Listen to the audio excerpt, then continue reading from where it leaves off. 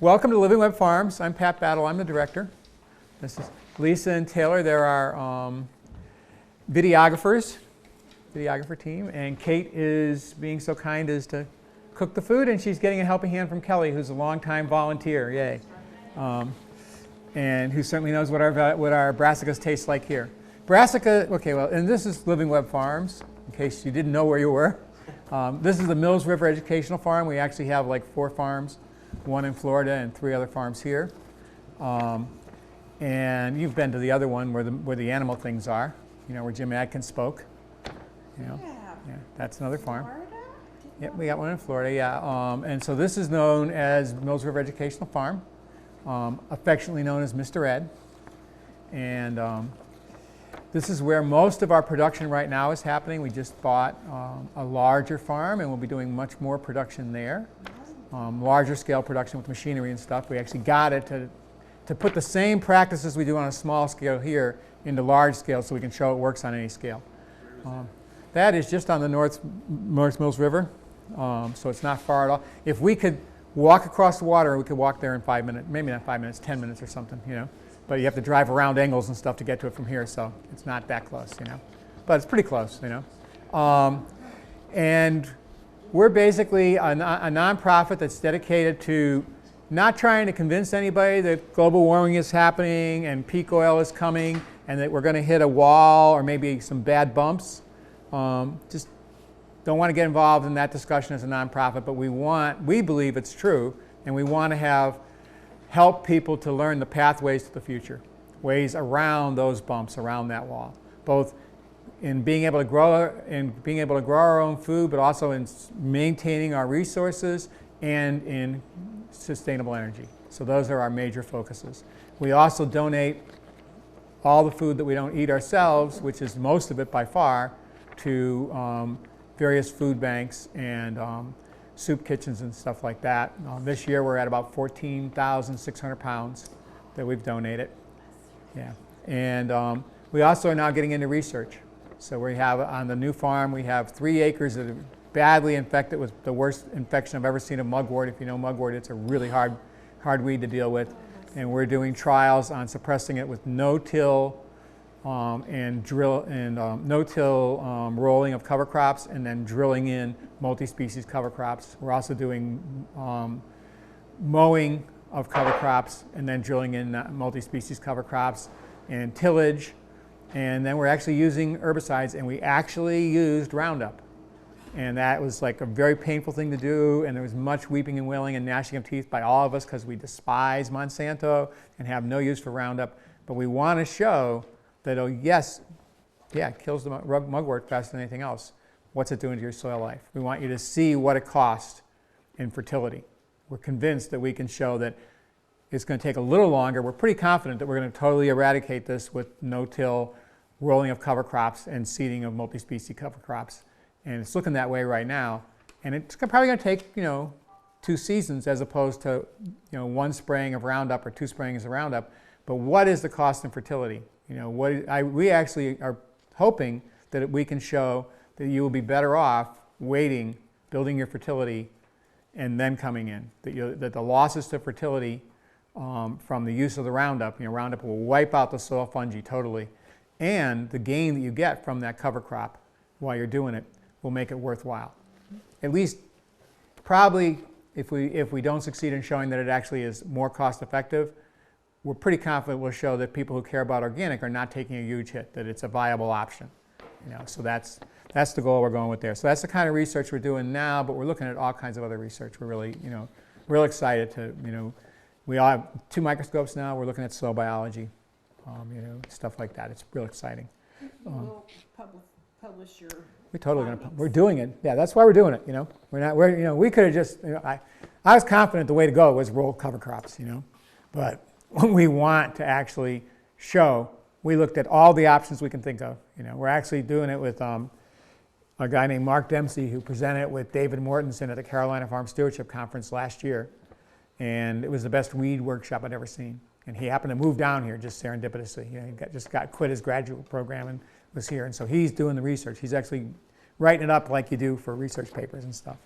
So we should actually be able to get some traction on that. You know, I mean, I don't really care if reductionist scientists believe us or not. I just want farmers to believe us. You know, but we're doing it in a way that they actually shouldn't be able to shoot holes in it, anyways. You know, I don't think we're submitting it to any papers or any publications or anything, but we're going to put it out there. You know, okay. So today's workshop is on brassicas, and you know, we try to once a year focus on a family of plants. You know. Whether that be composites or alliums or whatever, and just talk about what's needed and give it the intensity that usually we don't give. You know, most workshops are an hour and a half, and we're giving this 5.5 hours so we can cover it in as much detail as possible. Brassicas, probably most everybody here is interested in growing them for food for humans, but we're also going to talk about their uses as cover crops and their uses as forage crops because they're incredibly useful on many levels. It's a huge portion of the vegetables we eat, and it's a huge portion of the vegetables we grow. You know. Particularly in the mountains. I know you're from the Charlotte area, maybe not quite as much, but we grow them 3 seasons at least, and there are years like 2013 where you just leave your brassicas in because the tomatoes aren't going in there anyways. You know, I mean, so much rain, so much blight, but it's so cool that the brassicas can carry through the summer. So they're huge. You know, okay, they're excellent food crops. They contain abundant nutrients. You know, carotenoids, beta carotene, lutein, zeaxanthine. I can't even pronounce these things, but really amazing, you know, amazing nutrients. You know, I just pulled that off of a government site. You know, I know they're good for me. I know I want to eat them all the time. I know I feel healthy when I eat them. But what's really impressive about them, both for diseases in the soil and diseases that we get, like cancer, is the sulfur compounds. You know, and the fancy name for that, before they break down, is glucosinolates. When they break down into the one that I know, and that is the sulfur raphanes. Those I've heard about before, you know. But then there's all these other ones too that I had never heard of before. But they're all basically, you know, antagonists to cancer, and the way they function is varied, you know, and it's pretty important, you know. They help to protect the cells from DNA damage. They help to inactivate carcinogens. They have antiviral and antibacterial effects. They have anti-inflammatory effects, and they inhibit tumor blood vessel formation and tumor cell migration. So those are huge ways. There actually was another one in there that I took off because I didn't quite understand it. And then as I thought about it, it probably does work. They actually kill cells too. And I guess the point of it is like chemotherapy. You know, the brassicas, the rapidly developing tumor cells, are going to feel that impact more than the other cells. That's my guess. I don't really know, but I took that one off because, like, I don't know how that functions, but that's my guess. You know, so those are the ways that, you know, science says that they're effective. They're used, like, you know, the way I eat them mostly is as cooked greens. You know, leafy greens. I try to eat leafy greens every day, and for much of the year that's brassicas, and I never get tired of them. You know, kale, collards, turnip greens. You know, there's just so many different things to do with them, and you know, I can have them for breakfast, lunch, and dinner some days. You know, and it's my major health plan. I'm glad Obama's got his health care, but I got more faith in brassicas. You know, I got the health care too, but you know, much more faith in brassicas as greens. Lettuces aren't part of it. No, lettuces aren't. No. And actually, let's go to the actual handout on here. Yeah, So cooked leafy greens, collards, mustards, braising mixes, turnip greens, those are all pretty fast growing, and you can space them really widely. You know, I like to space collards and kales and things like that about every 12 inches, but I know people who direct sow them and leave them at 5 inches, and they're just as production. They're just smaller plants, but you get the same leaf value. You know, probably would be less valuable for a market grower because you want bigger leaves, so you don't spend so much time picking. But for a home grower, they might be better. You know, so the spacing really isn't that important unless you have heavy disease pressure, in which case you might want to do bigger spacing. You know, but it can be kind of convenient. If you're direct sowing, it can be pretty convenient actually to not have to thin. So you just do it, you know, or maybe you do it at a 3 or 4 or 5 inch spacing, but then you eventually harvest out and thin by harvesting. You know, they're really not nearly as prone to disease problems and insect problems for me because they grow so fast. You know, I have way less problems with them than I have with and also I don't really care. If I get some damage, it doesn't matter. Where it matters more to me if I get damage on things like broccoli, cauliflower, cabbage, because they can stunt from the damage, you know.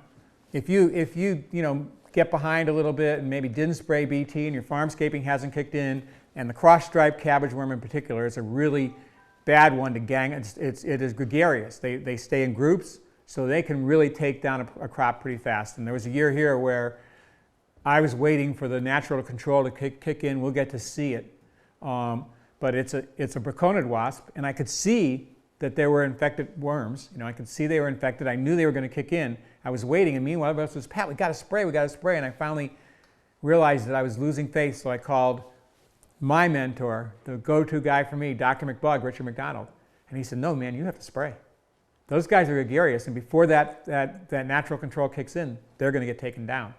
And we did spray, and we saved a lot of them, but some of the cauliflowers were stunted enough that it got too cold before they made heads. And that was a lesson to me, because I'm always about hold your fire and don't spray.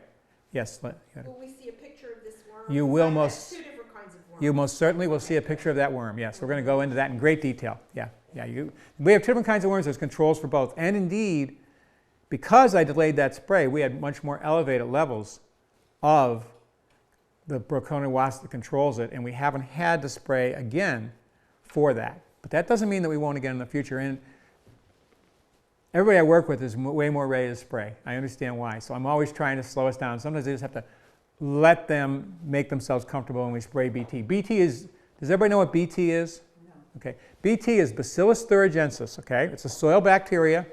There are several different ones. There are ones that are active against Colorado potato beetle. There's ones that are active against fungus gnats and mosquitoes. But the one that we're talking about here is the one that's active against cabbage worms and all other larvae of butterflies and moths, Lepidoptera. Okay? And if you go to the store and say you want BT for cabbage worms, they'll know what it is. I recommend that you buy one of the Omri approved ones, or one that you know is allowed for organic production. I don't say that because I think that the other ones are for certain bad, but I know that there's a reason why they weren't approved, and I know the history. And the history was that in the 50s, in order to make it more effective and get it to stick, they had a waste product they wanted to get rid of, and they put it in BT, and that was asbestos. And we actually don't know. It's proprietary. We don't know what the quote inert ingredients are in pesticides. Back in the 90s, a whistleblower spoke to a writer for what was then the Green Line, is now the Express. And it almost got picked up by 60 Minutes. For some reason they didn't, which is very interesting. But that whistleblower basically said the EPA was allowing toxic waste to be put in the pesticides as inert ingredients. Now that's a great way to get rid of toxic waste, and of course it's very poisonous, so it makes the pesticides more.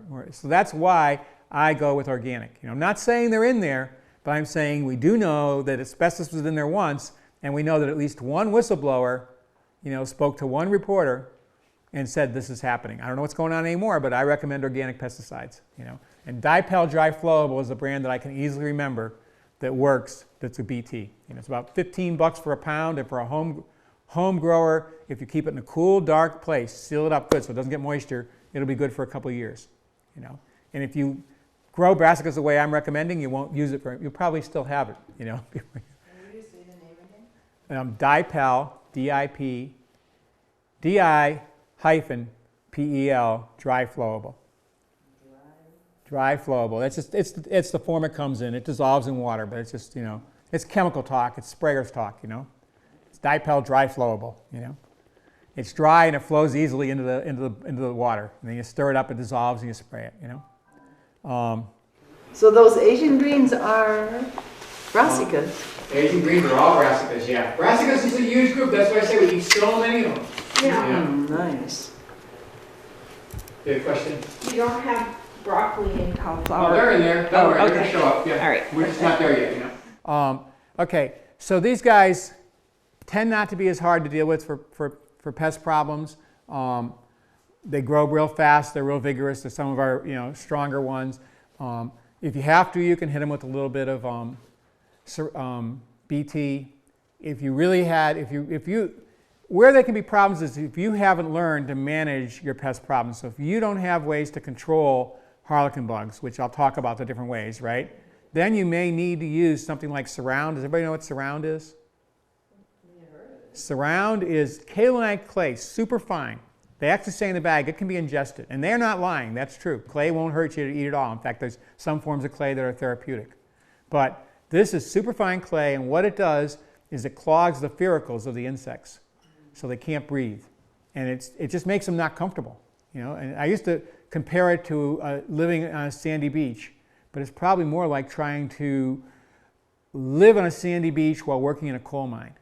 You know, so that you're getting all that dust in your lungs and stuff too, plus you're being irritated by it, you know. And so that's very effective. It's got the added value of putting white over the leaves, and that white, you would think, because it's like opaque still, is going to block photosynthesis, but actually, because it cools the leaves, it allows them to photosynthesize longer in the day. So it's actually pretty positive. It'd be less positive if you had to use it in the fall when things are getting cool and wet, but usually all of our bug problems are gone by then. You know, the harlequin bug doesn't tend to be a big problem once it gets cool. It can be kind of present, but it just tends to run down. Flea beetles are no longer a problem. And Surround probably helps keep the worms off, but really if you have to do something for worms, BT is probably your better bet. Though I'm going to probably convince you that farmscaping is the best bet of all. So that's those greens. All the brassicas want adequate calcium, adequate phosphorus, adequate potassium, and good fertility. And I'm going to make the point that the way to get that good fertility is through spot-on multi-species cover cropping. You know, you can do it with all kinds of, you know, pasteurized manure, and we use all these things. We use very small amounts though. You know, we use them just as kind of catalyst for the fertility. Alfalfa meal, you know, you can use those kinds of things to get yourself a lot of fertility. The problem is if they're relying on a lot of that, it's the wrong kind of growth. There's going to be too much of the wrong kind of nitrogen, and there's going to be more pest problems and more disease problems. If it's that slow release, you know, soil web fertility systems as cover crops, that's ideal. So you really want to work on those, and then we always do use a little bit of compost and a little bit of those kind of amendments just to be sure we have maxed it out, but very little compared to what the nutritional needs of the plants are, you know. So these guys here, that's about what they need. They're pretty darn easy. Besides that, they're, you know, are an amazing source of food, and they're going to do best in the fall. But if you get them in early in the spring, you can get a great crop then too. Something to know that I actually hadn't wrote down, but I just taught it for another class, is if you started them right now, you'd be starting them pretty late, but go ahead, they'll still work. You know, you use season extension, you can still get a crop. The thing is, that crop is not going to be as well rooted, and it's actually going to bolt more quickly than ones that were started earlier. You know, and just be ready for that. Be ready to do another succession, and you'll still get loads of greens. You know, it's all about successions. As soon as you see, you can always tell when they're starting to want to go up. You just make sure you got more going. You know, and as those are finishing, you know, you can pick from them for a good while after they start to try and bolt, and then by then, and so if you get in that situation where they're bolting a little early on you, then maybe your best bet's going to be to sow thickly. And then you can come out and thin and get lots of greens by thinning, and then let them get to a size that you want, you know. So those are the techniques for that. Harvest the lower healthy leaves. You know, that's going to give you the longest yield. There are some people who, for cost-effective reasons, come through and whack the whole tops off, and they will resprout and regrow. You know, and it's very cost-effective, and the greens hold up better, but it doesn't give you nearly the yield. You know, they got to regrow a whole batch of greens, so you don't have a continuous supply. It might even give you a yield. It doesn't give you the continued supply that the average homeowner and the average market gardener wants. You know, it worked for, you'll go into Lake Engel sometimes, you'll see a whole top of collards, you know. It was just whacked off and sold, you know. And they probably are not going to bother to wait for them to regrow, but they will regrow. And so you can do it that way. I don't recommend it. That's not what I do, you know. Okay, so those are the leafy greens. The root crops, such as turnips, radishes, rutabagas, those can produce massive amounts of food. I have a historic magazine about, you know, various old history and stuff, and the cover of that magazine is peasants with huge piles of rutabagas, you know. And I've been in South America where they just had huge piles of turnips, you know, just because of the massive production you can get from those. You can grow those so close together that when they're finished maturing, they're touching each other. and that's not too close together. So that's why you get this huge volume of food. Plus, you can eat the greens of all of them, you know. So they're incredible sources of food, major nutrition sources, wonderful nutrition.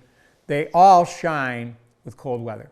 You know, frankly, I would rather starve than eat a hot weather rutabaga. I didn't like rutabagas until I had grown my own in cold weather, and then I was eating for breakfast. You know, they're just like, I love them. But before that, I like proudly said it was the one vegetable I hated. It wasn't the vegetable, it was the way of growing and presenting it. You know, those wax things in the store that have been grown in the heat and stuff, there's a taste in there that makes me gag. But it's not in there at all on homegrown ones, you know, so they're incredibly good that way. These guys, too, aren't real prone to disease problems. They're a little bit more prone to alternaria because they're so close together. Alternaria is a disease that some diseases are host obligate. They don't survive without a host. And other diseases can live in the soil as spores. And alternaria is a disease that lives in the soil as spores, and it can easily be a problem. The best solution for it that I know of is mulching. It works quite well. And making sure you clear residue out, and also making sure that any implements and stuff you're using are clean, because the spores can be carried on that. You know? And then air circulation. But the number one best solution that I know for alternaria is mulching, or the future, no-till planting through no-till. You know, next year I'm teaching a class on how to do that on a home scale, because it's a lot of time and work to mulch. It's not much time at all to knock a cover crop down and plant through it. And why that works is the spores are in the soil. If they can't splash up, they don't get on the plant. You know? You're going to see much more alternaria in the springtime as it goes in the summer, because it's heat and humidity that brings it on. It's really not as big a problem at all in the cool weather. There are sprays for it. I don't use them. I basically rely on excellent fertility to grow past it in a hurry, and just the lower leaves may get it, but my plant's still booming. And I rely on excellent air circulation and water drainage too, and mulching. And that usually, the fertility, the air circulation, and the air circulation, I say air circulation, but when you have good air circulation, you also have the space for sun to hit everywhere. And the best fungicide in the world is sunlight. You know, so the combination of good sun exposure, good air circulation, excellent fertility, and keeping that soil covered is usually enough to handle the alternaria. You know? And for things like closely planted rutabagas and stuff, it's way more effective if you can figure out how to just make seed rows in a knockdown cover crop rather than bring all that mulch in and put it around, you know. And it can be hard to mulch little root crops when they're coming up if you're growing them that close together. You actually have to pay attention to what mulch you're using. You try and use whole big size leaves, never work. They'll be covered up in them, you know. Straw, it's just too big. You need mower mulched leaves or grass clippings or something like that, you know.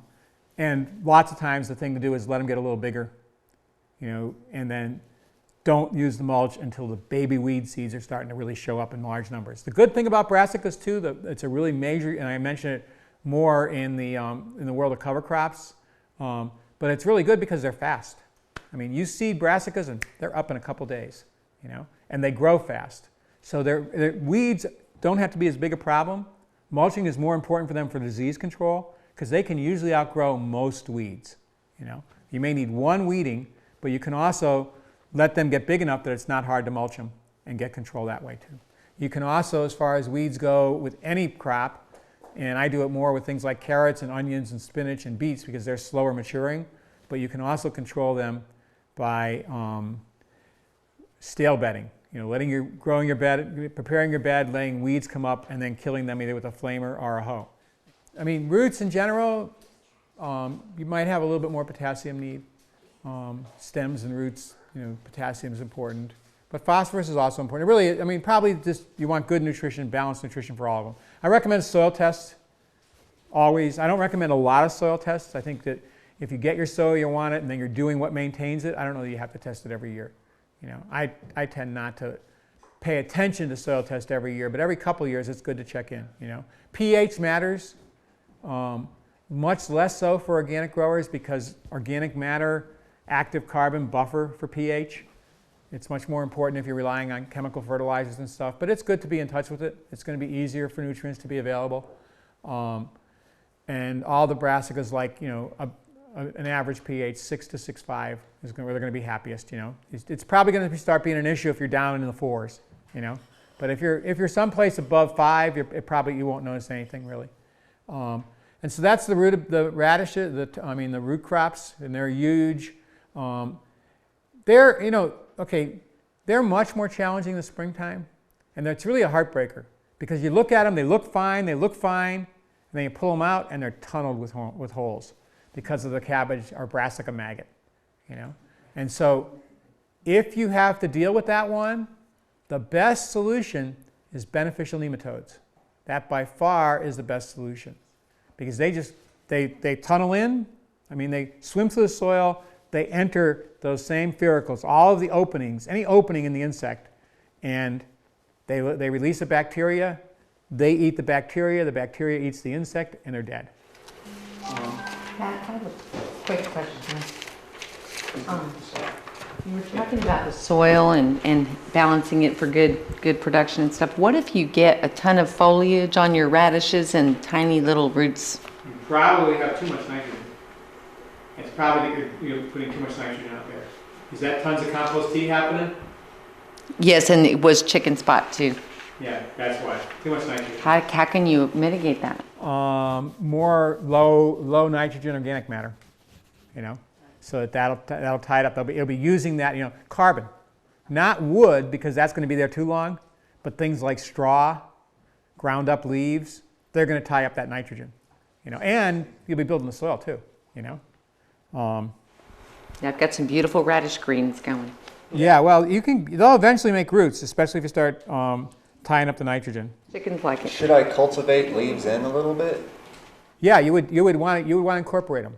Yeah, you would want to incorporate them. Not really close to the plant because you're going to damage the roots, but on the edges and stuff, and that'll tie up nitrogen. So nematode, and we'll talk more about how to make beneficial nematodes work, but they're the best solution for that. People also sometimes try to cover those crops so the flies can't come in. Rotations are good.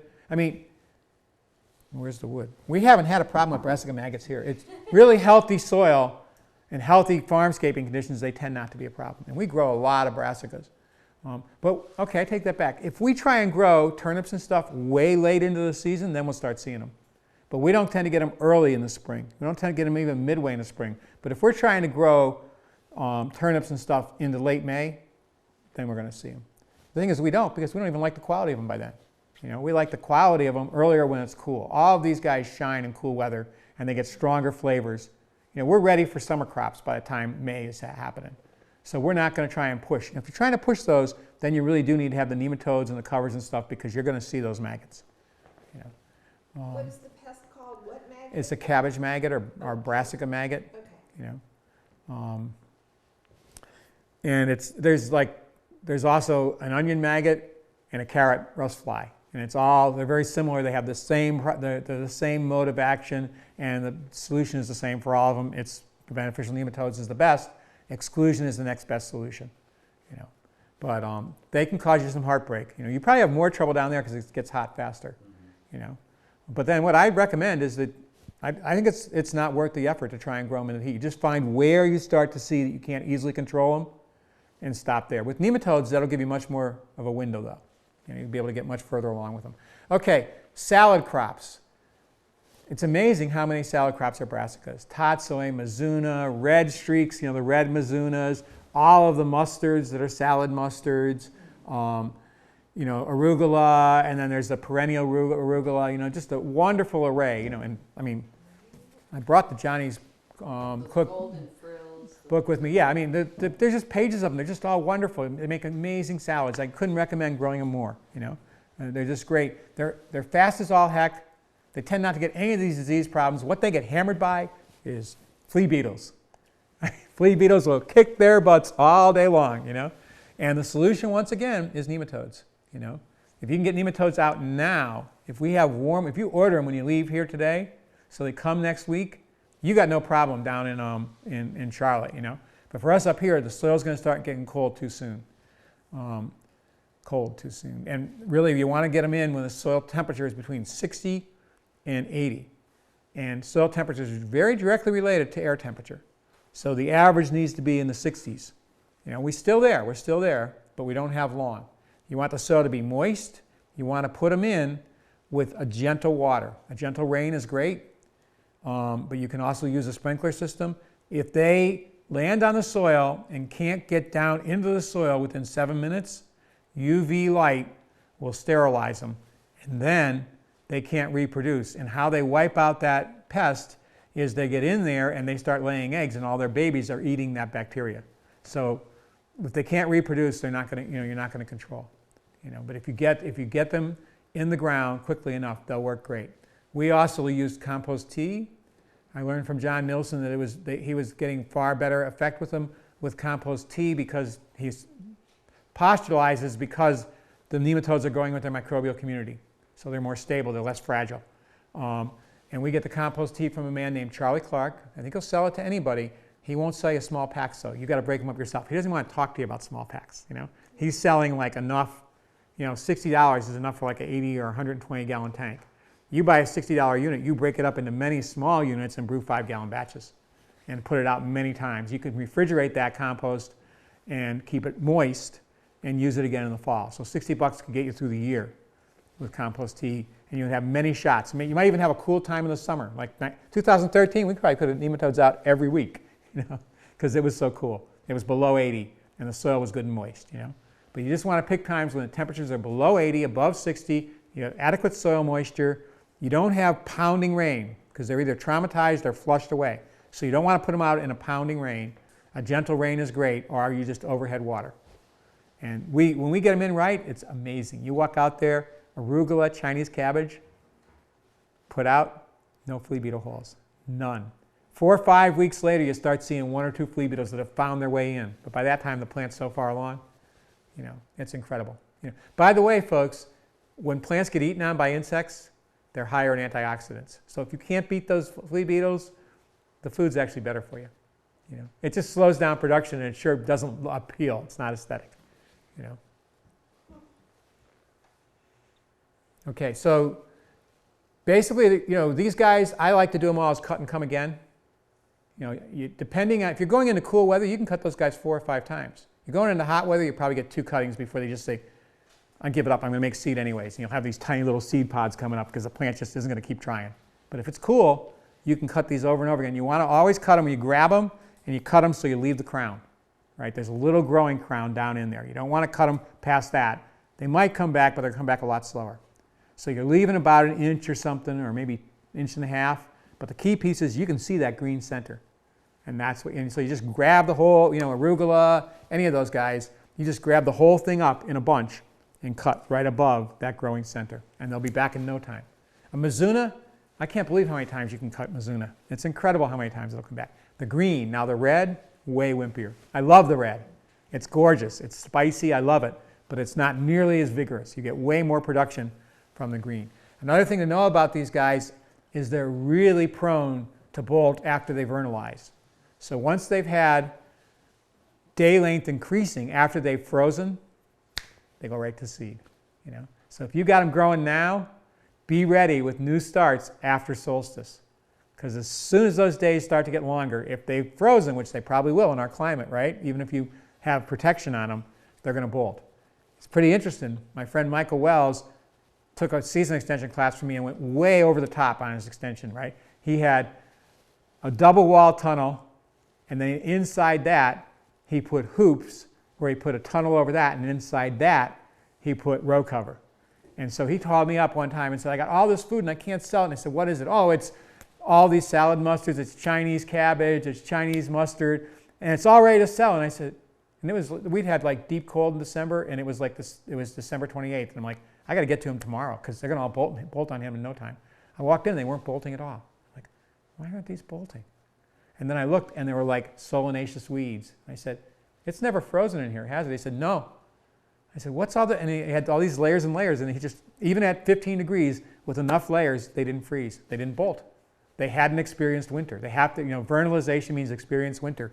Once they experience winter, as a day's length, and pop, they're going to go right up, And basically, if they freeze after the 4-stage level, they'll vernalize it. But if you have tiny little seedlings that you put out in that kind of cusp where spring is going into being past freezing, then you can get away with it. They won't vernalize because they're not big enough to think that they've experienced enough winter that they can make seed. They know they're still infants. and they need a season to grow. That's my anthropomorphizing anyways. Who knows what they're really doing. Anyway, that's the bulk of what you need to know about those guys. Constant successions will give you a lot of satisfaction. They're so good for you. They add so much richness to salads. I highly recommend them. They really shine in the cold weather. They're rich, deep tasting, sweet. I mean, arugula, doesn't it just taste almost meaty if you're picking it in cold weather? I mean, it's hot and sweet and rich, deep flavor. I mean, they just rock, you know. They are so good for you. Something to mention as I talk about cold weather, though, and this applies to all greens, not just brassicas, but all of them. If you are growing them into cold weather when it's getting dark, you know, what Elliot Coleman calls Persephone's time, particularly from December 10th through mid-February, be very judicious with nitrogen. Do not use lots of nitrogen. And I'll talk about this again as I talk about cover crops. And try to harvest at the end of a sunny day, because they can concentrate nitrates that can change to nitrosamines and be carcinogenic. And for children, they can just be dangerous. I mean, literally, in the far northern climates, like in the Scandinavian countries and stuff, children have died because their parents fed them greens from their garden. So much nitrogen that it took up the space of oxygen in their blood. Blue baby syndrome. You know, so greens can actually be unhealthy. That's why it's great to grow them for yourself, because there's no way that commercial places are paying attention to that. You know? And of course, they're using commercial fertilizer. So it's a niche for a home grower, you know, small grower, to teach people. You know, it's also a bit of a trial. If you're trying to hit reliable harvest, you know, it can be a bit of a trial. But do it as best you can. I'll readily admit, there have been times when I was just dying for greens. It's been cloudy for days and days. I just go out there and pick the darn things. I figure, okay, I'm getting some nitrogen. I don't care. I need the green, you know, I want the green. But I try to remember harvest as much as I can at the end of a sunny day. Then it's used all the nitrogen up. All right, so that's salad greens. Chinese vegetables such as Chinese cabbage, pak choy, and bok choy. Once again, rapid growers, not a lot of disease problems. Flea beetles are a huge problem. You know, they really can tear them up. But if you get past the flea beetles, pretty good. They can be bothered by harlequin bugs, but they grow so fast that usually, unless you've really let your harlequin bug populations build up, they won't be a really huge problem. You know. So once again, the same easiest solution is going to be nematodes, but you can try exclusion. And by the way, I didn't mention it. I meant to. I'm sorry, but I got to it here, so I'm still good. Neem. You can use neem, and neem will stop them from feeding. It goes systemic if you foliar feed it or drench it, you know. So you do it on young. I don't personally want neem to be systemic in the vegetable I'm eating when it's mature. But I don't mind if it's systemic when it's young. And then what you can do is put floating row cover over it. And you will vastly reduce the number of flea beetles. They're going to leave. They just can't feed. You know, it's way too bitter for them is the main function of the neem. It's an intense anti-feedant. So they just leave. They'll move over to other things, look on weeds and stuff, and feed on the weeds, right?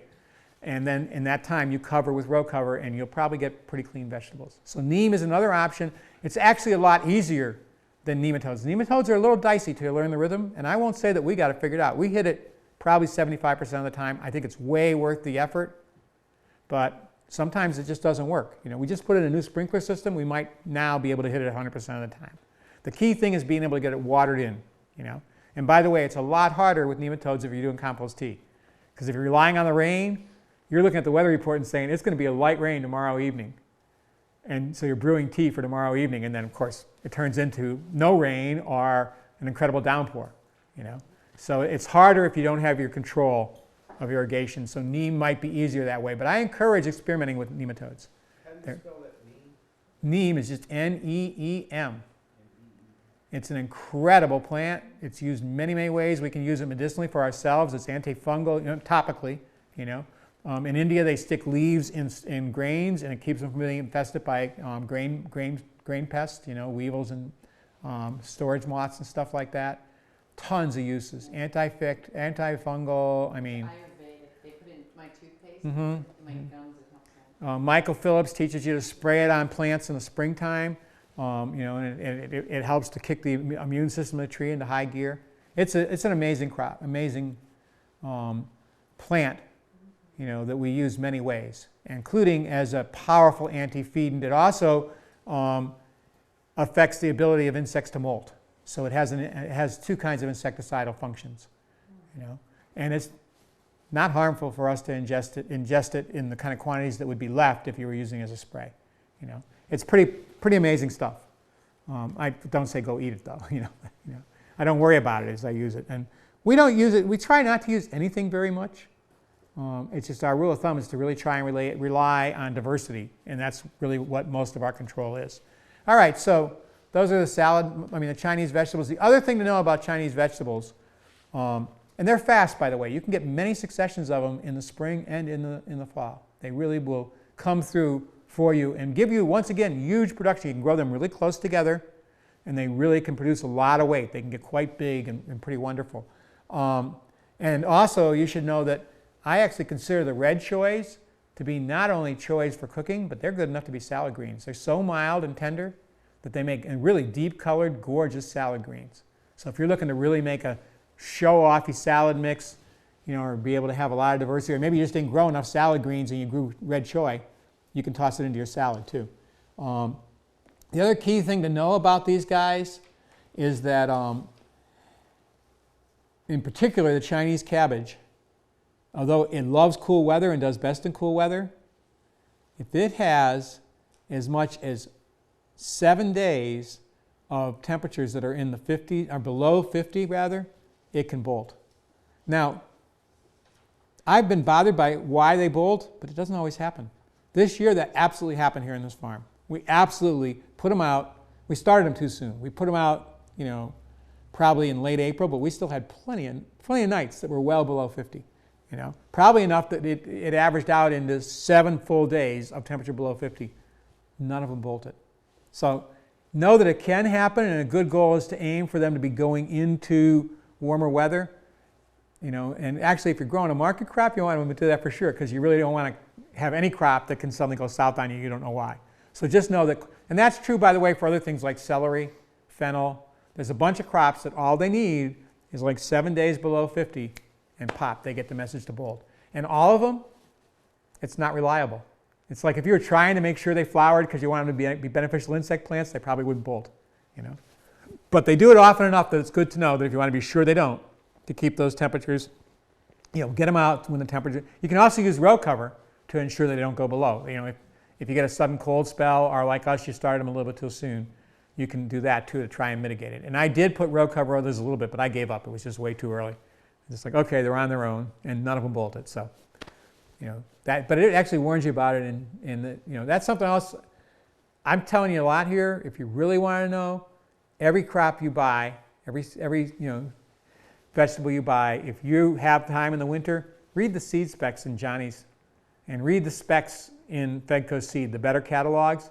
You always learn. That's where I first learned this. You know, it doesn't really show up in many, you know, how to farm books and stuff, but it shows up in the better seed catalogs. You know, so I always say, you know, if you are into reading, read your catalogs from cover to cover. You'll learn tons of stuff. There's so much information in those catalogs. All right, so that's the Chinese vegetables. These down here, these are pretty esoteric. The Asian greens, Hansei, Tay, and autumn pome, and choy sum. But they are, autumn pome I think is a choy sum, by the way. But they're, does anybody know these besides me? Okay, well they really are. If my full copy was here, it would have said revelatory culinary experiences. They are so special when they're grown right. They're easiest to grow into the fall. Actually, the first ones that got my attention, though, I grew in the spring. And I just picked some. I remember Jim Smith, who's an activist grower up here, was out visiting the Highland Lake Inn, and I walked over and gave him a handful to taste, and we both just were like, wow. And I brought him to the chefs. I was all excited about it, but I didn't know a key thing I'm going to teach you. So I gave up on them as a commercial crop. Now, actually, I know they could be a commercial crop, but it takes an attentive harvester for it to be a commercial crop. These guys are fast. The Hansei Tay actually makes a spectacular salad green too. It's like a lovely burgundy color with nice dark striping and just gorgeous, you know. But really why you grow them is not for the greens, but for the flower shoots. And in Asia, they like 1 or 2 flowers to be open, you know. And then it's a very quick light stir fry, and the flavor is exquisite. Sweet, slightly spicy, wonderful texture, really special greens. Very, very good. In my experience, the one downside is that the window between tender and wonderful and tough is small. So they take, you know, if you're growing these for market, you're growing them for a place that's going to pay a premium price, because you have to hand pick them and pay attention. When you go to snap one and it doesn't snap easy, that one gets left behind and mowed off afterwards because it'll be tough. And that's why I stopped bringing them to the restaurant, because I didn't know that. I was cutting them, and then we kept getting these really tough ones. And you just don't want to send a high-end dish out with something that they're going to be chewing for the next 20 minutes. They can't get out of the way of the dessert, you know.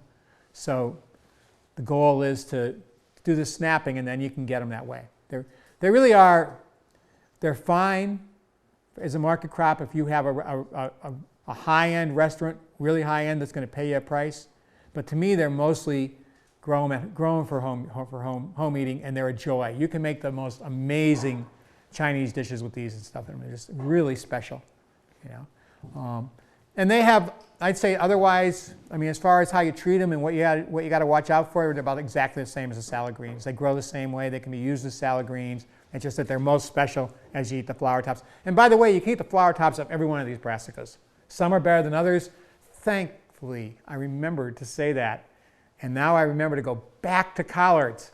Collards also are one of the most rocking spring vegetables.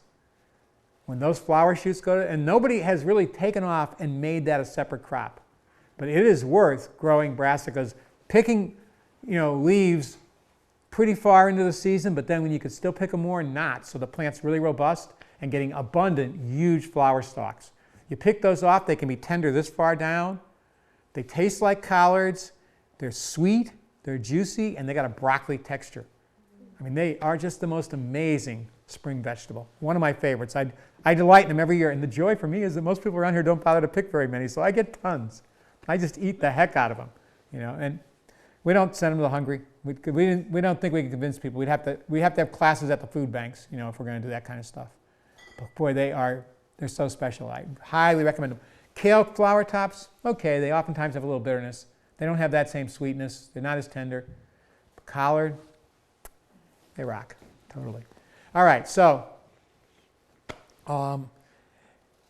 basically their needs are all very similar to the salad greens. All right, now I have to scroll. Where do you get your Asian greens? Johnny's has a good selection, and there are other. You know, if you go online, there's probably more interesting selections if you go to Asian purveyors. You know. But Johnny's, they're always changing them too, you know. Okay, here's the big ones, the ones that we really grow a lot of. Cabbages, broccoli, cauliflower, kohlrabi. You know, those are our vegetable brassicas, right? And they're really special and a joy. You know, I like to grow so much broccoli that I can have it for breakfast, lunch, and dinner when it's coming in, because there's always a small window for broccoli. You know, you can do successions and expand it more, but I like to go to town on it when it's actually coming in. And all of these guys, the key problem here, if there was a paragraph that should be in there that I'm going to find, and you're going to be able to find online, right? The key problem for them is that if they don't have protection from insects, disease, drought, weeds, they get stunted. Cold, they get stunted, and they don't produce as well. Particularly bad for being stunted by cold are cauliflower and some broccolis. You know? And what happens is it's called buttoning up. They just make a little tiny head, you know. So you want to watch the catalogs that warn you that this one's not good for early cold. Try and pick the ones that say they are good for cold. If you're putting them out early in the spring, it's not a problem on the other end. If they get cold once they're big plants, it just makes them taste better. But if they get cold early, they can button up. You know, cauliflower in particular. Cauliflower, along with eggplant, probably is like the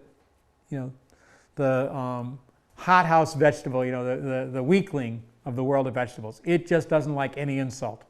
It won't, you know, people say, I can't grow cauliflower. We grow gorgeous cauliflower, big, lovely ones. We make sure that none of these things happen to it. You know, you can't let it get pot bound. You can't let it get eaten back by insects. Remember I said cross-striped cabbage worms got all over some and they just never made it. They got stunted, you know. They can't be dry. They can't have too much cold. They can't have weeds. So they need to be coddled. It's not that hard. We usually don't grow that much of it. I mean, nobody I know wants to eat tons of cauliflower, but it's fun to have some. And indeed, when we talk about cooking, there's one recipe, cauliflower and broccoli florets broken up fine with mustard butter and sun-dried tomatoes, parsley, and arugula on pasta, to die for. Every time we have broccoli and cauliflower coming in here on the farm, I let Diane know, get ready, we're going to have that dish. It's like one of those, seasonal dishes that you just celebrate the season with when that comes in. So it's worth growing. You just know that you have. And by the way, I noticed this year, I don't know if it was the conditions or if it's a problem, but we grew the cheddar cauliflower, and it was really prone to rot. Don't you think it was like way more prone to rot than the other ones? So just be aware, it might have been our conditions or something we did to that cauliflower, but it could be that in breeding for that color, they gave up resistance to rot, which happens all the time. So just know, and that might mean you just have to pick it a lot earlier. Don't let it get all old, or you have to be sure it has absolutely enough calcium, maybe even foliar feeds. Calcium, maximizing calcium, not overdoing it, but maximizing it helps with all kinds of disease and insect problems. Tougher skin, just more resistant because it's tougher. Anyway, all these guys really like plenty of nutrition. Now once again, if you're growing them into December, which you can do, then you want to back off on that nitrogen. But otherwise, making sure they have really abundant nitrogen from cover crops, and then maybe a little bit heavier on a planting mix, just a little bit more of the alfalfa meal or pasteurized chicken manure or whatever you're using with some good compost, so the life is there to mobilize those nutrients, can really ensure you have good sized heads. And I recommend actually that if you're growing these guys and you can do compost tea, you give them some foliar feeds. They'll boom from it. They'll really appreciate it, And by the way, if it's broccoli or cauliflower, when they're starting to button up, even if you've aced your farmscaping, which we're going to talk about more, right? So that you see all those butterflies, but you know that there aren't hardly any worms, not enough to worry about, so you're not spraying at all. Right when those guys are starting to cup and make their beginning button, spray BT. Don't even scout, don't even worry about it, just do it. Because the problem is, should a worm get in then, it gets inside the head and there's no predator that can take it out. And if you ever tried to get those darn things out of the heads, there's all these systems, soak them in salt water, cold salt water, do this and that. None of them work good enough for me. And I don't know about you, but my partner gives me a hard time when she gets a broccoli worm. It lands up on my plate and she pushes the broccoli away. And I had CSA members, come up and say, is it bad that I get sick to my stomach when I see a broccoli worm? And it's like, I don't know if it's bad, but my partner is the same thing. I got it. It's just you don't want your customers to come across those worms. We're just bug phobic in America, and it grosses people out. So do that one spray and you solve the problem. You only have to do it once when it cups, and you solve the problem. Cabbages, long season cabbages, long season cauliflowers, pretty long season broccolis. They're not as long season. You really have to hit the timing right. They're really only suited to fall. We get too hot to try and grow those. Possibly you could put them out in February with enough production so they didn't button up and you could get them to do well in the spring, but it's not worth the trouble. So things like diamante, cauliflower, Rio Verde cabbage, the long season ones, the 85-day and 90-day ones, those are way worth growing because they're always huge. They give you big, spectacular crops, no matter what they be, a cabbage or a broccoli or a cauliflower, right? Waltham is a long season broccoli. All of those are worth growing into the fall. That's when to grow them. Get them. You're starting those guys, if you're doing a fall crop, this is the thing that's hard for people to get. If you're doing a fall crop of brassicas, you're starting those guys in June. That's when you start them. So you can put them out in mid-July so they have the time to mature before it's so cold that they get damaged or it's so little light and cold that they don't grow enough. And they're worth it. But I understand if people don't do it, because we're awful busy with other kinds of crops that time of year. The hard part is, if you don't start them yourself, nobody's going to grow them and sell them to you at the right time. They'll be happy to sell you those long season ones. Well, I take that back. Wade at Troy's greenhouse aces it. He knows, and he's got people who've been growing long enough, actually growing, that they come in and they buy them at the right time. People are buying his cabbages and broccolis and cauliflowers, long season ones, to put out from the middle to the end of July. And that's when they need to go on the ground if they're going to grow long enough to make those big heads. And they're worth doing. Otherwise, just go with the faster ones. They're good enough. They're productive enough. Things like Snow Crown for cauliflower, Gypsy, Blue Wind, any number of fast broccolis. They're all there. cabbages, stonehead, early Jersey Wakefield, any number of faster ones. But if you want those long season ones, give them the time they need. And then they'll be spectacular. We ace it every year. You can go out there and look at our storage cabbages right now. We get them out sometime in the last week of July or the beginning of the first week of August, and those guys just rock. They get big and huge and wonderful. If we waited any longer, not as big, not as nice. You can get something with cabbage, but not as nice. So pay attention to timing with these crops, and with kohlrabi, it's actually more like get that they need to grow fast and uninterrupted. They're only 40 days, so you can sow those any number of times, but they really need fast to be good. If they grow slow, woody, and not sweet and juicy. But if you grow them fast, people who say they don't like vegetables, you slice them up, put them on a plate, a little salt, and they'll be munching on them. Really special, really good. But those are the non-leaf and non-root ones that we mostly focus on. The one that I give its own place, right? And this, I'm frustrated. I don't have the original thing here because I should have done. It should be right there above broccoli, cabbage, and cauliflower. Broccoli rabe. It's unto itself. I don't categorize it with anything else. And for some people, it's an acquired taste. If strong vegetable flavors are not your thing, then you want to make sure you grow it in the cold weather so it's as sweet as it can be, has less of what's called bitterness. So I don't see it as bitterness. It's basically the strong flavor of a turnip green. They're like strong flavored turnip greens with broccoli tops. And I think they shine with pastas. In fact, there are times I don't have broccoli rabe, and so I just make sure I eat a lot of turnip greens with pasta because it's as close as I can get. Pasta and that, they stand, don't you think they just like complement each other spectacularly? I mean, they're just like so good. And they're easy as all heck to grow. We are plagued with black rot. It's timing. It's timing and fertility and protection from protection from those pests, You can't grow them in the heat, and you got to keep the flea beetles in line. If they're stunted, they're just not going to do it for you. And nothing worse than a broccoli rabe that's had a hard life, It's like a rutabaga that's been grown in the heat, The taste. First time I brought broccoli rabe, I brought it at a supermarket. I just about gagged on how bitter it was. It was terrible, And I didn't try them again for another 10 years, And then I said, I'm going to get these. People, these recipes are raving about it. I'm going to make these work. And I grew them that time, and it was just like, wow, these are good. And so I don't have them in right now, and it's like, why don't I have them in? What's wrong with me? I got to get them in tomorrow. They're just like, yes. Those flowers are also delicious, broccoli rabe. Oh yeah, all the brassica flowers and the arugula flowers are like gourmet. They taste like arugula, and they're sweet. They're amazing and floral, just incredible. Yeah, but the broccoli rabe doesn't, and you'll read books and say don't use it if it's in flower. Don't use it if it's in flower if you're buying it at a store because it means that it's like way old. But if it's in flower in your garden, so it just doesn't matter at all. It tastes just as good, Actually, I knew a gentleman who used to buy it from me at the market in Asheville, and he came from an Italian family, and they wouldn't buy it if it was in flower. And I said, I understand that if you don't know your source, but I can tell you, I guarantee you these are good. And by the way, the same kind of stuff is grown in China, and they like 1 or 2 flowers to open. He's like, yeah, that's true, and he bought it and came back for more the next week, Because I'm not going to, I could have picked the flowers off and pretended they weren't there. I don't care. I'm going to tell you it's good. If you don't want to buy it, I'll eat it myself, No shortage of a desire for broccoli rabe. If I don't sell it, it gets eaten. But it's all about uninterrupted growth and learning to, and we'll spend some time on making sure you got that fertility, because the fertility is huge for these guys. They need to have enough to just go.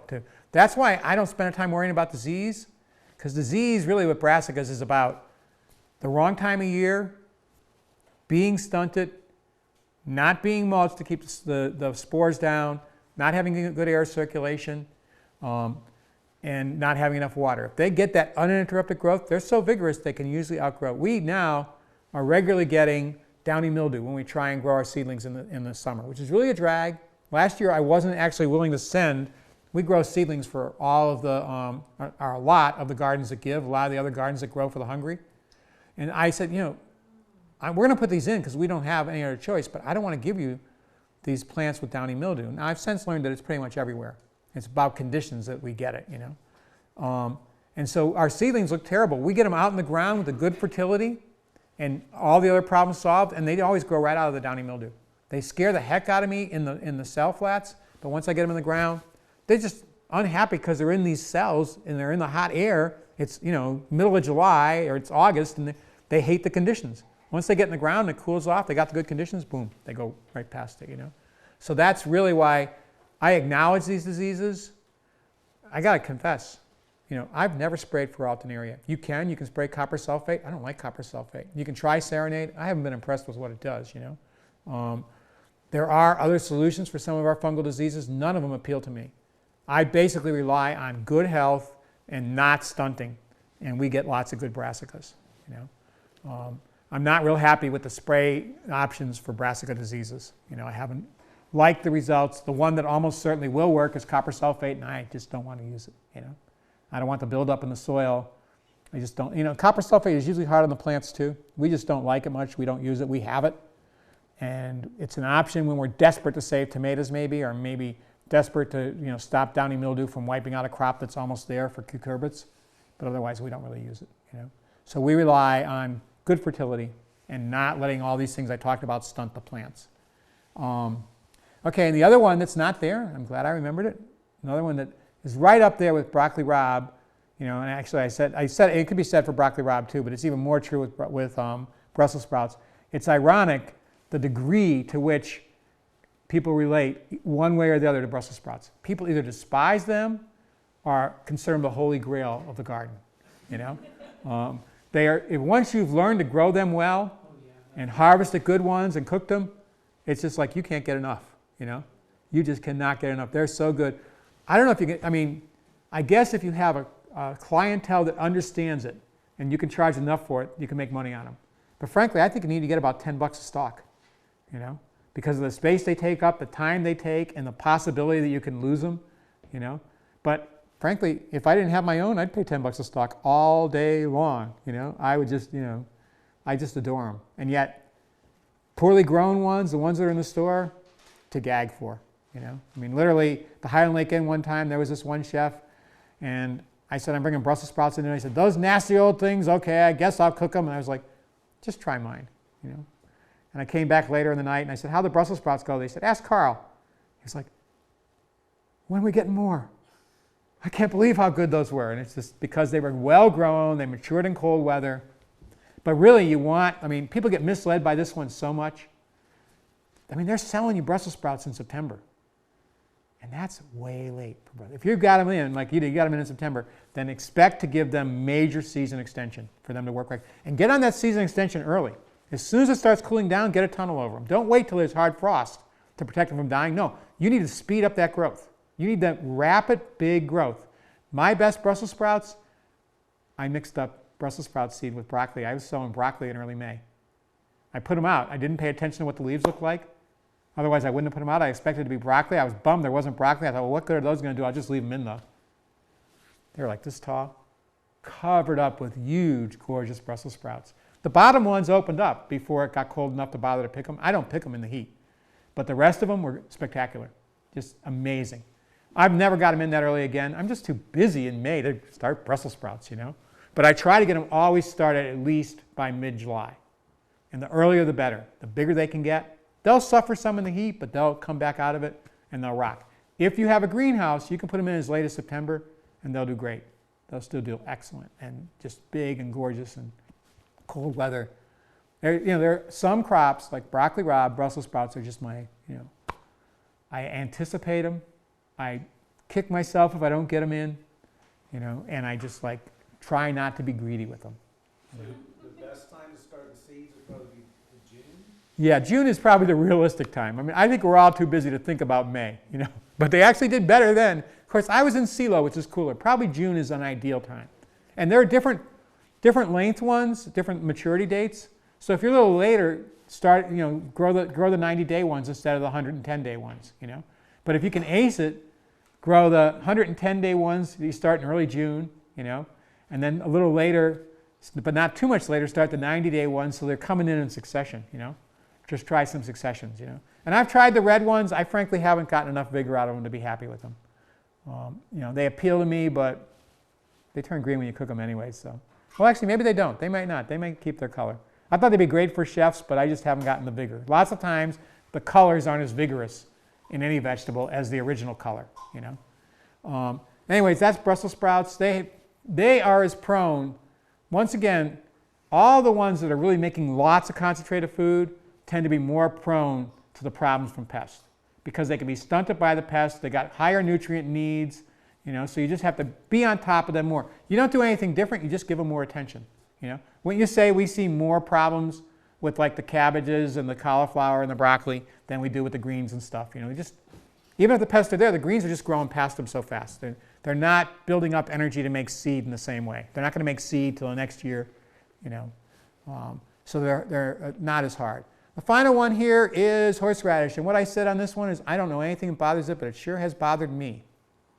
And how it bothered me was I lived in a house where a neighbor did the soil working for me, and I said stay away from the horseradish patch, and he didn't listen to me. So he took I think he had a bog harrow is what he was working the soil with, and he turned, a 4-foot area of horseradish into about 1/8 of an acre of horseradish, because every little piece grows, and it's really hard to get rid of it, So pay attention to your tillage, don't till, and how you dig it. I know people that grow it in a tile because they consider it so invasive. It's great to have. You don't need much. A little goes a long way. So how do you use it? I don't like horseradish like raw. Can you? No, it works great in sauces. Really nice in sauces. It's also a wonderful medicinal. It really clear your sinuses out wonderfully. But yeah, I know plenty of people that don't like it raw. You can also control how much you put in. So you're just doing a little bit, so you get a little bit of tang. But it definitely works nice with the mustard sauce too. It's a really nice one. You got any other ideas for cooking it, Kelly? Pickle it in vinegar? Yeah, there you go. That'll tame it too. Yeah. It's a great crop, and it's a perennial. It is toxic to goats. So if you got goats, keep them away from it. Never comes back. Disappears. That is strange. Yeah, I know. I keep hearing it's invasive, but You have the disappearing variety. yeah. Do you have wet soil? I don't know, maybe.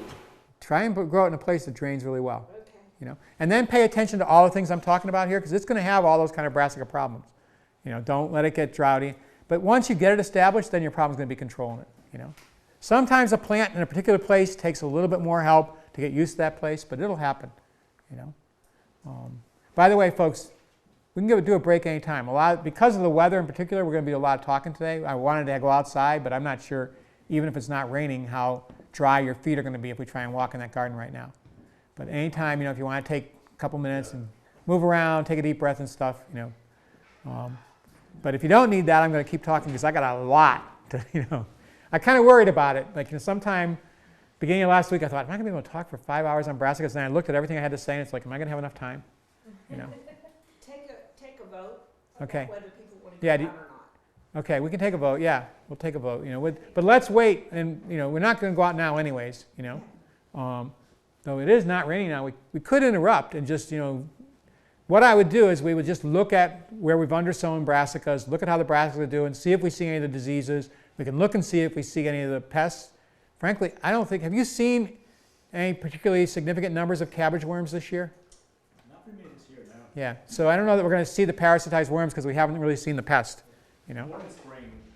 Some big cabbage. Pardon? More in spring, but Yeah. We get them in the fall. not so many in spring either, but fall not really at all. Yeah. So we could do that if you want. If you're all anxious to really go out there, and your feet are going to get wet if you don't have waterproof shoes. I guarantee you. There's portions of that garden where you sink in.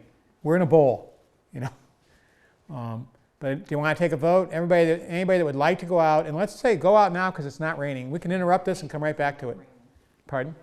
It looks like it might be a little bit raining. It's definitely drizzling. I can't. Oh, yes. I don't think it's raining. So yeah, it'd be a wake you up, now I walk see out the there. drizzle, We'll do a quick, Up there you It is can see it. actually- It's raining. It wasn't a minute ago. It just came, so we would stay for the moment. Right. Yeah. What do you say? Yeah. We can get pictures of anything I'd show you, but okay. So raise your hands. Do you want to wake yourselves up and go out there and look at it for a couple minutes now? My hands up. Okay. 1, 2, 3, 4. And anybody that doesn't want to can just take a break in here. Well, I guess we'll run out. We'll look at it. I'll tell you what. I was going to actually do a hands-on sewing, undersewing of seed. We can't. Probably won't do that right now. I'll tell you that how I did it. show you where I did it, how effective it was. And we'll see if we see any pests, we'll see if we see any diseases. So we'll run out there. We're going to not spend more than 10 minutes out there.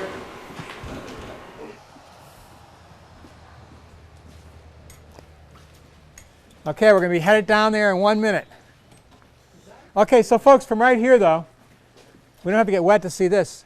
I've referred to farmscaping. It's all about the flowers, you know. And indeed, we're seeing the big flowers, but there's all kinds of little things flowering too. There's cilantro, weeds.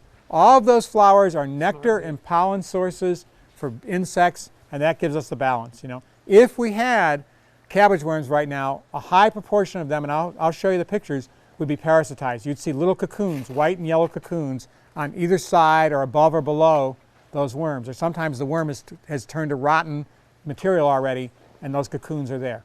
And those guys are controlling the great bulk of the cabbage pest. The only time we really have a problem is, like I say, when the broccoli is making a head. Okay, let's head down, see if we can induce it not to start pouring.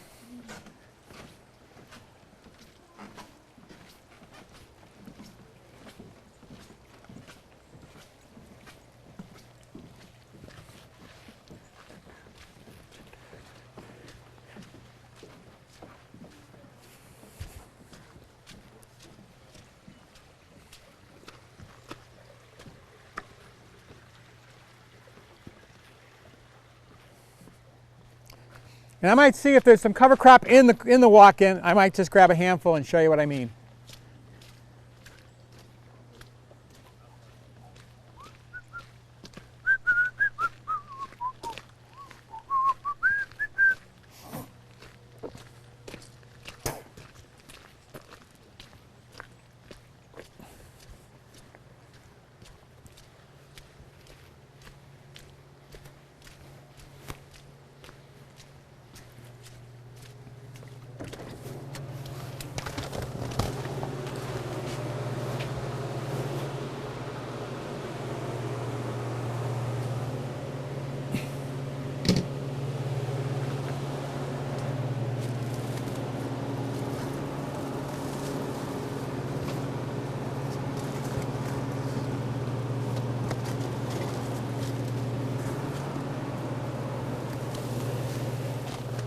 Okay, so I just grabbed a little bit of some cover crop seeds that it makes sense to throw underneath.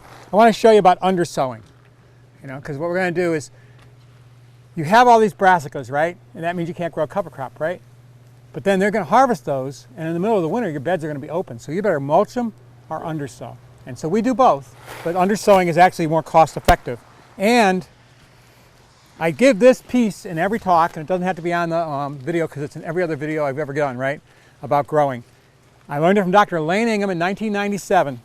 Plants put 50 to 80% of what they photosynthesize below the ground. 30 to 50% of that they exude into the soil to feed their microbial community. So then what does that tell us? Pardon? 50 to 80% of what they photosynthesize, plants put below the ground. 30 to 50% of that, 50 to 80%, you know, 30%, 50% of that, they exude into the soil to feed their microbial communities. So that means we want plants growing all the time. Plants are the fertility effect. They got the sun's making stuff, they're pumping food into the soil all the time.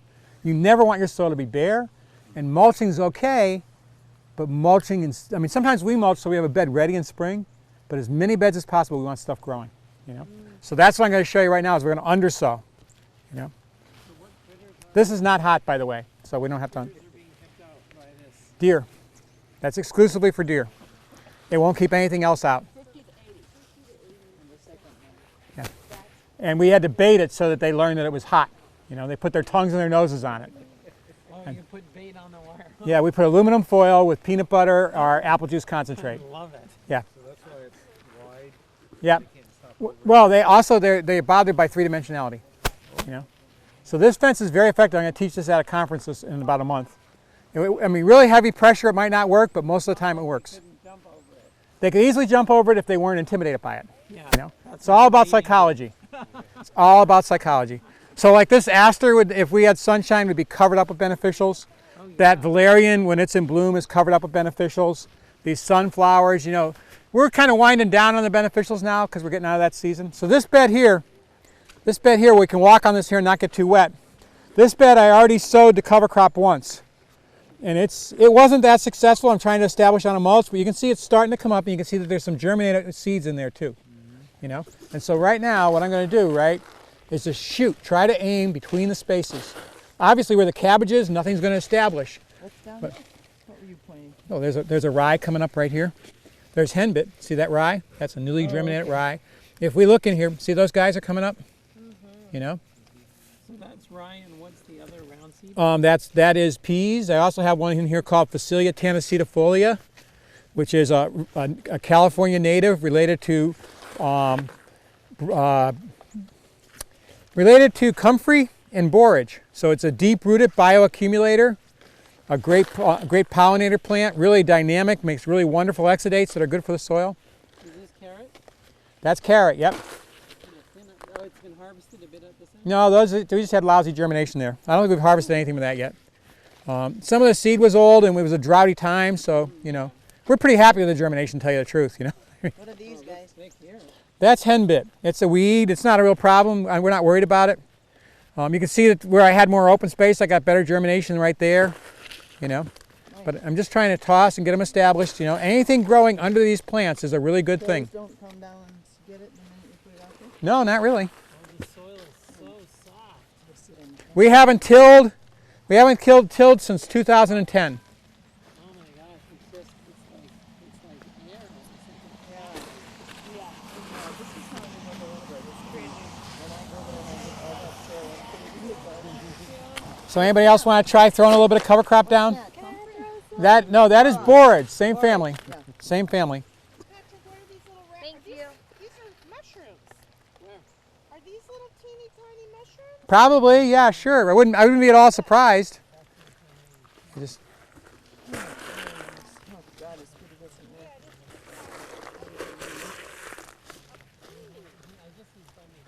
So this is another two other great beneficial insect plants, the fennel and the anise hyssop. I said fennel, anise hyssop, and one yarrow bloom in there. You know, so then with comes up in the spring, and you just beat it down. the cover crop, some of these cover crops that I'm putting in right now, all of them are actually going to die when the temperature hits about 18 degrees.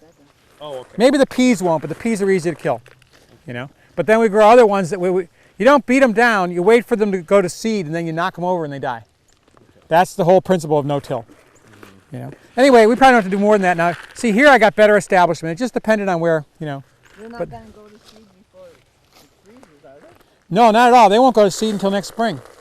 What is that you're scattering? I'm scattering spring barley, which dies at 18 degrees, to Brassica Production, which is a close relative to comfrey and borage, and it dies at 18 degrees. And then peas, Austrian winter peas, which don't die, but they're just not hard to kill. You know, you can just find the vines and cut them off at the roots, and they die really easy. You know, so just there are things that are easy to grow. That is anise hyssop. One of the tastiest things you'd ever find in the garden. If you like anise, that flower is amazing. You never tasted an anise hyssop flower? It's revelatory. Give that woman an anise hyssop flower there. Just pull a whole thing off. Pull a whole flower off, and then you pull individual little flowers off of that.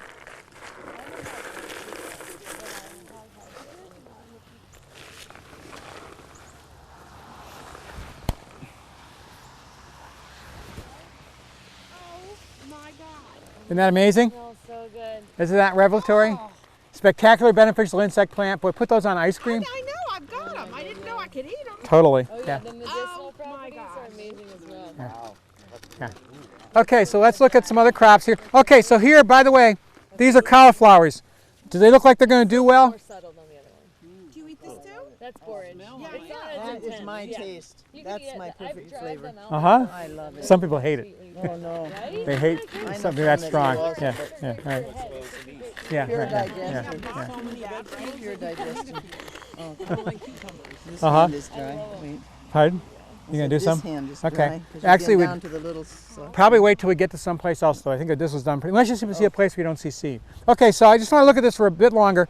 Look at these cauliflowers. What do you think? You think they're going to do okay? Wow, they look happy. They're going to rock. The leaves. This is this early in the fall and they're this big. I mean, we're going to be looking at heads like this. You know, there's no bug problems, It grows no all disease winter problem. long. No, it will be damaged by deep cold. We'll be harvesting these in mid-November probably. Well, that's You know? only 1 month. Yeah. There's no head in there. No, not at all. But they'll make a head 1 month. Don't you worry. You know, God, I'm Guaranteed. coming in a month. I gotta see guaranteed. that. Yeah, you come on back. You know. Yeah. These are probably the 90-day ones. They're so big. Until after Halloween. Pardon? I have to stay headless till after Halloween. Yeah. Well, I don't know if they'll stay headless, but they'll do it. They're gonna. The head pops in that fast. The head comes in that fast, like it's stored energy that makes. Oh yeah, sure. Yeah. A month is not is definitely plenty of time for a head to form. That's Yeah, amazing. yeah. Which way you want to go? I mean, they might be the end of November, but they're going to come in. You know. But I'm guessing they've stored energy, and like you were just describing, all the energy they put into the soil community. Okay, but here, see, these are growing fast enough. Not much problem, but that's a little bit of alternaria. A little bit here. Usually you see it more in the lower leaves. This is classic right here. This is classic. So is this right here.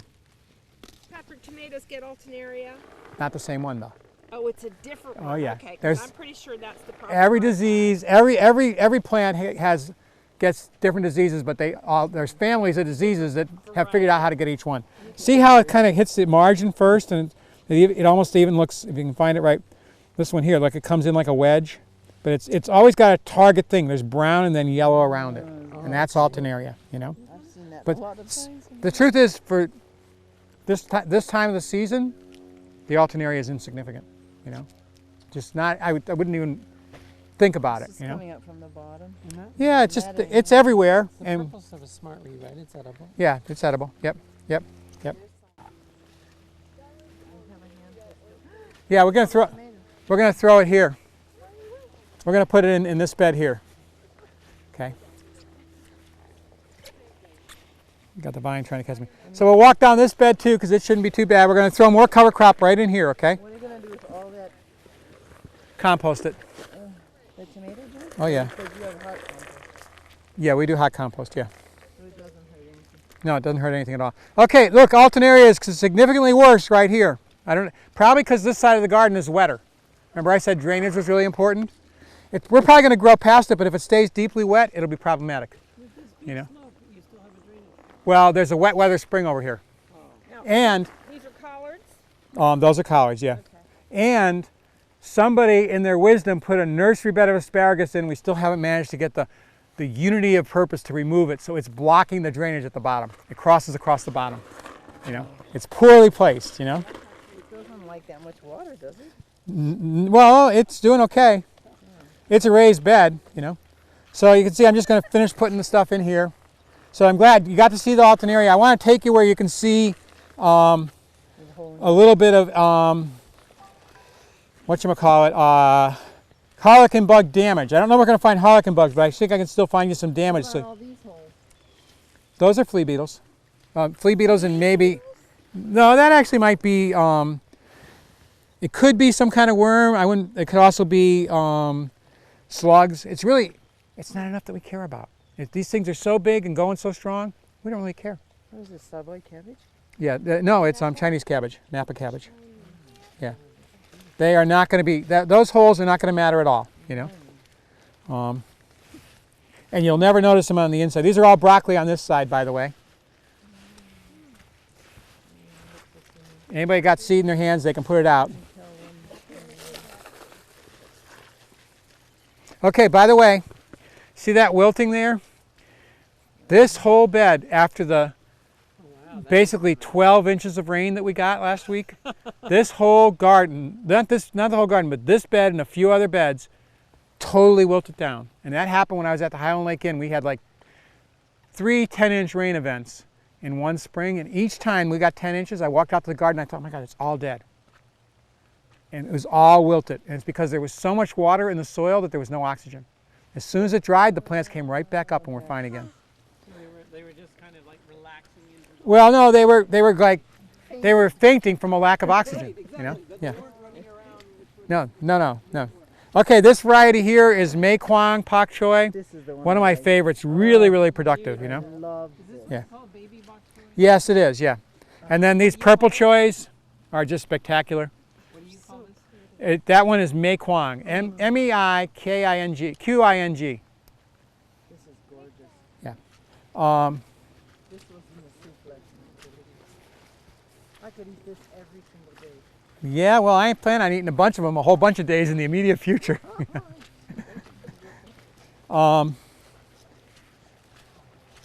I wish I could see more. I'm glad I got a good example of Alternaria anyways. Did you get that on the camera? I was up there. Okay. Because there's some really good, like this one here, here's a great example of it. That's a bad case of Alternaria, but it's a bad case of Alternaria, but it's on an old leaf. And that's why it's that bad, you know? It's not that big a deal really, you know? Here's the slugs. I think it's slugs. Slugs, yeah. Because it's so wet. Yep. I was going to guess slugs, you know? See, these kohlrabis too, they're timed perfectly well. They're going to get bigger and nicer. It's not too late. It's not going to be too cold for them. Okay, here's... They're planted quite far apart. They actually don't have to be that far apart. They can be as little as a foot apart. They can be as little as 10 inches apart, you know? You could even put them further apart than that. I mean, closer together than that if you wanted to.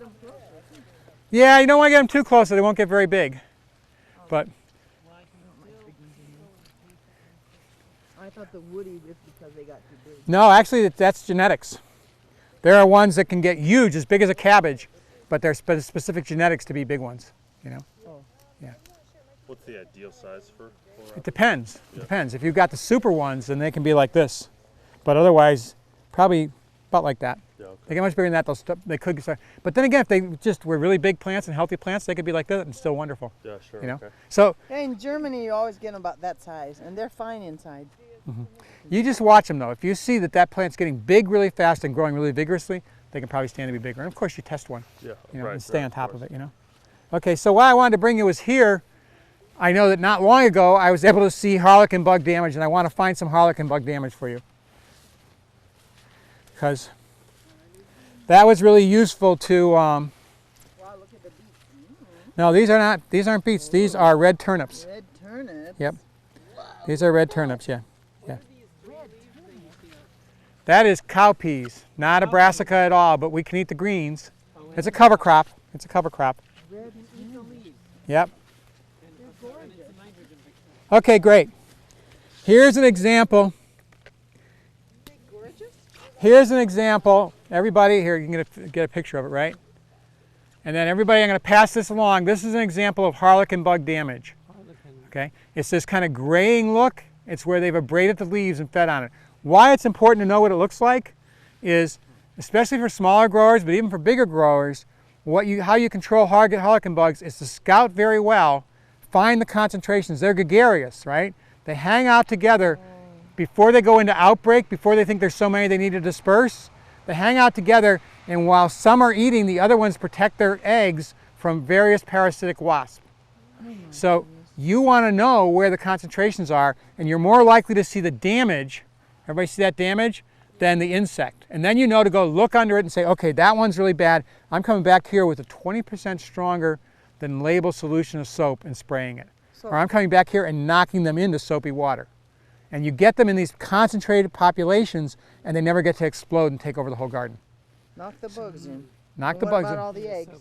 The eggs are going to hatch. If you go looking for eggs, you find the ones where they're gregarious. You get the eggs, all the eggs on that plant, and you'll greatly reduce your population.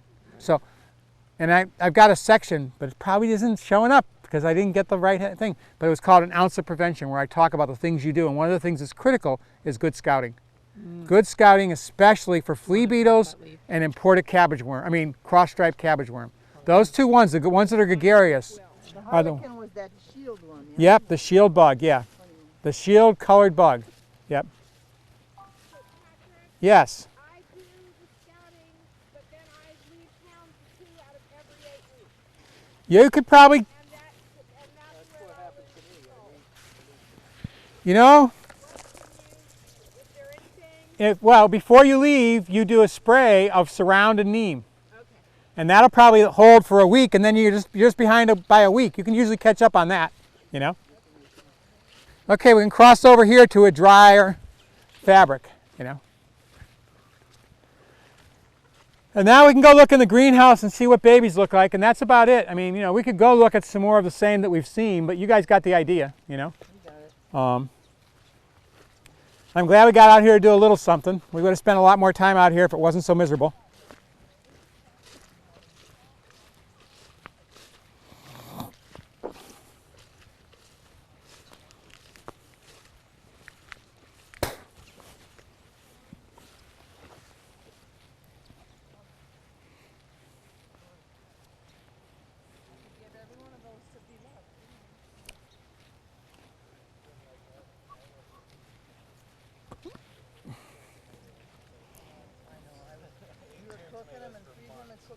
So I'm going to spend some time talking about farmscaping, and you guys should just be observing all the different things that are in bloom here right now. Weeds, grasses, flowers, vegetables, all of those flowers. It's the complexity that gives you the balance and the diversity, right? I mean, some flowers are better for syrphid flies, some flowers are better for baconid wasp.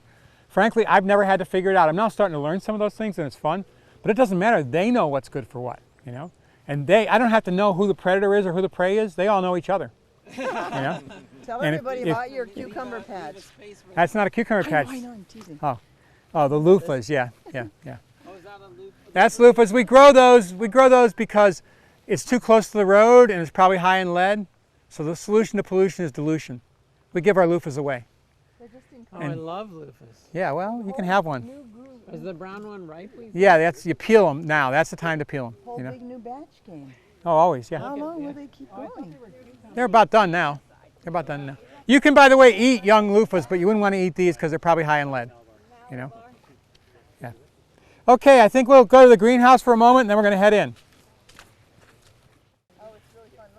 Because when I talk about farmscaping, I mostly talk about flowers, but it's also sources of arborage, kind of complex leaf structures like the valerian there, the yarrow, comfrey, borage. They have layers where the insects can hang out in the shade and get cool, be away from their predators and stuff, but also water sources. And for some of these insects, yeah, there's a creek right down there, but baconid wasps, they fly very short distances. So if we have something like this cup plant, which the structure of the leaf makes a little cup at the stem, there's a little pool at every leaf set. Okay, so what wasp is that you're talking about? The good one? Baconid wasp, yeah, baconid wasp is one. There's also a cumin wasp, a whole bunch of. We want all wasps? We want all wasps. We want all wasps. Absolutely, we want all wasps, you know. We want all wasps. We want white-faced hornets and yellow jackets, just not in our way. Yeah, you know? We want to be aware of There aren't any good bugs and bad bugs. It's balance that we're talking about. Right. So this is not only a water source, but very high numbers of flowers. There's a nectar and pollen source, you know. It also, no, it's Phyllum perforatum. It's called the cup plant. It's a prairie plant, yeah. It's very high in protein, an excellent forage plant. It's medicinal. You cut it off and get a latex that's good for stomach disorders. It's antifungal, antibacterial. I got it because it was good for beneficials. Those seeds? Those are, yeah, those are seeds, yeah. Yeah, go ahead, take some seeds. Start some. Yeah. Start some. Get cup plants spread around. It's a magical plant. It's a wonderful thing.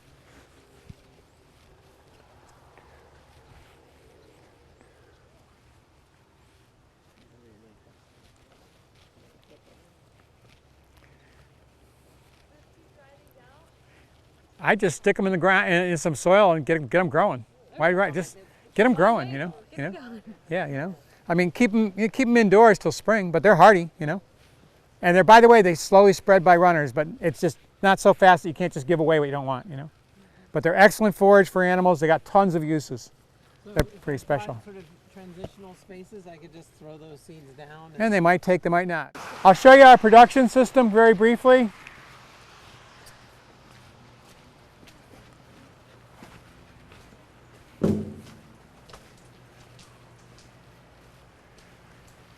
So obviously we're not just growing brassicas. We grow all kinds of others, but this class is on brassicas, so I'm just going to talk about the brassicas. Right here we have arugula going. We both direct seeded and through starts. We also have premier kale. There's this weird shortage of the hybrid winter boar kale, which is everybody's favorite. for production. You know, it's way more productive than the other ones, and we can't get it, so we're trying all these other ones right now. But we got Premier Kale going. We have Carolina Heading Collards, Southern Collards. These are, by the way, Southern Collards are the most downy mildew resistant. You know, that really doesn't matter this time of year because it's good and cool, but we grow them a lot now because we were suffering from downy mildew before. You had a question, Ellen? So it's not too late, obviously, to put in starts. We're putting these in greenhouses. Oh, for greenhouses. It's, okay. These are pretty late for outdoors. But, okay, if you're willing to do the work, and I didn't have this in my handout, and I'm not going to spend a lot of time on it because we got lots of other videos about it already, but if you're willing to do the work of putting up hoops and putting UV treated, only UV treated plastic over those hoops and securing it, leaving the ends open so it can breathe, and then having row cover inside that you can pull over on the coldest night, that's like a greenhouse. You can start, you can put anything in right now. But you have to manage that. You have to keep the row cover off on the sunny days so it can grow. You have to close it on the coldest night and pull the row cover over on the coldest nights. If you do that, it's not too late to start anything. But it's a lot easier to do it in a greenhouse. We did that one year here because I could show people how to do it, and tons of people came out. I taught a bunch of people. Nobody here ever wants to do it again. It's way too much work. They've got greenhouses, you know? Right. I mean, you have the plastic off because it's a hot time in the winter. It rains, it gets full of water, and then that water freezes. You go to pull it back on, and the ice water spills in your boot. You know, you go out there, you want to work it, and the wind's blowing, the cover's coming off, your hands are freezing. We got greenhouses. They're, Pat, do we have to do this? It's like, no. We know we can do it. We've shown we can do it, but we don't have to do it. But if you don't have a greenhouse, you can do it, you know, and it's way worth doing, you know. And so, yes, you can start all these things. Obviously, we started them a while ago, but it's still, you can do successions nonstop if you do that heroic season extension. How tall are the hoops? These are probably about 2 weeks. Those are probably about 4 weeks. They're ready to go in. We use, by the way, we use 1/28 purposely because they get ready faster. If we did 72s, it'd be another week before they made a good root ball, you know. I'm sorry, what? More cells per tray. The size of the cell. Yeah, the size of the cells, you know. So what do we call these trays again? These are called 1/28. But what's they're like cell trays? Cell trays, yeah, yeah, right. And then there's, you know, we don't have them on this, but if we're going to carry them, we grab the other flats, you know, the open flats, we put them in so that they don't flop all over like they want to flop, you know. Right. But So then you put them in the greenhouse in the ground. yeah, that's what we'll do with them. But you could, if you use season extension, put them outside. But how tall are the hoops if you're outside?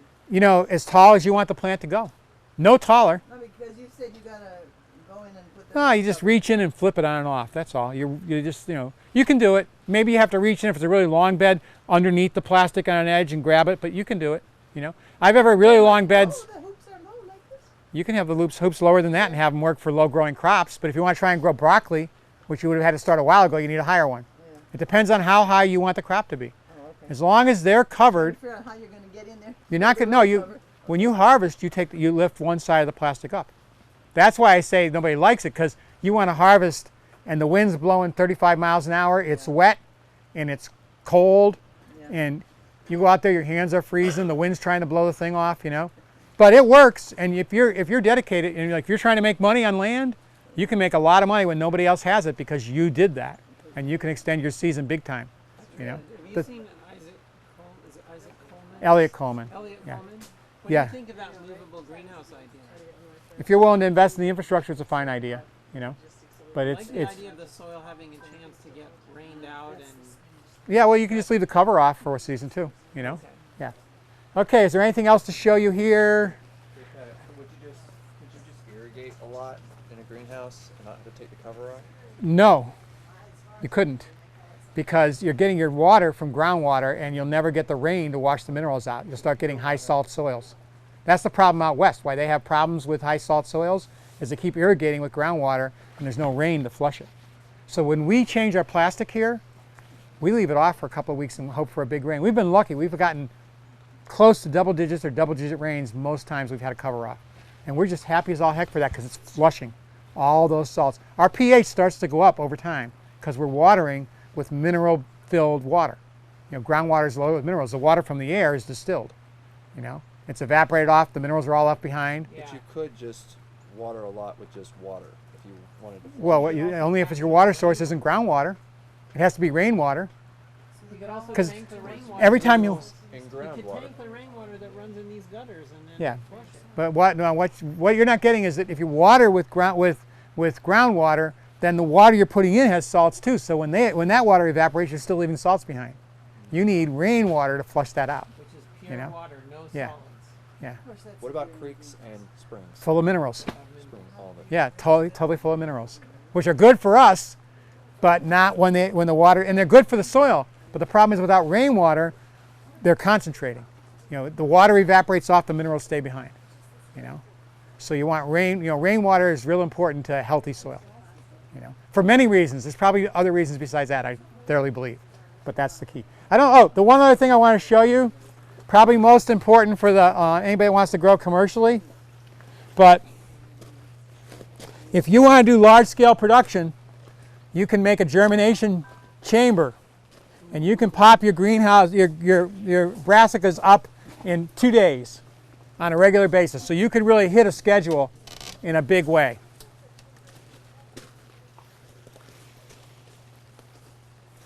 This guy basically has a metal tray. In the metal tray, on one end, there used to be 2 ends, but we didn't need it, there's a hot water heater element.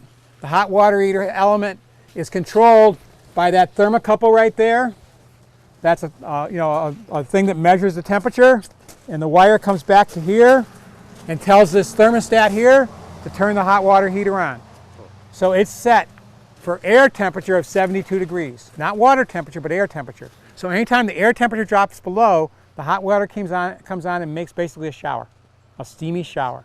It's maximum. It actually sprays water. No, it doesn't spray water. It's simply steamy? no, just it's the a steamy shower. part of the shower. Okay. You know how you use a shower and everything gets steamy? Right. That- And it's humid and warm. Yes, right, and that's perfect. Not too warm, just 72 degrees. Anything you start, 72 degrees in there, pops like crazy. First time I built one of these, I used, I put some 3-year-old, I think it was 3-year-old rainbow chard the week before I built them in a speedling, like 240 cell unit, and I got like 5 plants. And then I thought I'm gonna try again. I put two seeds in each cell, put them in the germination chamber, and I had tons of plants in every cell. You know? So it was that. What do you that's call what the did. chamber again? Germination chamber. Germination chamber. So you have to take them out the minute they happen because it's dark and they're gonna get stretched. Oh, okay. It's not about growing them, it's simply about popping them. It's about Yeah, germination. Yeah. And then there's also a float valve here because there's going to be evaporation, you'll burn out your element. But the float valve turns the water on whenever it drops to a certain level. It's pretty simple technology. You could build one real easy yourself. I actually have one of those float valves sitting around. Uh-huh. I hope I didn't get rid of it. Well, they're not much money. They're less than 12 bucks, Like I think. Tractor Supply or something. Yeah, yep. Okay, so I think that's everything to show you here. We can look and see if there's anything interesting in the number 3 greenhouse. But frankly, I don't think there'll be anything we haven't seen. So is this a greenhouse sort of being washed out, or is that No, that's out of service? No, it would be, we'd have cover on there if it wasn't for the spotted wing Drosophila. Oh, okay. Basically, raspberries are just not worth the trouble anymore, you know? We used to really push the raspberry season. What variety is that? I think it's called Caroline. It's a really great variety. Makes a really big one. It's plant protected, you know. I couldn't sell any, but they couldn't stop me from giving you one. You can certainly have a plant. You just got to figure out how to keep the spotted wing Drosophila off them, you know? So these are winter greenhouse seedlings. When do you start in there in the spring? We're starting them all the way through. We start them almost every month of the year. We're doing successions after successions because we have a greenhouse we can, you know? So when those are done, I'll probably be starting some, you know, just look at what beds are open and I'll start stuff frame beds that are open. Yeah. Though I'll show you, we actually don't plant every bed of the greenhouse. We try to have cover crops at least for one season for each bed. So we'll take a look at that.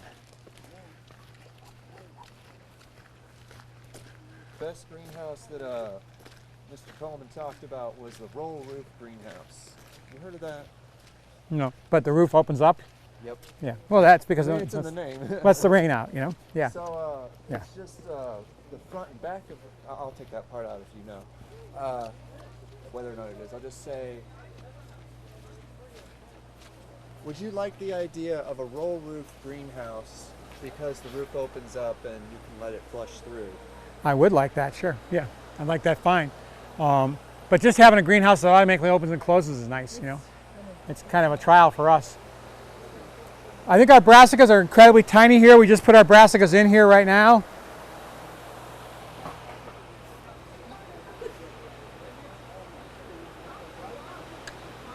Trying to figure out where the switch is to turn this off so we can hear better. Yeah, it probably says fans. So come on along here. You can get the figs on the way back up, but let me talk about the little bit that we're going to talk about in here.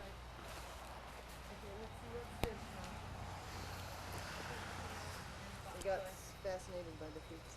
Yeah, it's easy. Little kales? Easily distracted. Yeah, these are little kales. There are probably some other brassicas in here too.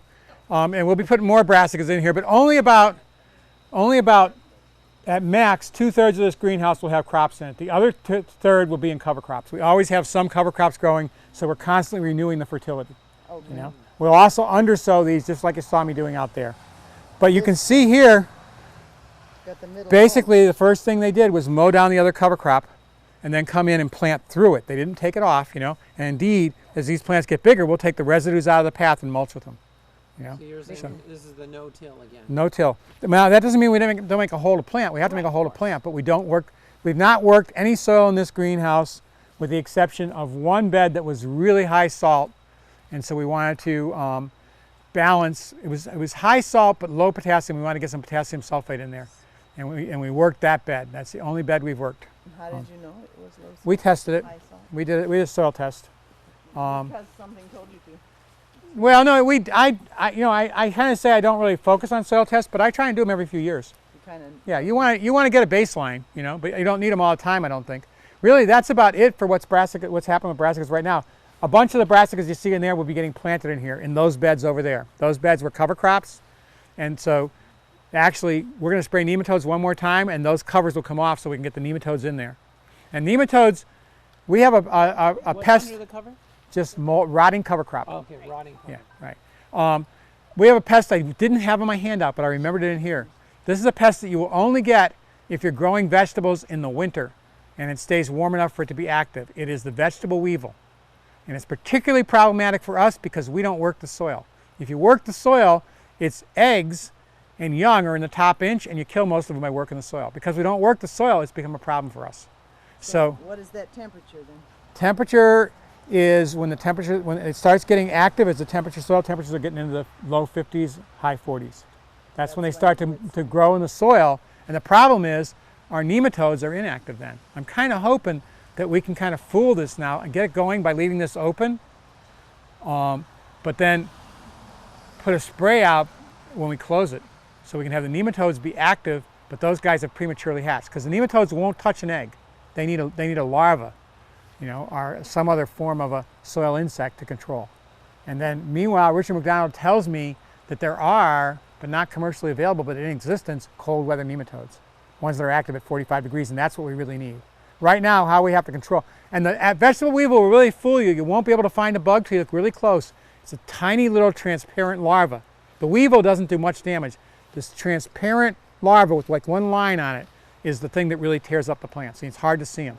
So you're like, what's tearing this up? It's driving you nuts. And then finally you see one. Do you have a picture in your slideshow? I don't have a picture of those, no, sorry. But you just know, I can't tell what it is, and look close and you'll see this tiny, you know, no bigger than the length of my fingernail, right? Not the width, but the length, and it's going to be largely transparent, you know. But what we use to control it that's pretty effective is a combination of neem and spinosad. And that does, we could use surround. The problem is most of these things are eating the leaves. It's hard to wash the surround off the leaves. That is seeded to brassicas.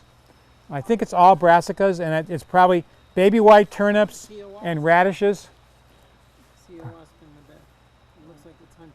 Oh, there I see. I was looking at all these guys that are growing. Yeah, that's it. No, the big leaves are volunteer buckwheat. Oh, And people go, don't let your buckwheat go to seed, it's a terrible weed. And our response to that is, it's a weed that produces flowers, puts more exudates in the soil, and anytime it's competing with a plant, we can kill it in a half a flash, you know? I mean, it's got a totally wimpy root system, wimpy stalk. It's not a weed that we worry about at all. So you have everything close. I mean, what temperature is this going to be in the winter in here? It'll freeze every night, but it'll freeze very slowly, and I'll talk to you about how that matters, you know? So everything will be down? Well, it won't die, but I'll talk to you. No, I mean the sides will be down. Oh yeah, sides are coming down, You don't absolutely. Have a heater? No, we don't heat. The door Ecological closed? crime. All the doors will be closed, yeah. And these also? They'll all close, yeah. It'll be closed up to retain the heat, and we'll gain the heat. We'll leave it, on hot days we'll have to open it because it'll overheat, but we close it to try and keep maximum heat in there, Yeah. you know. If you do have wood heaters, We don't use them though. We don't believe in them. We think they're ecological crime to grow vegetables when you can grow them without any heat at all. But in an emergency like There- this, like below There's, 40 or no, something. there's no emergency for those guys. It's going to go way below 40. Everything, we grow things that can freeze solid and then they come back and grow again. But when they're Yeah. bigger, they're more sensitive. All the hardy vegetables in a greenhouse, if we have to use row cover, and I'm gonna talk about why that is in detail up there, you know. But we don't grow anything that we need heat for, you know. We purposely choose the vegetables that don't need heat because we can grow things without heat. So why would we pollute the air to grow things that don't even taste that good, you know, grown in the way like cucumbers and tomatoes? By the time it's cold enough for things to freeze, there's not enough sun for them to taste good, you know. So we don't bother, you know. There's a few exceptions. There's like Smarty tomato tends to be good. They once had the greenhouse full of Smarty tomato here. It tasted good. It was a good crop, but it took tons of propane. And we can grow stuff that's just as nutritious in different ways and just as satisfying in more ways to me and not use any heat at all. If I made you a small-scale biochar machine for one greenhouse, I'd would love you to have use it. that? I want that for farmers all over the country. Big Yeah. time. Yeah. Big time. That's a major thing. I put that out to our nonprofit all the time. That's a critical next step, you know. We're fortunate. We don't really need it, but I'd use one, sure. But I'd use it to show people they can have it themselves. One last thing to say about Brussels sprouts. You really do, even though they will not be killed and the sprouts will probably even survive, outer leaves getting killed on Brussels sprouts is a source of incredible irritation because they start to rot and the time it takes to clean those Brussels sprouts makes me, who loves them, not want to eat them. Because they just get so, you know, the rot will be several layers and you're trying to fuss those, and every Brussels sprout takes you like 3 minutes to clean. Yeah. And I just get, so just like use, you know, layers of plastic, UV treated plastic and row cover to ensure they don't freeze hard. You'll never have that problem. And when you think, like when the polar vortex was coming, cut those stalks, get them inside, they'll keep for a week. If they're on the stalk, they're not dead. So they're going to be fresh weeks later if you just keep them cold, you know. So just don't bother to try and take them through the polar vortex because you can, but you're going to end up with sprouts that aren't worth the trouble, you know. They can freeze, that's not really hard. It's hard freezing that causes the damage to the leaves, and then you get a secondary rot, and that's what's hard to clean off, you know. Okay, so we're going to cover that first because it applies to everything. Taylor was like questioning me about, you know, you have to use the heat if it's going to get really cold, you know, because there's going to be damage. And no, not if a plant is even quarter hardy. Remember what I said about Michael Wells having multiple layers? Yeah. Okay, it didn't freeze in there, right? But even if it had frozen, no plant, even if it was quarter hardy, would have been damaged because the way plants get damaged is not because they freeze. If they're even quarter hardy, it means they have the ability to move water out of their cells so the cells don't rupture. What they need is the time to do it. So why you're doing season extension is not to stop things from freezing. All these brassicas, lettuce and stuff, if you're growing them without heat, when it's cold out, they'll freeze solid. They'll be popsicles. First time it happened, I thought, uh-oh, they're all toast. They came back 2 hours later, an hour later or whatever, and they were all growing and fine. Frozen solid, perfectly fine, because they froze slowly enough to move the water out of their cells into the intercellular spaces where the water worked as an igloo. Right? It kept them from the centers from freezing and rupturing. How cells get damaged is the water expands and it ruptures the cell. As long as there's not enough water in there to expand and rupture the cell, and as long as it happens slowly enough that that water can move out of the cell into the intercellular spaces, that's what hardiness is. That's why some plants are only part hardy, because they can't move it out quick enough at a certain stage. Other plants are hardier. Mosh is the hardiest plant I know. You know, I've never seen anything damage mosh ever. So it just has an inordinate ability to get that water out of its cells when it gets cold. You know, but the brassicas are pretty good at it, and some brassicas are hardier than others. Collards, kale are pretty hardy. Tatsoi is incredibly hardy. You know, ones that aren't as hardy are some of the mustards, the broccolis, the cauliflowers. The leaves will be fine, but the heads will start to take damage. You know, you can slow down any of that frost damage by doing that. You can also slow down frost damage by feeding lots of high mineral foods. Not high nitrogen, that's going to make more water cells, but high mineral foods, so there's more minerals in the cell. I mean, we all know, right? Things with more stuff in them, more salts, more sugars, slower to freeze, right? You lower the temperature at which they'll freeze. So by having, compost tea with seaweed is a great thing to do to make plants frost hardy. And we're talking about plants in the garden, not a greenhouse. In a greenhouse too. In a greenhouse, if you don't heat, see, we don't heat these greenhouses. We grow these simply on the solar gain. So we have to do things to ensure that they freeze slowly enough, because every greenhouse we have freezes. We got a fancy one that freezes pretty rarely, but it still freezes because we're not heating. So we have to do these things, and it's less important in a greenhouse, but it's useful to do. But you want to make sure you stay backed off on the nitrogen. Two reasons why. The nitrogen is going to cause bigger cells, more water, harder for the plants to get the water out, and it's going to concentrate the nitrates that aren't good for you. Okay? So, all right. Covered horseradish. Okay. All right. An ounce of prevention. So the things that I do so that I don't have to spend a lot of time spraying brassicas, right? I ensure there's good farmscaping. I probably gave you a good idea of that down there, right? If you don't have it well enough, we've got, at least 3 videos about farmscaping, right? If not 4. We have tons of information about farmscaping, and I'm not going to spend a lot of time on it now, even though it's my passion and I love it. Fertility. You all got the concept of fertility, right?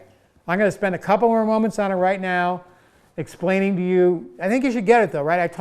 On the tour, right? I talked about how plants are putting exudates into the soil. If you use multiple species, you're getting diverse exudates. That means diverse fertility, right? Okay. If you don't damage the soil structure, that means the fungi aren't getting damaged, and every time you add more plants, more and more of that carbon is actually being stable in the soil. You start to get humus, and also there's a product that comes from mycorrhizae fungi called glomalin, and it actually works as a glue and glues that organic matter to the minerals. So you start to get structure. The structure is the engine for the life. The life feeds on that organic matter slowly and releases the right kind of food for plants. Plants are going to do best not with soluble nitrogen, but rather the metabolic byproducts of the soil life. The poop, the dead bodies, the excretions of that life is what plants have always fed on, not soluble, high salt nutrients. So your plants are going to do way better, and your soil life is going to do better. That's the kind of nutrition you want. So healthy cover crops. Not a lot of compost, because compost is high salt, a little bit. Even less pasteurized poultry manure, or less alfalfa manure. All those, they're too strong, they're high in salts, they're going to impact the mycorrhizae, they're going to impact the life, and it's not the kind of nutrition that makes the plants grow slow and healthy with loads of minerals. You want that organic matter that has been consumed by life. You want the food for those plants to come from life. And you're going to have way healthier plants, way healthier. And so people who speak really well to this, if you ever get to see the Nordells, ask them about that, and they're very eloquent. I read an article by them. The Nordells are famous horse farmers up in Pennsylvania, famous for their weed-free gardening and their rotations. But they're also really knowledgeable about how to make sure that the nutrition is coming from cover crops, not from inputs. It's also what's a sustainable future. We can grow our own seeds. We cannot mine our own phosphorus. We can get nitrogen from cover crops. We can get nitrogen from animals that are in harmony with our systems. Getting nitrogen from other sources is not sustainable. And indeed, lots of it doesn't even stay in the soil. It ends up in the groundwater, and that's bad news too. So that's the fertility piece. Try to have, you saw me undersowing cover crops, right? You want cover crops whenever you can. Try to then kill, and you want cover crops that include legumes which fix nitrogen. That's the perfect source of nitrogen for plants, right? And you want to make sure that you inoculate those legumes, okay? Long term, if you've been inoculating for a long time, your soil probably has the rhizobia bacteria in there, and then you don't have to inoculate. But when you're starting out, and I still inoculate, we probably have it, but I don't want to take a chance.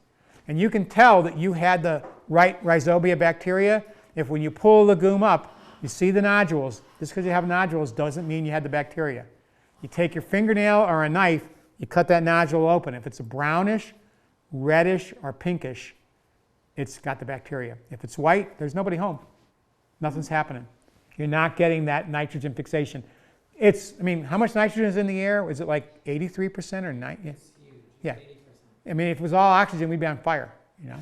It's nitrogen. And that nitrogen is not available to plants unless the rhizobia bacteria can fix it and make it available. And the plant then gives them some of those exudates that are going below the soil, right?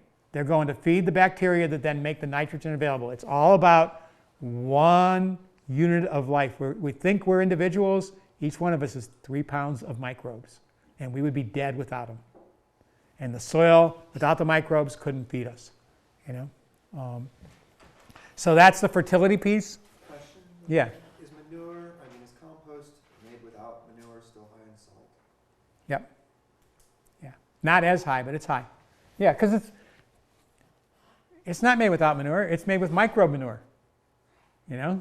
And they got stuff, you know, it's still, yeah, the nutrients are salt. It's in those forms, you know?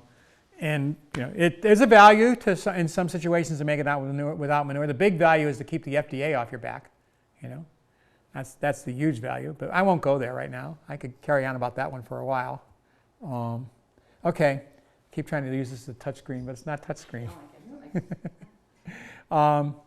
Okay, so back to an ounce of prevention here. I got fertility covered. Good drainage. You could see why we don't have good drainage out there in the bowl shape, but I talked about that mistake that was made about putting that asparagus bed across the bottom. You want to avoid those situations. We can, and I noticed, like, where did I see the worst alternaria? The bottom of the garden, you know?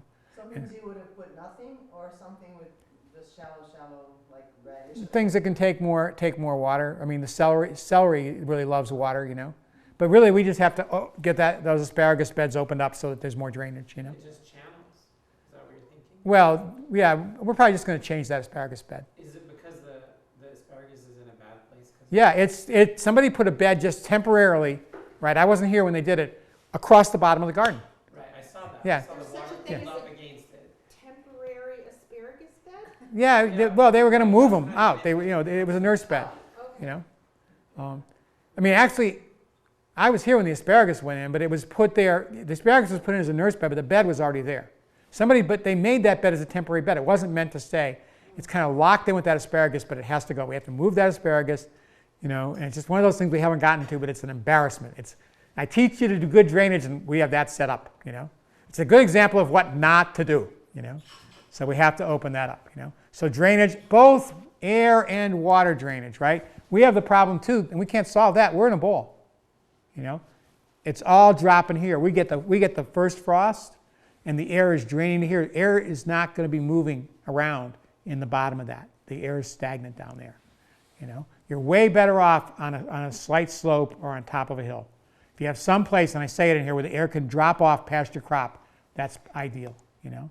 And by the way, for frost prevention, you do not want to have, like, let's say you had, you know, this was the hill. Your crops are all growing here, right? And the drop off is there. Let's say it's more like this. You don't want like a big, thick, heavy crop, right? Heavy, tall cover crop right there. Because what's it going to do? It's going to stop the frost. And the frost is going to back up. The cold air is going to back up into your vegetables. You want that to be open so that the air keeps moving. Now, having a cover crop that's low, no problem. But not like a boxwood hedge or something that's thick enough to actually make the cold air back up. Or a stone fence or something. You don't want to do that. You know? Not only because of the cold, though, but also because of air drainage. You want that flow. You want that movement. You know? I mean, there was a year, you know, I'm talking about a different crop, but the principle's the same, where it was 2003. Late blight devastated tomatoes everywhere. I couldn't control it anywhere except for at the Mountaineer Community Garden, because it was on a flat spot at the bottom of a hill, and it had been made out of the hillside by putting a big, like 9-foot tall stone wall, and then backfilled in. So that air came rushing down that hill, right? Crossed our garden and then dropped off that wall. We had enough turbulence that the sprays gave us some ability to keep those tomatoes alive. They still had the late blight, but at least they were able to stay alive. You know, and it was because of that excellent turbulence. So try to plan your gardens that way. Try to get air drainage to happen. You know, it'll pay off in reducing the lateness and the earliness of frost, and in reducing disease. So it's a big plus to have that. Okay, beneficial nematodes, we talked about that. It's really worth establishing them. They pay off in many ways. They don't only control flea beetles, but they'll help to control cutworms. We haven't talked about cutworms yet, but probably all of you have been heartbroken by cutworms at times, right? The nice thing about nematodes is you don't have to get the rude surprise before you do something about it. There's a ready solution that works every time to cutworms. It's BT. Cutworm is a Lepidoptera larva. So when it takes a bite out of one plant, its stomach is paralyzed and it dies. So the BT will solve your problem, but none of us are going to think to put it out there until we got a little area of mowed down plants. So, and then people they put toilet paper things around it so the cutworm can't get there. I used to be the great hunter. I could find the cutworm every time. Now I can't find them because I just don't bother looking, and I'm just impatient. But I'm not sure I know what a cutworm is. cutworm is a Lepidoptera larva. It looks like, kind of like, the cabbage worms. I like to say they're kind of greasy looking, and some of them are, but I guess not all of them. There's more than one, more than one Lepidoptera larva works like this. But what they do is they come up to a plant, they cut it off, and they suck the juices out of it. And so you walk out, and it looks like somebody was clear cutting your vegetables. They're all just like topped off. The heartbreaker's been like expensive peppers. The ones that are like, we now grow some peppers that are $1.70 a seed. Those are, I'm not going to let the cutworms cut those off.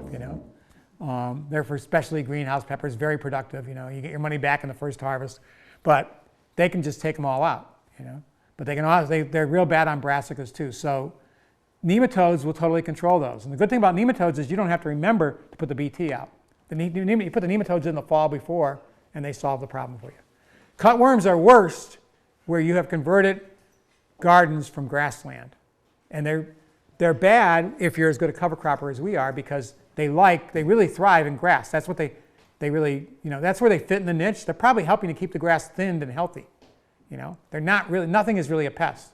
But because we're trying to grow something else, they were there because of the grass or because of the cover crops, they can be a problem. So the nematodes can help you with that too. They work for a bunch of soil pests. They'll also control Japanese beetles in your garden. They won't keep them from flying in, but they'll control the ones right there. They control a lot of soil pests. They're really excellent if you can get them established, and we've talked about how to do that. By the way, if you're not going to get the Charlie Clark Compost T1s, which is definitely more of a production, then according to Dr. Richard McDonald, the best nematode program that's available to gardeners is from Gardens Alive. So you can get them from them. I bought them from other places they worked. Pardon? I like to put them out in the spring and the fall when those windows are there. Spring and fall, once a year. Well, yeah, one time is fine. We go twice to try and be sure, but once we get the irrigation right, once will probably be enough. Yeah. You just get them out. Yeah, just get them out there. But you need to put them out in the fall and the spring because they don't stay at high enough levels to give you control. So you put them out in the fall, that's going to take care of spring. You put them out in the spring, that's going to take care of fall. And then I talked about the minute I can find those cold weather ones, I'm going to put those out too. But they're not available yet. But if you hear me out there, when this gets on the video, if they're looking for new products to sell, get us those cold weather nematodes. Okay, so other things that you can do that gives you the protection, good scouting. I talked about good scouting out there, right? You get that concept, right? That's pretty critical, especially for those gregarious pests, things like the harlequin bugs and the cross-striped cabbage worm. Okay, mulching, you understand why we want to mulch. Not only are you keeping the Alternaria spores from getting up on the plants, but you're also keeping the soil cool or warm, right? You're moderating the temperature. It doesn't fluctuate as much.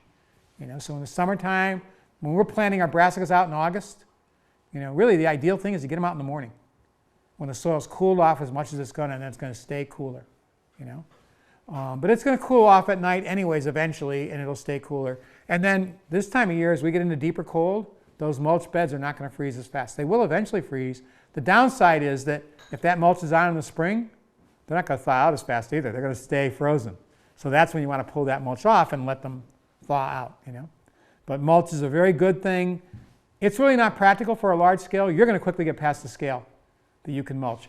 That's where you get into growing those multi-species cover crops big and tall, knocking them over, and planting through them. You grow your mulch right in place. That is the future even for home gardeners. And by this May, I'll have a whole class put together to show you how to do that. I've done pieces of it. I'm going to sit down and develop it and test out more things for next year. I've already got the mixes out there, the different mixes and how they'll work. Some cover crops you can grow, and this can work for brassicas too. So it's on topic, but one of the mixes I have out there is spring barley, which freezes at 18 degrees, Phacelia tanacetifolia, which freezes at 18 degrees, fenugreek, which freezes at about 15 to 18 degrees. It's a legume. You inoculate it with clover inoculant. It's going to fix nitrogen, okay? And oilseed radish, all of which winter kill. So I got them in early. They're already this tall. You know, they're not big yet, but they're tall. And if I'm lucky and we don't get bitter cold in early November, which is certainly possible, if I'm lucky and it doesn't drop into the teens until mid-December, I'll have a lush cover crop, thick, and then it'll freeze and they'll all die, and that'll be my mulch for my early spring plantings. So I can just go out and put my brassica right in there, and they're mulched. I don't have to do any work. That's the future. That's the future. And so I'm also testing spring barley with, a Abruzzi rye. A Abruzzi Ren rye is a rye that grows all winter. It doesn't go dormant, so it's ready to go to seed earlier. So it's going to seed in late March, early April.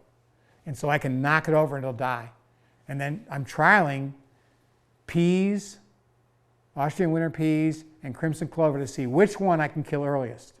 So I'm going to have the ones that die in December, but then for a little later, for my later plantings of brassicas and other things, right, I want to see if I can kill them sometime in late March, early April. By not, any cover crop when it goes to seed can simply be knocked over. It bends the stem, it dies, because all of its energy is in the top. It's not in the roots anymore. You try to kill a rye that hasn't gotten to seed yet, good luck. You let me, I mean, you can flip that darn stuff and it regrows from every little piece of green that's there, you know. But if you got it going to seed, you can kill it. So those are the principles of no-till for small scale, you know. And there's, well, you know, I can tell you right now if you want to try it, you know, it's going to be in the class. The most basic system, you know, we got a roller and we got a walk-behind tractor. We can roll them. But there was a video on Rodale years ago, and I've tried it. A heavy chain, right? And they actually used the chain. They didn't want that much weight. They only wanted the weight on the bottom, so they had straps holding the chain. And the woman walked out, and the cover crop's in front of her, right? And she just kind of dropped it out and dropped it down, and it knocked down a bunch of cover crop, which collapsed and pushed the cover crop in front of it, right? She walked to the end of where it was collapsed, and she did it again. She just collapsed the whole bed with that chain, you know. No other tool. You can do it, you know. You don't even have to have, you know. Ray Archuleta, that was probably the funniest part of his video. He didn't have his whatever little riding mower tractor he used to knock his cover crop down, so he used his daughter's car. I don't know why he didn't use his car. He used his daughter's car, you know? Driving his car around over his garden to knock his cover crop over, you know? But some way to knock it down. And that no-till is the future, you know. I only do raised beds. You can do this in the raised bed. In frames. I'm talking about. You can still do it in a raised bed. Okay, but yeah. the chain would work. I've been trying to figure out. Chain will work. Okay. Yep. The chain will work. Yeah. And it doesn't have to be a chain. It can be a heavy piece of metal. Just not something enough to hurt your back. Just enough to crimp that cover crop. It's got to be heavy enough to cause a crimp. If you just bend it without crimping it, it's not going to die. So it's got to crimp, you know. All right. So let's see. What else is there in here now? I got us to air drainage, good scouting, mulch, no-till planting through residue, genetics. We're not going to spend a lot of time on that because the information is in the catalogs. But if you have disease problems, look for plants that are resistant. People breed for plants to be resistant to mildew, you know, resistant to diseases. So look for genetics. And also, maybe it's not a problem of disease, but you just can't mature a crop. You know, you can't get Brussels sprouts to work, right? They always get wiped out by the cold. Grow the 90-day ones, you know. You can't get leeks to work. That's not a legume, but grow the 75-day ones, you know. So work with genetics, you know. Fit your plants to your, you know, your schedule. You missed the window. You missed the window for Brussels sprouts, but there's a 70-day one. You didn't miss the window for that with season extension, you know. And learn the genetics. There's some plants that you can always plant, like white lady turnip. We pick them as baby whites. They're ready in 35 days, 40 days maybe in the wintertime. So you can squeeze them into places where you'd never think you could get a crop. And a lot of the fast radishes, once again, look at genetics. You know, you can race ahead of diseases and stuff with a fast crop, you know. So that's another piece you can do. And then there are some brassicas are going to be more you know, heat tolerant than others. Collards are considerably more heat tolerant than kales.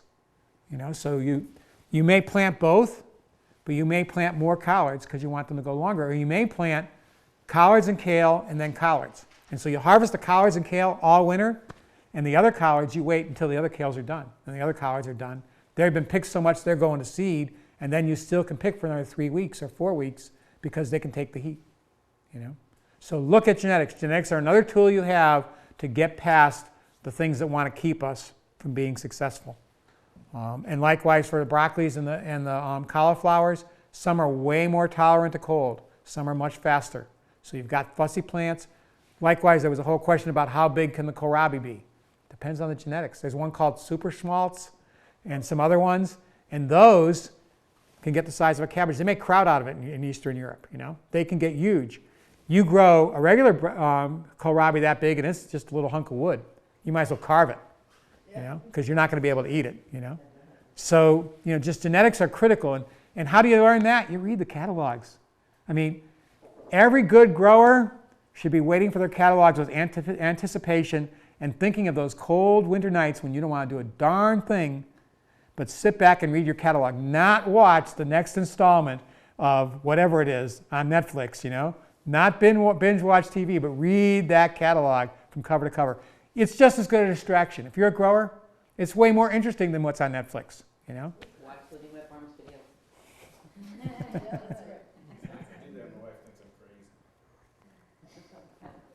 Okay. My wife thinks I'm crazy when I read catalogs. I'm sorry, what?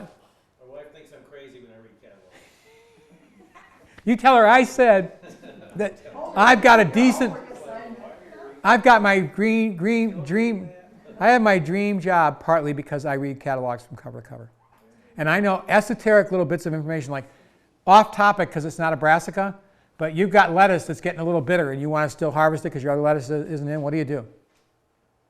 I learned this from Nichols' Garden Seed Catalog in 1984, right? And they were talking about crystal hat chicory, but it's true for all of the composite salad green family. You rinse them under warm running water, and it just washes that bitter latex away, and they're way less bitter. I finally found it someplace else sometime 25 years later. But the first place I learned it was from a catalog, you know? And I didn't know about, you know, nighttime temperatures, you know, cold temperatures causing Chinese cabbage to sprout, to bolt, until I read it in a catalog. And I still don't know if I've ever seen it in any other book, you know? Wow. So. I knew somebody that made wilted lettuce salad in the, I don't know, that was. Oh, I do that. Yeah, sure. That makes good stuff. Yeah. But it's, no, the warm water doesn't make it wilt at all. It just gets the, you know, you're not using hot water, you're using warm water. Yeah. It just washes out the pest. And by the way, it also is way better food safety-wise because of osmotic pressure. If you use warm water and if the vegetable's colder and the rinse water is warmer, there's not a danger that osmotic pressure will push pathogens inside the plant. Oh, that's interesting to know. Say that again, the warm rinse and cold. Right, it means the osmotic pressure works in a way that things don't go in, they go out. You know, so it's a way to ensure that any pathogens on the outside, and this is a, you know, off topic here, but this is a bone I have with the FDA. They tell us we have to do all these things, but they don't even teach that. You know, they say all life is dangerous, you can't do this with manure, you can't do that, but they don't teach the most basic science that could solve huge problems. You know, it's like, I won't go on anymore. I'll stop right there. Okay, so let's go on here. We have several farmscaping videos on the Living website. Essentially, farmscaping is about maximum diversity of flowering plants, complexity of foliage, density of foliage, so there's places where these little insects can hang out, right? Water sources, and making sure you do not spray the nukes, the broad spectrum insecticides. Every time you're tempted to use pyrethrum to knock back those flea beetles and stuff, you're going to kill everything else out there, you know? You just want to spray as little as possible, period. Even when you spray BT, which is the silver bullet, it is like the creme de la creme of organic pesticides because it only kills Lepidoptera pests and it only kills ones that eat the actual pesticide. So if you spray carefully, don't overspray to the milkweed, right? Only get it on the broccoli, you know, only get it on the cabbage. Then who feeds on those? The pests that you want to kill. And it gets killed, right? The problem is, if you're spraying that all the time, what are the poor braconiid wasps going to lay their babies in, right? You're not going to get the levels of braconiid wasp you want. And this is the other thing that shows up in almost every talk I give. I got it from Dr. Richard McDonald. Thank you, Richard, right? You got two sister Braconiid wasps hatch out of their cocoons, right? And they fly off, and one goes right and one goes left. One ends up in the parking lot that's just, 50 feet behind those trees, right? That's where it is. They don't fly very far. It doesn't think to go any further. It's there, right? And maybe it would get further, but along comes a male and they mate. That's what they're all about, right? It lays 30 eggs because it hasn't had anything to eat. And every egg that hatches is in a parking lot. It's going to fly away, right? That parking lot could be a not diverse garden where there wasn't any, there were no flowers, The guy that doesn't want flowers, he just wants vegetables. Flowers aren't useful, So there's nothing to eat. They're going to lay 30 eggs and they're all going to fly away. They land here, there's tons to eat. For guaranteed, that wasp has had a darn good meal before it gets the chance to mate. Which means it's got to be a lot of food because mating is really high on the list, right? It lays 300 eggs and none of them go anywhere. That's how you get that level of control. If you don't have the food, then where are they going to go? They're going to go away. They're going to look for food. And they're not going to lay nearly as many eggs. They don't have the resources to do it. So that's why you want all this diversity. That's why you get that control. And like I said down there, it's fun to know all the things, know which bugs are doing what, but you don't need to know it because they know it. As long as you have the diversity, you see those plants abuzz with insects, Yeah, that's the good thing. you got control. You're not going to have to worry about it. There's exceptions, there's imbalances. Richard can tell us, if it's really, really hot and dry, the insects aren't going to do as well. In the late fall, aphids, who I think of as a protein source for beneficials, I welcome aphids. I'm going to talk in a moment about a few that everybody should have, a few plants that have specific aphids. But right about now, pretty soon, it's going to get so cold, the predators are all going to go in. Meanwhile, the aphids, a few are going to survive, right? Now the problem is it's going to warm up again, right? It's not going to warm up enough for those beneficials to come back out again. They're not going to waste their fat reserves to make it, well, they want to make it through the winter, right? They're not going to come out again just for a temporary, 3-day warming spell. But aphids have been photographed giving live birth to aphids giving live birth. And if they are in a place where they can thrive, they don't waste any time on sex. It's parthenogenesis. No wasting time, no energy going into sex, just mass production, mass production. That's it. If there weren't things that controlled aphids, we'd be buried under aphids by now. Their survival strategy is reproduction. So in those warm spells, you can get big flushes of aphids that you're not going to get control of. You can see your brassicas totally go down once, so that's a window where you got to revert to something else. A favorite trick of mine is somebody's complaining about the ladybugs invading their house. It's like, I'll take them. I'll take those ladybugs, and then I keep them cold, and they go to sleep, right? I make sure. I put them in the fridge if I'm living alone. I had the staff at the Highland Lake Inn pretty unhappy with me. They've got themselves an odor, I used to keep them in the staff refrigerator at the Highland Lake Inn, and I was not a popular person. I saw a picture in Minnesota, and the ladybugs were all inside of an old mailbox or something, and they lived there all winter long in that freezing place. Came out in the spring. It was amazing. Yeah, as long as they have crevices and stuff. Why they come in houses is they're looking for a rock cliff. The house is a south-facing house, and they're looking to get in the crevices. Yeah. The problem is if they get in the house, they're going to die. So you get people to collect them, you refrigerate them, and then in those warm days, you release, not tons, because they'll just leave if they see too many of each other, but 1 or 2 per plant. They'll crawl around, and they'll tear those aphids up before they can multiply, right? Every aphid that gets eaten when there's 2 or 3 is hundreds of thousands less a few days later. What kind of a container do you keep them in the fridge? I keep them in any container with something like burlap or a screen on top. And I like to put a little bit of straw in there for them to hang on to. And you lightly moisten the top so if they need to get a drink, they can come get it. But you don't want it to be so wet that they chill. And Richard used to think, he used to take them out and give them an orange or something to suck on. Then he found out there was way higher levels of attrition. They couldn't take that thawing out and stuff. It's better to just stay cold and not use their fat reserves. Still, some are going to die, but most are going to live. And that gives you a really good control. You also can, if you have to, get a hose and wash those aphids off. Or if you're desperate, use a little bit of soapy water and control them. The soap will not work, right? And I recommend using the EPA-approved soaps, the ones that are meant for insect control, like Safer Soap or MP'd is the bigger size for bigger growers, because they've been tested not to cause phytotoxicity, not to hurt the plants, right? Also, technically, it's illegal to use the other ones, but the EPA is not going to come after a home grower, you know. But you use that soap if nothing else works. The reason you don't want to use that soap is you're spraying, there's a little overspray, and there's yarrow right past what you're spraying, and that spray gets in there and soaks those leaves, and that's where all those beneficial Baconia wasps are hanging out, you know, waiting for things. So you want to try and use, we need to use things that kill as little as possible. We want life to control life. We don't want to ever get in there, you know, if you're killing something, you're wiping out a food source for something that can control it, you know. But then you have those moments where you have to with the aphids, but it's always, you want the littlest, most precise gun you can find. You know, if a slingshot will do it, you want the slingshot. If a pea shooter will do it, you want the pea shooter. You never want the shotgun, let alone the nuke. Under which circumstance do the aphids just... Eventually it gets so cold they get wiped out too. But I mean, is there a certain time of year or circumstance? Because I'm just saying for houseplants, when they're too wet, get aphids. It happened many times. Yeah, houseplants are actually Water or something. they're kind of a discussion beyond this. You know, I don't have time for that one right now. I'll talk to you after the break. Yeah. The question is, does the aphids come at any time, or is it very wet? They're around everywhere. Yeah, they can just show up. They're out there. They blow in the wind. You know, there's things you can do for the houseplants. I'll talk to you after the class. No, that's okay. I was just comparing if it's during wet conditions. No, I mean okay, that is a good point. All plants are more prone to predation when they're weakened. The healthier they are, the less likely the insect is going to go for them. They're also more prone to predation when they've been fed too much high nitrogen fertilizer.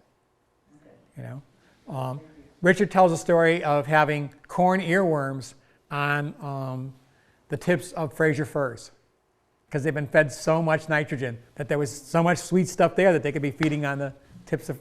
That's not a predator for Fraser firs, but because the plant was so out of whack, you know. And he collects hemlock woolly adelgids. The place you can find the most predators, because there's the biggest outbreak of adelgids, are the commercial plantings that have been fertilized. You know, so yes, the more you stress a plant, and commercial fertilizers stress plants, the more you're going to have insect problems. That is a natural. And so thank you for bringing that up. It wasn't off topic at all. It's a key point, which I didn't have in here. So very good. Do the ladybugs like the warmth of the rock? Is that why they like it? Well, yeah, and also the moderation of the temperature, you know, so that they can not get too cold too fast. It'll be a consistent, slow change. But see, we got years like last year and the year before when all of the insects are knocked way back because the freeze is way deeper, you know.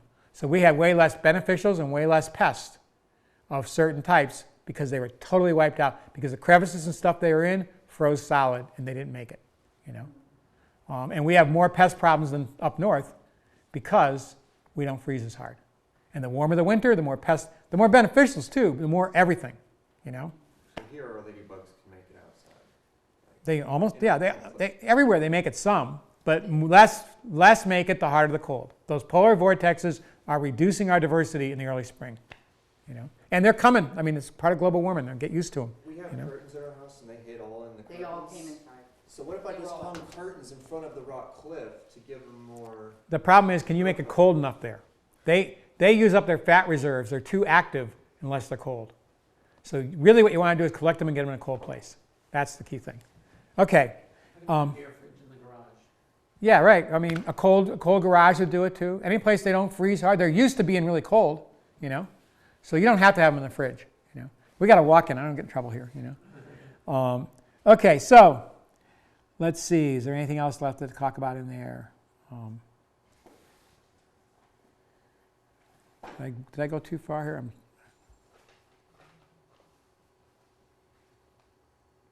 Nope, I didn't go. Okay, ounce of prevention, genetics is covered, farmscaping, complexity of foliage, good water sources. I showed you the cup plant, making sure not to spray poisons. The most targeted, you know, any spray should be really targeted. Pay attention to the specific aphids, such as the milkweed aphid, the goldenrod aphid. If you've got things like milkweed and goldenrod, and actually I don't mind aphids, you know, at all. Richard McDonald tells me I'm playing with fire, and my response is, humans have played with fire for a long time. We're pretty used to fire, you know. I mean, we screw up with it sometimes, but if you're careful, and, you know, and I am, if I see an outbreak that I have to control, I will. I'm also not doing hundreds of acres, you know. But some aphids are just perfect. The goldenrod aphid, milkweed aphid, they're specific to those plants. but the things that eat them aren't. So you get goldenrod aphids all over the goldenrods in late May, early June, probably even earlier for you, probably early May for you down in Charlotte. And you just see that red, and if you want to get your etymology lesson, you go there, every predator in the world. I mean, later on I'll pull up my background screen on my phone. I was taking a picture of a ladybug on a goldenrod. I looked at it later. I had a lacewing larva, a parasitized aphid by a braconid wasp, and a syrphid fly larva, all in the frame of that one shot, you know, because the food was there, the meat, it was the, you know, it was the steakhouse, you know. So growing things that bring in specific aphids guarantees you a protein source and ramps up your beneficials big time. Likewise, leaving things like the tips of kale, don't they always get covered up with aphids in the springtime? Do you care? Are you growing any more brassicas at that time? No. The aphid is going to attack the brassicas. It's not moving over your tomatoes. It's specific to the brassicas. Just let them go crazy. And then pretty soon you'll see ladybugs, braconid wasp cocoons, lacewing larvae, everything. Syrphid fly larvae, they'll all be all over it, you know. One of my favorite things to do, I never get tired of it, walking through, Wade and Kate can tell you, right? Just looking at all that amazing life, you know. It's like, oh, another good aphid outbreak, you know. Look at all those beneficials, you know. It's incredible. Anyway, so that's something, and it really is a lot of fun, you know. I'm not sure what dray of predatory. This was done voice to text, and I guess I missed a little bit of correction there. But dray means nothing, by the way. I'm not sure. Yeah, right. Okay, nematodes, I've talked about them pretty thoroughly, I think, by now.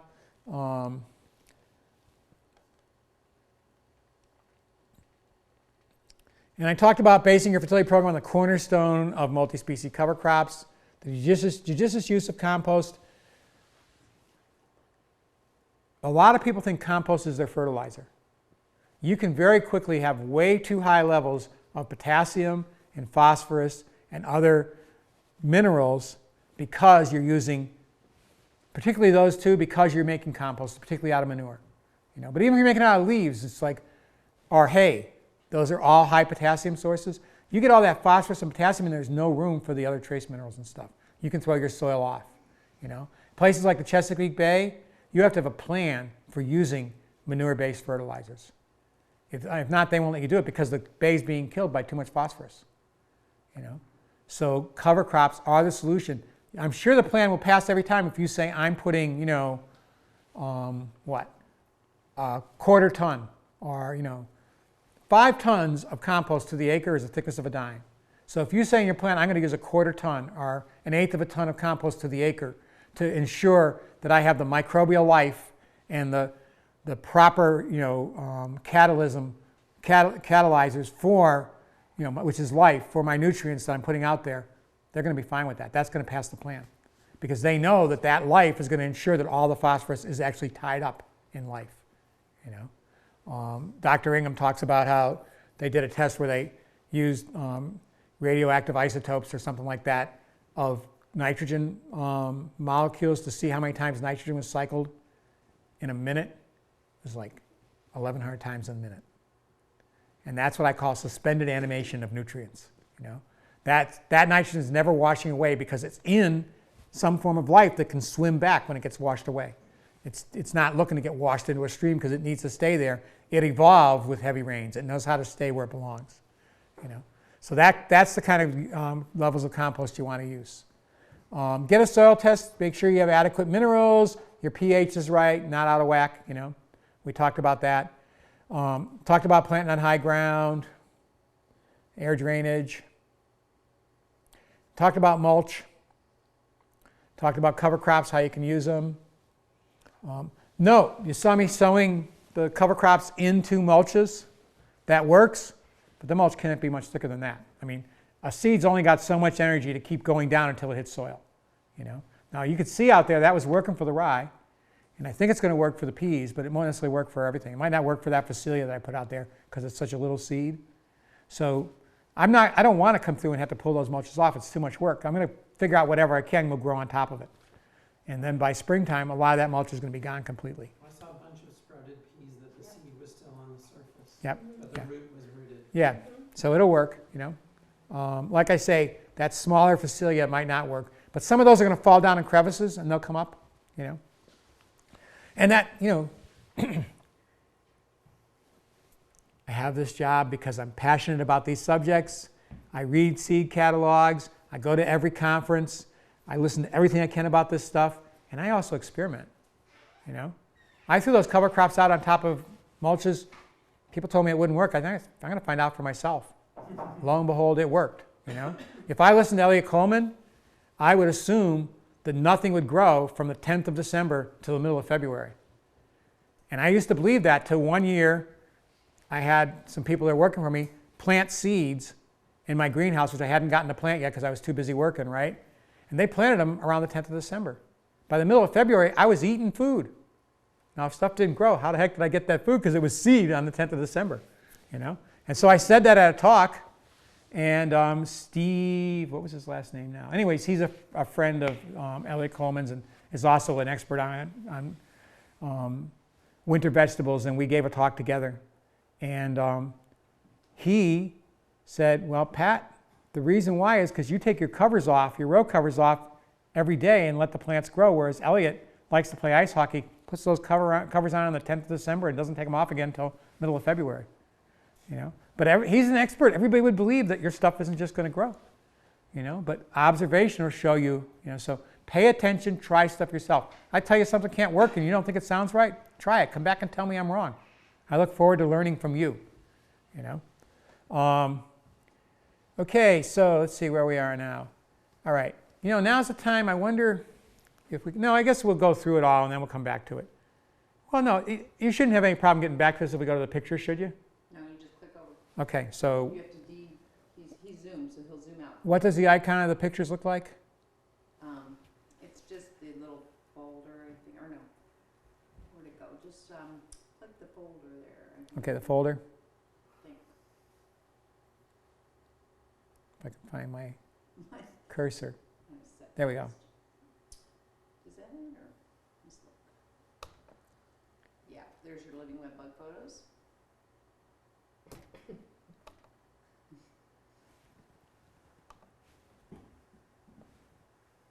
Here, how we just set double click. Here we go. Okay. All right. Let's see what we can find here now. You want bigger icons, or is that okay? Well, just start with the one you want to start. You can use Yeah, the you arrow. can use the arrow and shift over. Okay, the first thing I'm going to show you, just so you know, this is a critical one. Anybody ever seen that before? Yeah. I don't know how many people have told me, I found 1 million potato beetle larvae on my broccoli. I killed them all. I'm like, guess what? Those were ladybug pupa.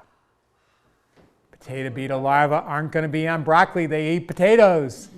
Also, they're not moving. They're attached. They're pupa, you know. So Ladybug pupa? that's a ladybug pupa, right? It's an egg.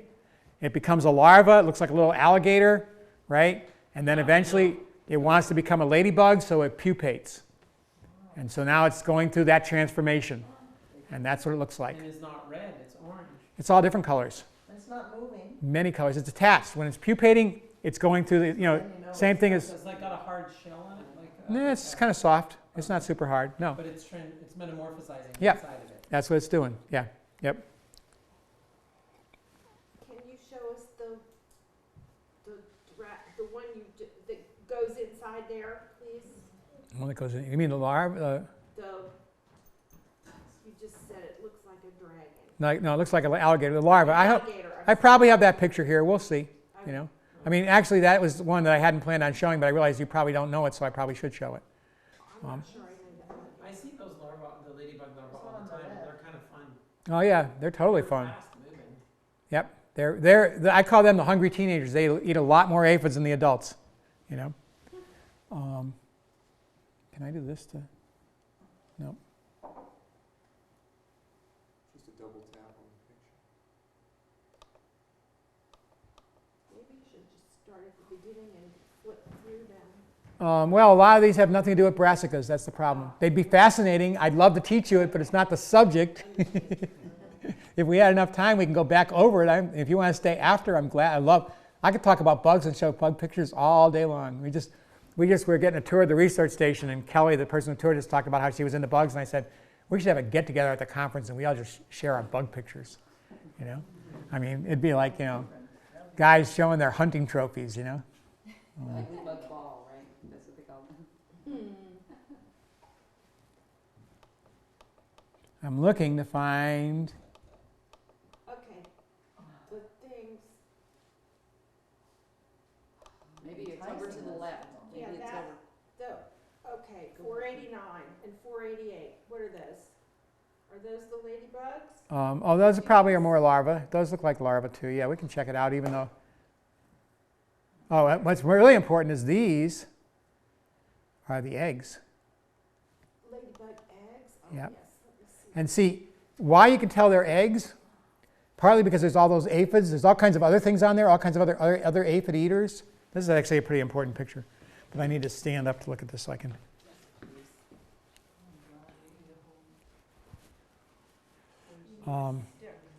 Yeah, I do. I don't know. It's an important picture, but I don't know that it's sharp enough. Really, I only took it for the eggs. But I can see that there actually are parasitized. Like that right there is a parasitized aphid. If it was a better picture, it'd be a golden ball. You know, and I could probably find another to show you, you know. And so I say that's been Sigourney Weavered. You know, the alien is inside it, you know. It's like toast. But those are the ladybug eggs. And why you can tell they're ladybug eggs is if it was because squash bug eggs, squash beetle eggs, Yes. and bean beetle eggs look a lot like those. This is not on those, right? And the other key thing is it's spread out. It's a beetle that, you know, the squash beetles and bean beetles are grazers. So they kind of like put a toxin in and wall off a part of the plant. And then they just sit there and feed on it, you know? Because the plant would send things to make them not be able to eat to give them indigestion. So they make a section of the plant dying, and then they feed on it. The ladybug has to eat those and move on. So it's laying its eggs while it's walking, you know? And so they're more spread out. The other ones tend to be nice, tight little circles, you know? And so that's a way to tell. So the ladybug eggs are more likely to be linear? Well, they're just scattered. You know, this one's linear, but they're scattered too. But if Yeah. they're in A nice, like a tight little, cluster. yeah, they're much more likely to be a pest. Yeah. I still wouldn't crush them. I say hold your fire till you're certain. Oh, okay. You got plenty of So I time. was thinking of- You come back later on, and you're going to see these tiny little larvae, and they're just as easy to crush. If they look like bean beetle larvae or squash, if they look like ladybug larvae, you leave them alone. If it's on a branch, a leaf or a tree totally infested with aphids, I would, maybe the ladybug. You would assume it's a ladybug, very totally. far. Yeah, you would assume it's totally a ladybug, you know. The most tragic moment of somebody not holding their fire for me was in this greenhouse. There was a school here called Terra Summer. I was teaching the kids about this stuff, right? And I said, let's look at the beans. Let's see what we can find. Somebody turned over this leaf, and it was covered with anchor bug. You know, and I could show you an anchor bug because it'll prey on brassica pests too, right? Anchor bug's a predator, right? It was covered with anchor bug babies. They were like jewels. They were so gorgeous. And there were like dozens of them there, right? They'd hatched out, you know? I left the leaf, turned around, ran to my house to get the camera, came back, and they were all squished. Somebody walked by and saw bugs.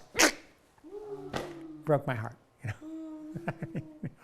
They thought they were doing good. They were killing the bugs, you know? It's like, hold your fire. If you don't know what it is, leave it alone. You know? You got time to respond later if you find out it's a problem. How long do they usually stay eggs? The whole process is a matter of a week or two, you know? So it's not going to be very long, you know? Depending on the temperature, things They slow all down. stand up like that one does? Yeah, they're pretty. Yeah. Well, no, not all eggs. I mean, but the squash beetle, the bean beetle, the ladybug, they're all in the same genus. You know, the bean beetle and the squash beetle are the rogues of the family. You know, so their eggs are going to look pretty similar. You know, no, you're going to look at squash bug eggs, not squash beetle eggs. They're going to be little golden balls. They're not going to be standing up at all. So there's all kinds of eggs. You know, you can't. I'm only teaching you about one thing there. You know. Does this ladybug like certain plants to grow on? No, it likes aphids. Oh, it likes aphids. Ladybugs feed on aphids. They don't care about plants at all. I mean, you know. That looks like a fig leaf. Yeah, I'm not sure what it is. It's not really. It's not a brassica. That's the key thing. You know. It might actually be a cucurbit, but those are ladybugs there. So is this the one you were asking about here? That'd do, yeah. Yeah, that's both a ladybug. See, it's a different color for the person that expected them to be red. There it's redder, but then that's also a newly hatched one, you know. And then there's all kinds of parasitized eggs in there too. You can see the ones that are kind of golden, like that one there, you know. And I bet if we really scan this leaf, I'd be able to find you a little tiny syrphid fly larva. There's this. This is one of those examples of being covered up with pests, so you get covered up with predators, you know. And it was. That's the cucumbers that were covered up with the aphids. That's what we're looking at, you know. So are all the yellow ones the ladybug eggs? Look how many No, there are no ladybug eggs there. The ladybug eggs would be in a cluster. Those are little aphids and possibly other predators if we could blow it up enough, you know. But really what I want to try and get to, and I'm not sure we have the right file here. I think there's another file in it's my talk, and they're all real specific. So I wonder if we can look in there again and try and find it. This is more just like pictures of bugs. I'm going to have to pick through it. Was the other one shows, yeah. It was that talk that I gave and the other person put online, and then you put it online. Can we go online and just pull that down? Don't you have that up? It's on their channel, but I can grab it in there real quick. Okay, yeah, let's do that. When I check that. Yeah. Well, we can just leave it, right? Because we might go back to it if we have time. Right? Can we do that? You want to put it on that? We can plug in your computer. It's on your computer. Yeah, it's on my. It's actually not on my computer. It's on my flash drive. It's on that flash drive. Oh, it is? That talk is on that flash drive. Yeah. Let me check it real quick. Yeah. And it says something like it was a presentation for pesticide-free or something. You know, I forget what the name of it is, but it's there. Right, farmscaping and regulatory supervision.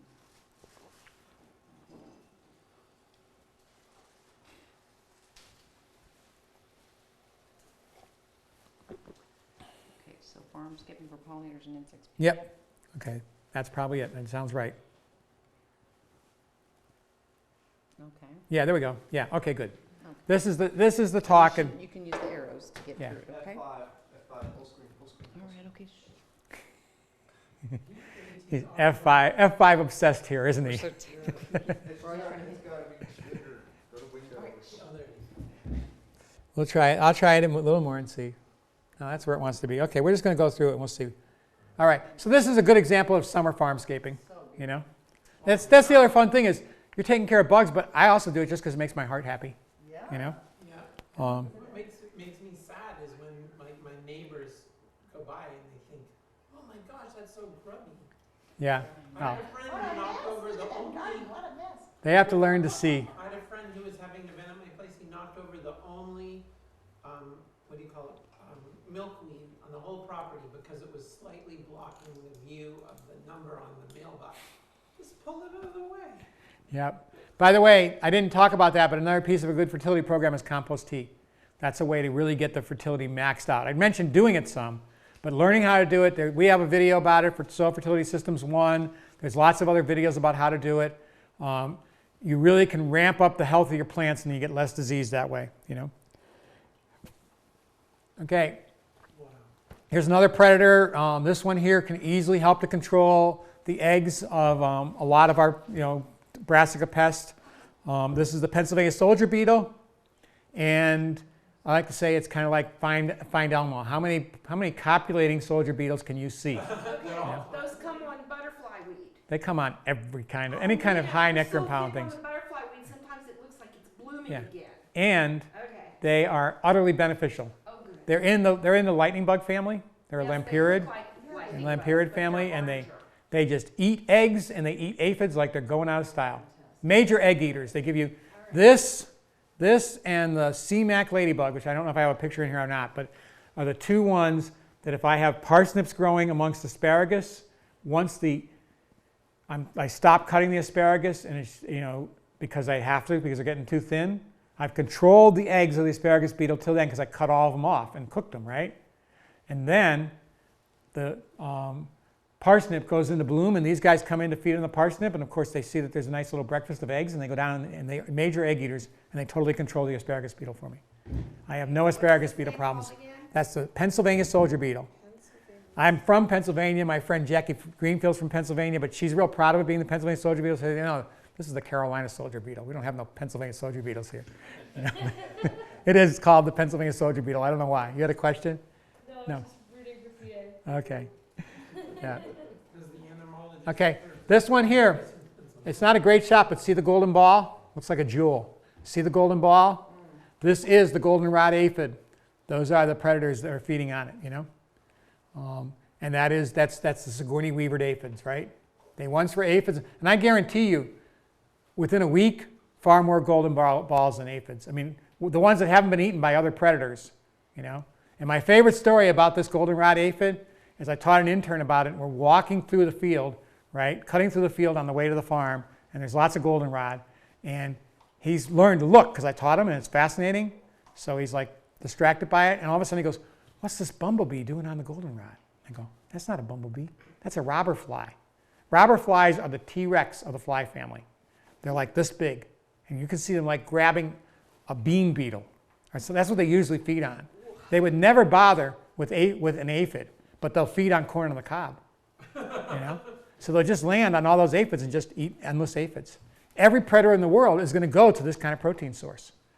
You know, and goldenrod, later on, the flowers are going to feed the beneficial insects. Now, we got to knock ours back. It's got a runner and it spreads. It's not like you don't have to control it, but it rocks totally. And if people tell you that goldenrod is causing hay fever, not true. Now, you can bring goldenrod into a room and set it down, and somebody with hay fever will start sneezing because it's been out there where all the ragweed is and all that pollen is blown into that wonderfully thick flower and is sitting there, you know. But it didn't come from the goldenrod. You don't have to knock the goldenrod down. It's the ragweed that's causing the hay fever. Okay. There is no formula for nature. We only start with formulas. And that, people want formulas. A lot of times they get mad at me because they say, "He's all over the place. He doesn't have a formula. I don't know what to do." Grow the flowers that speak to you and see what they do. Pay attention to what I'm telling you about. But also, if years ago, I was helping Virginia Tech to develop their farmscaping program. And Brinkley Benson was a graduate student. And he was showing me, I thought, boy, he's doing a good job. You know, and I hope he stays on this track. And then I said, "What's that?" And he said, "That's stevia." I said, "Why do you have stevia?" Because nobody knew stevia was a beneficial insect plant. I said, "Why do you have stevia?" He said, "My son loves it." And I'm like, "You're going to do it. You're going to get this right." Because he was outside the box. You know, turns out that stevia is one of the last flowers to bloom. It's a spectacular beneficial insect plant. He would never have learned that if his son didn't love stevia and he didn't put it in because his son loved it, not because some book said or some formula said grow stevia. You know, so don't worry about formulas. All right. Hey, I'm on your side. There's your ladybug larva. Right? And that ladybug larva is being taken out by a spine soldier beetle. You know? And the picture we're a little bigger, right above that, there's a potato beetle larva. And so that, I'm thinking that ladybug larva is going, "I was trying to eat that guy too. Will you just go eat those darn potato beetle larvas and leave me alone?" But of course, that spine soldier bug could care less about whether or not that ladybug larva is a beneficial insect or not. It's just food to hit. So the larvae look just like that, but they're orange. Those are the no, the yellow ones that don't look exactly like that. This, if you look close, looks like an alligator. Yeah. You know, whereas they're just more like kind of fat, like they're yellow and hairy. Those are bean beetle larvae. Yeah. I have pictures in my phone. I can show you them all day long. Took out all my yellow squash. You talk to me later. I can tell you about a predator that totally controls them. But you got to buy it. But you know, I can tell you where to get it. I just killed them by hand. Well, it depends on how many you have. That works if you don't have too many. Yeah. Okay, this is one, you know, out in the garden we were saying like all wasps are good. And I purposely put that there because if there's a bug that gives me pause, it is a white-faced hornet. I've gotten some stings that, like, boy, when I didn't know about plantain, I was going to work one day and I left a nest on the corner of my house, 6 in the morning on a cold, late September morning, early October morning. One of them was a bad mood, which they get in as it gets cold. It just did a free fall, landed on my head and stung me. Had a headache all day long. Now I know about plantain, I could take the sting away right away. But still, those guys, they give me pause, but they're incredible predators. They tear up flies, they eat all kinds of cabbage worms and stuff. They'll chew them up, take them back, feed them to their young. They're bad if they're in the wrong place. And if they're in the wrong place, do not use poison to get rid of them. They have a paper nest. Paper is soluble, right? So I've done this over and over again. I just did it for my brother-in-law in Chicago. There was a nest right over their walkway. I got a hose, I got a spray nozzle. He didn't have a very good, strong stream. So I just stood there for 10 minutes until that nest just fell apart, fell to the ground. And did they attack me? No, they just think they're having terrible weather. They never attack. They're not under attack by water. So you dissolve the nest. Now, don't walk around till they decide to leave because they're going to be right there worried about their nest, but they're going to leave within a day. They might try and remake the nest, just knock it down with water again. Eventually they decide, the weather's terrible here, I'm moving somewhere else. You know? Do you think they'll take the larvae that were in the nest? They take any larva they can. Yeah, I've seen them do it.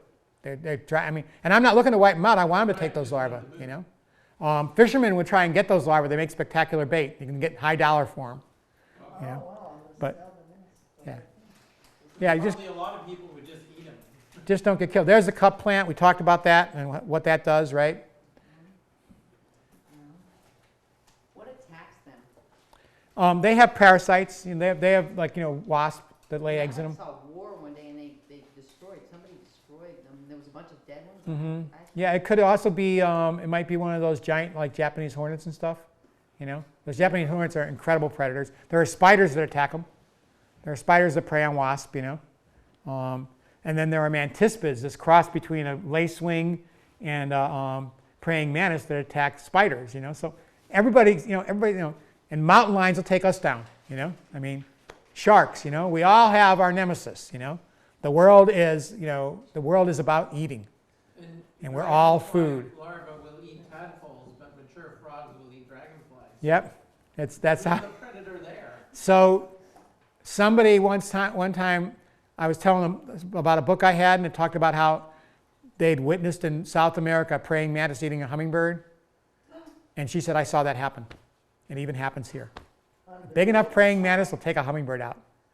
Now, a hummingbird that's bigger than a little praying mantis will eat a praying mantis. So it's all, you know. And of course, humans eat sharks. I mean, you know. Yeah. This is called bracketing. You want to have it. It's not our pest, right? It's a bean beetle pest. But there again, on the bottom, is a ladybug larva. And there is a parasitized bean beetle larva. And that's from a wasp called Pediobius fovulatus that you buy from India. So you want to get that always. Like Richard teaches that. You want to have not just one thing that feeds on your pest, but several different things that feed on different life stages. This takes out the larva. This takes out the eggs. You know, so the combination. I'm totally confused. What are all those things? There's like 5 things. Okay, this here is just a little foliage-eating larva, and it might very well get eaten by this. If he gets tired of eggs or she gets tired of eggs, might pop over there and eat this guy. Okay, these are eggs. These are the eggs. See how they're a cluster? Those are the bean beetle eggs. Bean beetle eggs. Okay, right? See the difference? Okay, this, and see they look very much like the other ones, you know.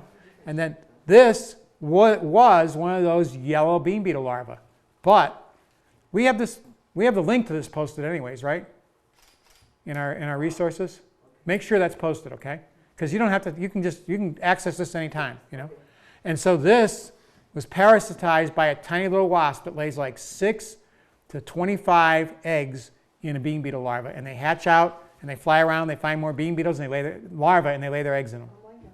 And that's how you control them, you know? And The white thing. squash beetles. The white is actually is where one of those larvae made it and it pupated and left the skin behind. So those are just skins. And the one that's eating the eggs? That's a ladybug larva. Oh, also. That's a ladybug. See, it's a different color, right? They're different colors. We're different colors, right? I mean, you know, not everything is one color. Where are the 2 ladybug larvae? There's only one ladybug larva right there. Oh, it's a different color. We saw, yeah, it's a different color than the other one we saw. The other one was kind of reddish black, you know? Right. Yeah. Okay. Yeah, ladybugs have different numbers of spots, so maybe they... Yeah, different spot, all kinds of things. There's like 7 different ones, you know? Okay, so this we saw out in the garden. You all know it tastes good and it's great food for beneficials. Some examples for reassurance. There you go. That is the anchor bug that I said, you know, somebody killed a bunch of babies. And it's got your nemesis there, right? It's sucking the juice out of a bean beetle larva. It would just as happily suck the juice out of, and indeed we're going to see a picture of another predator bug, right? Sucking the juice out of a cabbage worm, you know? Soft-bodied insects, they don't care. They'll do them, you know? In fact, the 2-spotted stink bug, Kenny Haynes and his intern one time caught one with its proboscis stuck in between the neck and the body of a potato beetle, and it was sucking the juice out of a potato beetle, you know? So these guys are ferocious insects, you know? Anchor beetle. Now that's Anchor bug, not a beetle, a bug. See the anchor pattern on the back? That's why it's called an anchor beetle bug. okay. And it's a true bug. I don't think I've ever seen one of those. Well, you got to be like me and be looking at stuff all the time. You look where the pests are and you'll see the predators. It's way more interesting than TV. It is better than catalogs compared to Netflix, you know?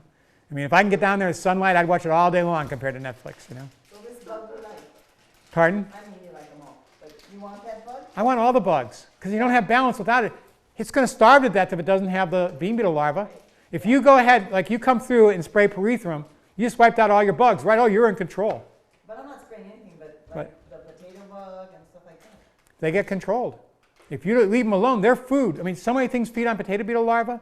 If you let it happen, that there's total control. I mean, I guarantee you, you grow flowers and leave those alone and you will never have to worry about them. They'll be utterly controlled. In fact, the people at Virginia Tech didn't believe us. They thought we were crazy, but they did it because they trusted Richard. And for the couple of years after that, I couldn't go to a conference where I saw them that they didn't say, Pat, you wouldn't believe it. Acre of potatoes, not a potato beetle. I'm thinking, you better have some or you're in trouble. You never want none. Because if you don't have any of the herbivores, you don't have any of the predators, then what happens? The herbivores move in and they explode. And it takes enough to bring the predators back in. So you want balance. You always want some. You're not looking to wipe out anything. There is no good, there is no bad. This talk, when given at the grower school for years, was called The Good, the Bad, and the Bugly. And what I said when I finally got to the point where I realized this, right? I said, there is no good, there is no bad. Hang on to that paradigm and it'll get bugly. You know? If you hang on to good and bad, you're going to get in trouble. Let it go. There isn't any good. Both those guys are fine. It's about balance. You know? How about if there's 1 zillion potato bugs and we don't have the rest of the goodies yet? Well, you get the rest of the goodies. That's what. Meanwhile, there are things you can do if you have that problem. But the big thing is to hold your fire as much as you can and let the control come in. And if you hold your fire, that control comes in. You know? What's interesting, it's totally different philosophy, but I have a friend, Laura, I don't even know her last name, but she runs the Montessori school. She took a talk like this from me last summer, and she realized that hold your fire with the kids and they'll settle themselves down. Yeah, exactly. You know? And it was like, you know, hold your fire with the kids and they'll settle themselves down. Yeah. You know, just let them get their energy out, you know? And it is about holding your fire. We act way too fast, way too often, you know? Redirection is far more powerful than trying to tell them what to do. Yeah. So this here is more, this you can see it more, those are all parasitized aphids, all those golden ones and brown ones. You can see lots of aphids, lots of dying aphids, you know. The more you have the pests, the more the predators come in. So is that the same ball that was on that? It is, plant? yeah, it is. We didn't get what that ball was. So it was a mummified aphid? It's a mummified aphid, yeah, okay. yeah. Yeah, Braconid wasp, it's a Braconid wasp mummified aphid, yeah. Okay. Yeah. And they're, okay, that is a Phytolides. That is a tiny little fly that lays a little larva and it feeds on aphids, you know. And I think if I look at this picture long enough, someplace else in here, I can find, I'm pretty sure this picture, maybe there's another one, there's also a syrphid fly larva on the same leaf. Little white things up. The top, a round ball in the top. Where now? Right, Go stop. to the left of the Your middle. finger right at the there. top. What's that? Oh, different one. I have no idea. It's too indistinct to tell you. I'm sorry. Okay. Yeah, but we'll keep going. You know, that very well could be a Braconid wasp cocoon for the cross-striped cabbage worm. But we're going to see a better picture of that, so I'm not going to maintain that it is that because it's not really distinct enough. The point of that picture was this, There's something up there. and that's good and sharp. Top left of the Top of middle. 11 o'clock. What's that? Where are you seeing where? Let's see. Go to this top, go Keep towards going. the middle, Towards the middle. go up more, Up. another 6 inches up. This, There's Go to the that, right. but there's another one to the right. that. Further over. Keep No, going. further over, go to the right. Oh, this. Yeah. Yeah, it's too indistinct. I can't really tell you. It could be a ladybug larva. It could be any number of things, but there are clearer pictures. We don't have to. It's kind of fun though when you get it. When you take a picture of of a major infestation, like on my phone, I took a picture of a ladybug and there were 3 other things in there. You know, because you have the diversity, you get the controls. You know. Okay, that's a cluster now that you don't see the larva here anymore, but that's a cluster of the Braconid wasp that controls the imported cabbage worm, which is the green one that's the same color as the brassicas. So that used to be a cabbage worm. The wasp came along, laid its eggs, they ate the worm, crawled out, and became cocoons. Now they're going to hatch out and be those 2 sisters that fly off, one to my garden, one to the parking lot, you know, or the males that impregnate them, you know. And what's fascinating to me, and I'm learning to do it, is when I was at Virginia Tech and we were teaching extension agents and NRCS agents, Richard could walk by, and I can't do it like he could. He could walk by and he could be as far away as Ellen's toe and say that worm's infested with Braconid wasp. because they're fatter and they're paler. You know, and when I get close, I can see the difference now, and it's fun. It makes me happy. I can't see it in the cross-striped cabbage worms, so sometimes I'll cut one open and I can see the little larva in there. Are the white cocoons also Brassica wasps? Those are actually, we're going to see a much better picture. That is the one that controls cross-striped cabbage worm. Yeah. So they're specific to the worm, you know. All these bugs, everybody, like we have head lice, you know. All of us evolve, and the things that live with us evolve, you know. And some of them are good for us. You know that people with compromised immune systems that are overactive and in trouble, a lot of them now are curing themselves by making sure they get a few pinworms. And the pinworm tones down their immune system. It's just endless, you know, but it's a little off topic. But I want you to get it because that really is what it's about. It's about the fact that it's all connected, there isn't any good and bad, and we figure out how to work with this stuff rather than fight it. How do you have a few pinworms? Start with a few. They don't multiply inside you. They leave your body. They get in your poop and go out as eggs. You have to get more in you. They come through your feet when you're walking where that manure is. So you can get 10 pinworms, and you'll have them forever, you know. And they'll cause a little bit of anemia, but compared to lupus or something like that, it's a good trade-off. Right, you know? yeah. Okay, so this is what remember I said they're gregarious. See all of them?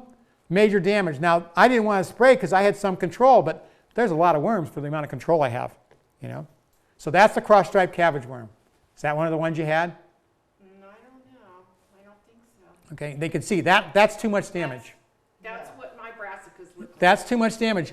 That's more than 50%. You can have 50% damage and actually get bigger production because of it, because the plant's response makes it even more vigorous. But that level's too much because I didn't get on those with BT, and there were too many of those guys. You know, that's the perfect picture. Those guys, you know, the worm is still there, but that worm is dead. You know, they came from inside that worm. You know, they were eggs. They grew up, became adults, or not adults. They became teenagers, and when they hatch out, they'll be adults. You know, these are all cocoons, and they'll fly away. And by the way, confession, I got to make it every time. The yellow ones, they had that webbing on it too. Cross-striped cabbage worms. Sometimes I thought I saw some webbing with them. So for years, I was crushing those cocoons. I was not holding my fire until Richard taught me what I was doing. You know, so I've done it too. I teach from a place of experience. You know, and that's see how that one looks.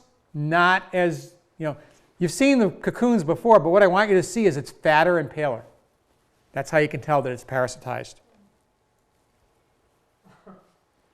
Okay, these are. Thank you for Wade. I think Wade, you got that picture right. These are lacewing larvae. Lacewing eggs, rather. Lacewings are so voracious that they'll eat their brothers and sisters. So mama puts each egg, they'll eat their brothers and sisters in the egg form. The first one that hatches out will just turn around and eat all the other eggs. So mama lays them on little strands, little sticks, or things, so that they don't find them, because they're down here and they don't find them. You know, but they're that voracious. There's a really bad aphid that gets on onions, and nothing much will eat it, probably because of the high sulfur in the onions. And so they're hard to control. I'll buy pre-fed lacewing larvae, put them out there, and they wipe them out. They don't care. Pre-fed. They're pre-fed so that they don't eat things you don't want them to eat. You want them to not eat, and they'll eat each other. But if they're pre-fed, they don't need food. They get out there, and then they tear it up. They're incredible predators. And adults do not eat meat. They need nectar and pollen. You know, and they're not going to lay a lot of eggs if they don't have a good meal. Okay, so that's a better picture. That's the picture I was telling you about, right? So this is where I need a pointer. We need to get a pointer. There's the lacewing larva. Okay, there's the ladybug I was taking the picture of. Up there, that's a syrphid fly larva. And then right here, this guy here is starting to turn.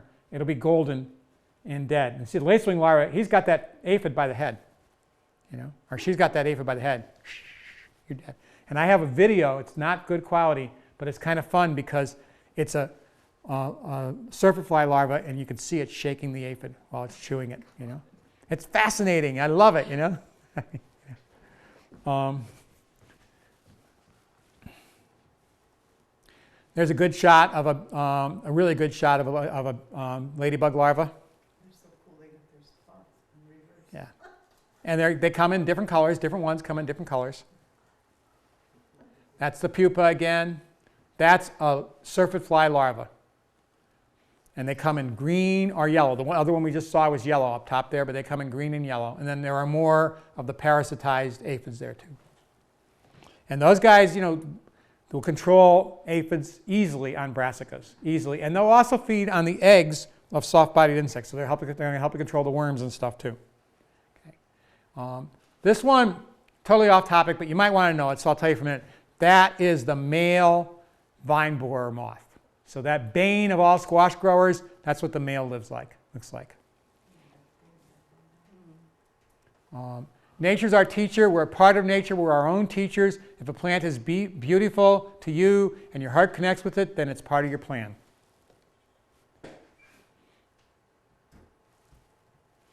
Okay, I guess that's it. I thought I had a shot of a shot I wish I had. I don't know why it's not in here. I thought I had it in there.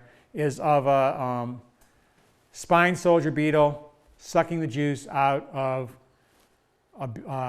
imported cabbage worm.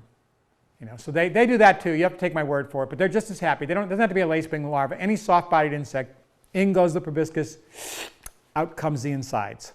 So on my brassicas, I've had a solid green worm. That's the imported cabbage worm. And then a green worm with a stripe a long ways on the Yeah, that's another one, and that's not as common.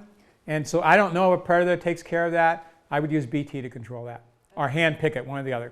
The thing is, if I could get away, if I was getting the Braconid wasp populating and controlling the imported cabbage worm, the other one's incidental. It's not likely to show up every year. So I'd want to keep I wouldn't want to kill that worm before the Braconid wasp matured. So I'd try to hand pick that worm rather than use BT. The problem with BT is you're going to kill the food for the Braconid wasp by doing it, you know. And if you have that other pest long enough, then the Braconid wasp that controls that is going to show up. Because there is, just like we have head lice, other insects have, other mammals have other kinds of lice. There are specific Braconid wasps for each one of those.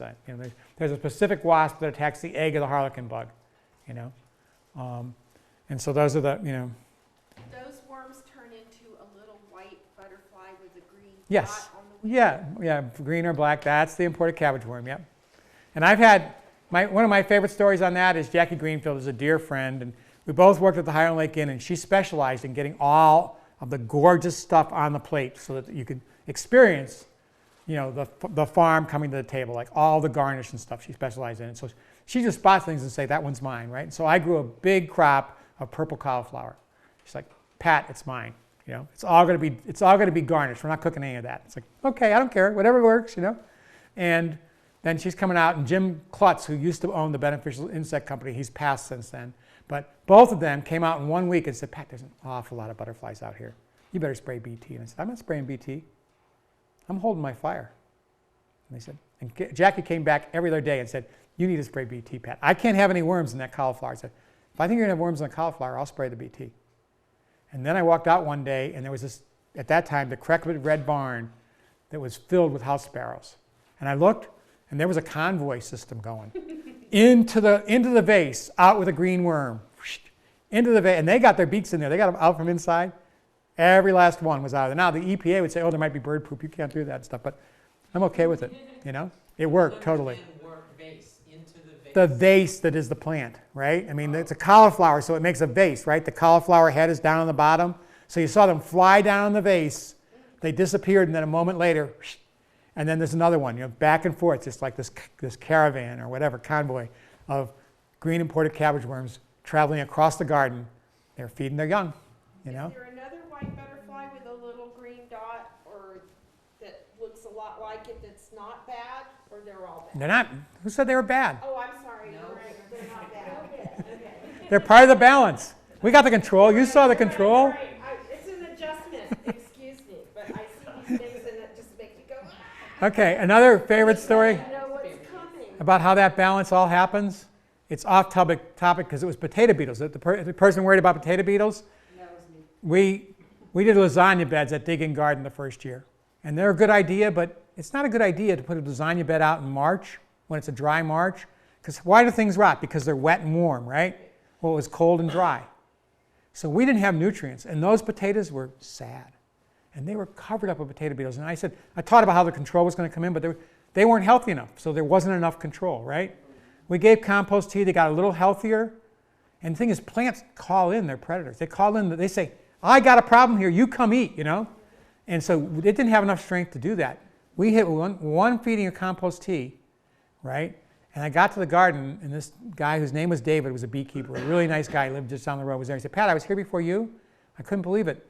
Bluebirds were coming up, sitting on the, not bluebirds, no, barn swallows were coming up, sitting on the plant and picking the potato beetle off.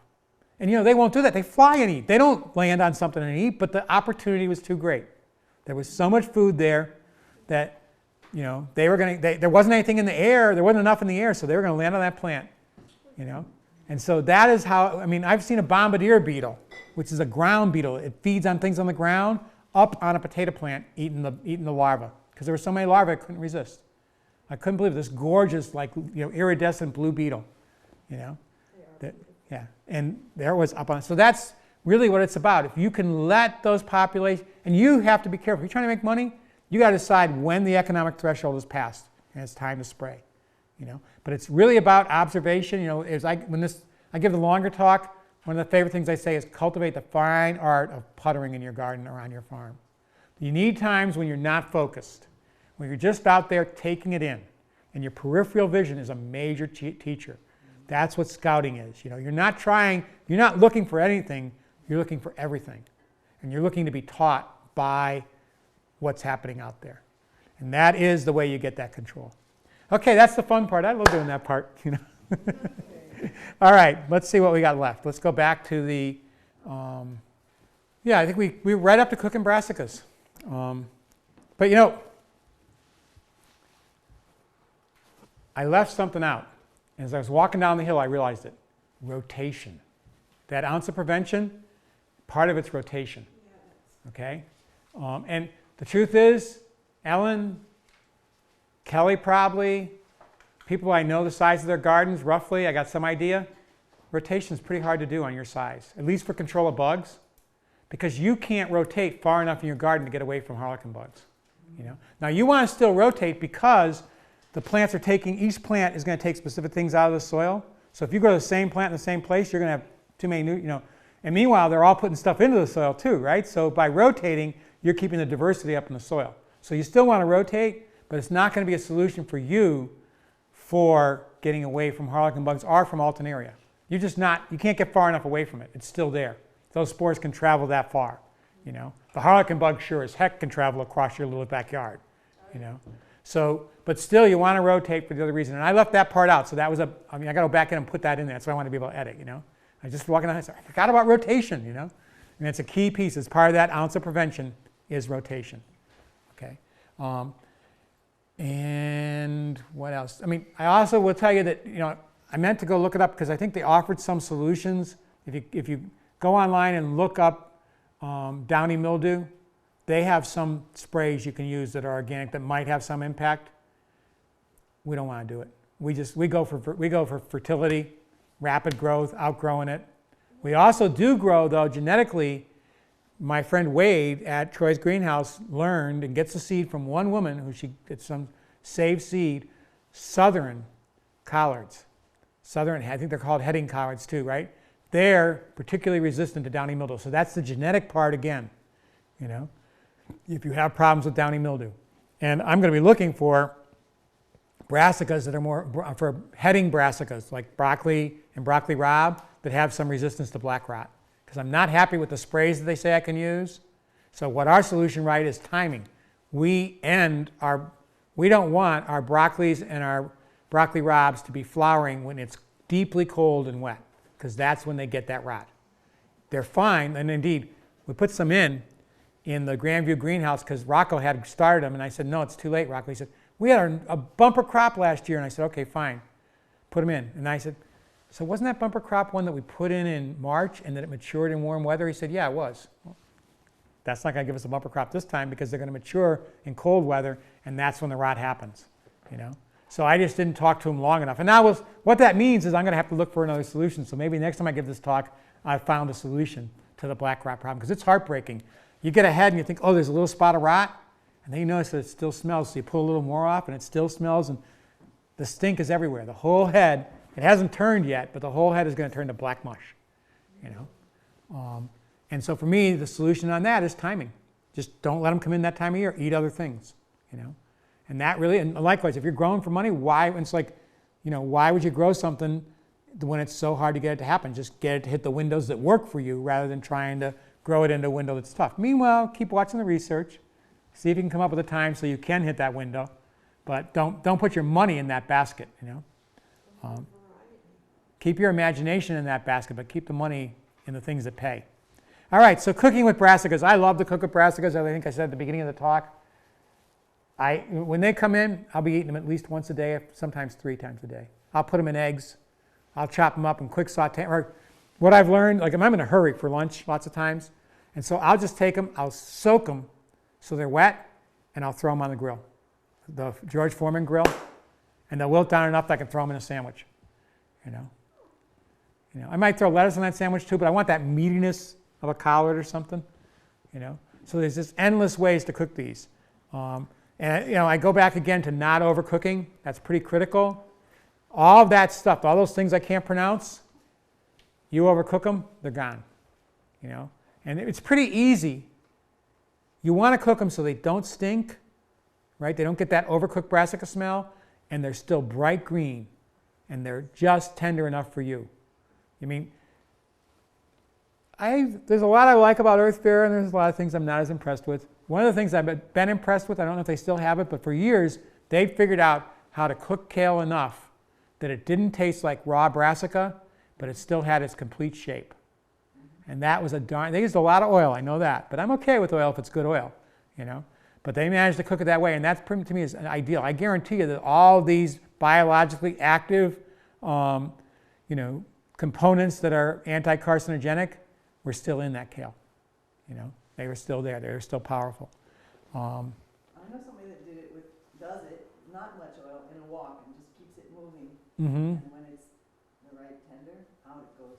Not much oil. Okay, they probably don't, but they were having people who cared less, you know, so, you know, and had a lot. They probably couldn't stir it quite as much. Yeah. They want to be able to walk away, come back, you know, and make it work. Can I say one small part about the greens? Yeah, sure. If you got a cover on it and you turn it off, you better take the cover off. Yeah, right, because it's going to keep cooking.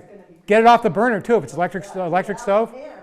Yeah. Because it's gray when you come back. Yeah, right, totally. I mean, indeed, when I cooked for Penland School and I wanted to make like broccoli, put broccoli in salads and stuff, if I didn't plunge them in cold water when I took them off, they were overcooked, you know.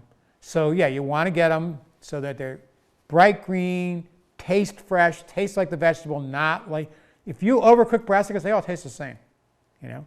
And you know, and so, you know, I know Wade is still a fan of trying to, like, you know, honor the Southern tradition of, you know, long cooked collards and stuff. That's what I was going to say. That's the way I was raised to eat them. I mean, we cook collard greens half the day. I know, right? You're losing a whole lot of the nutrition. Fortunately, they're excellent. You just got to put pork in them.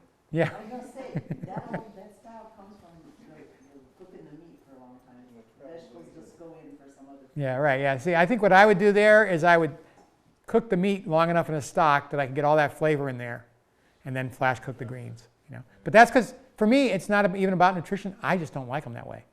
You know, it's kind of interesting too. I once time helped a nutritionist to teach cooking at a school, and I taught how to do them this way, you know, the lightly cooked way, and it was actually the recipe that taught me to love collards. I made a whole radio listening community crack up one time when I confessed to being a kale snob. You know. And my radio station co-panelists cracked up and all that. I used to think kale was so much better than collards because it was sweet. And then one time I got a perfect collard and realized how rich it was and how deep the flavor was. I prefer collards over kale every day of the week. I love both, but collards are my, like, ooh, man, this is food, you know. And so I was teaching that collard recipe. It was a great recipe. Half the people loved it. The other half couldn't stand it.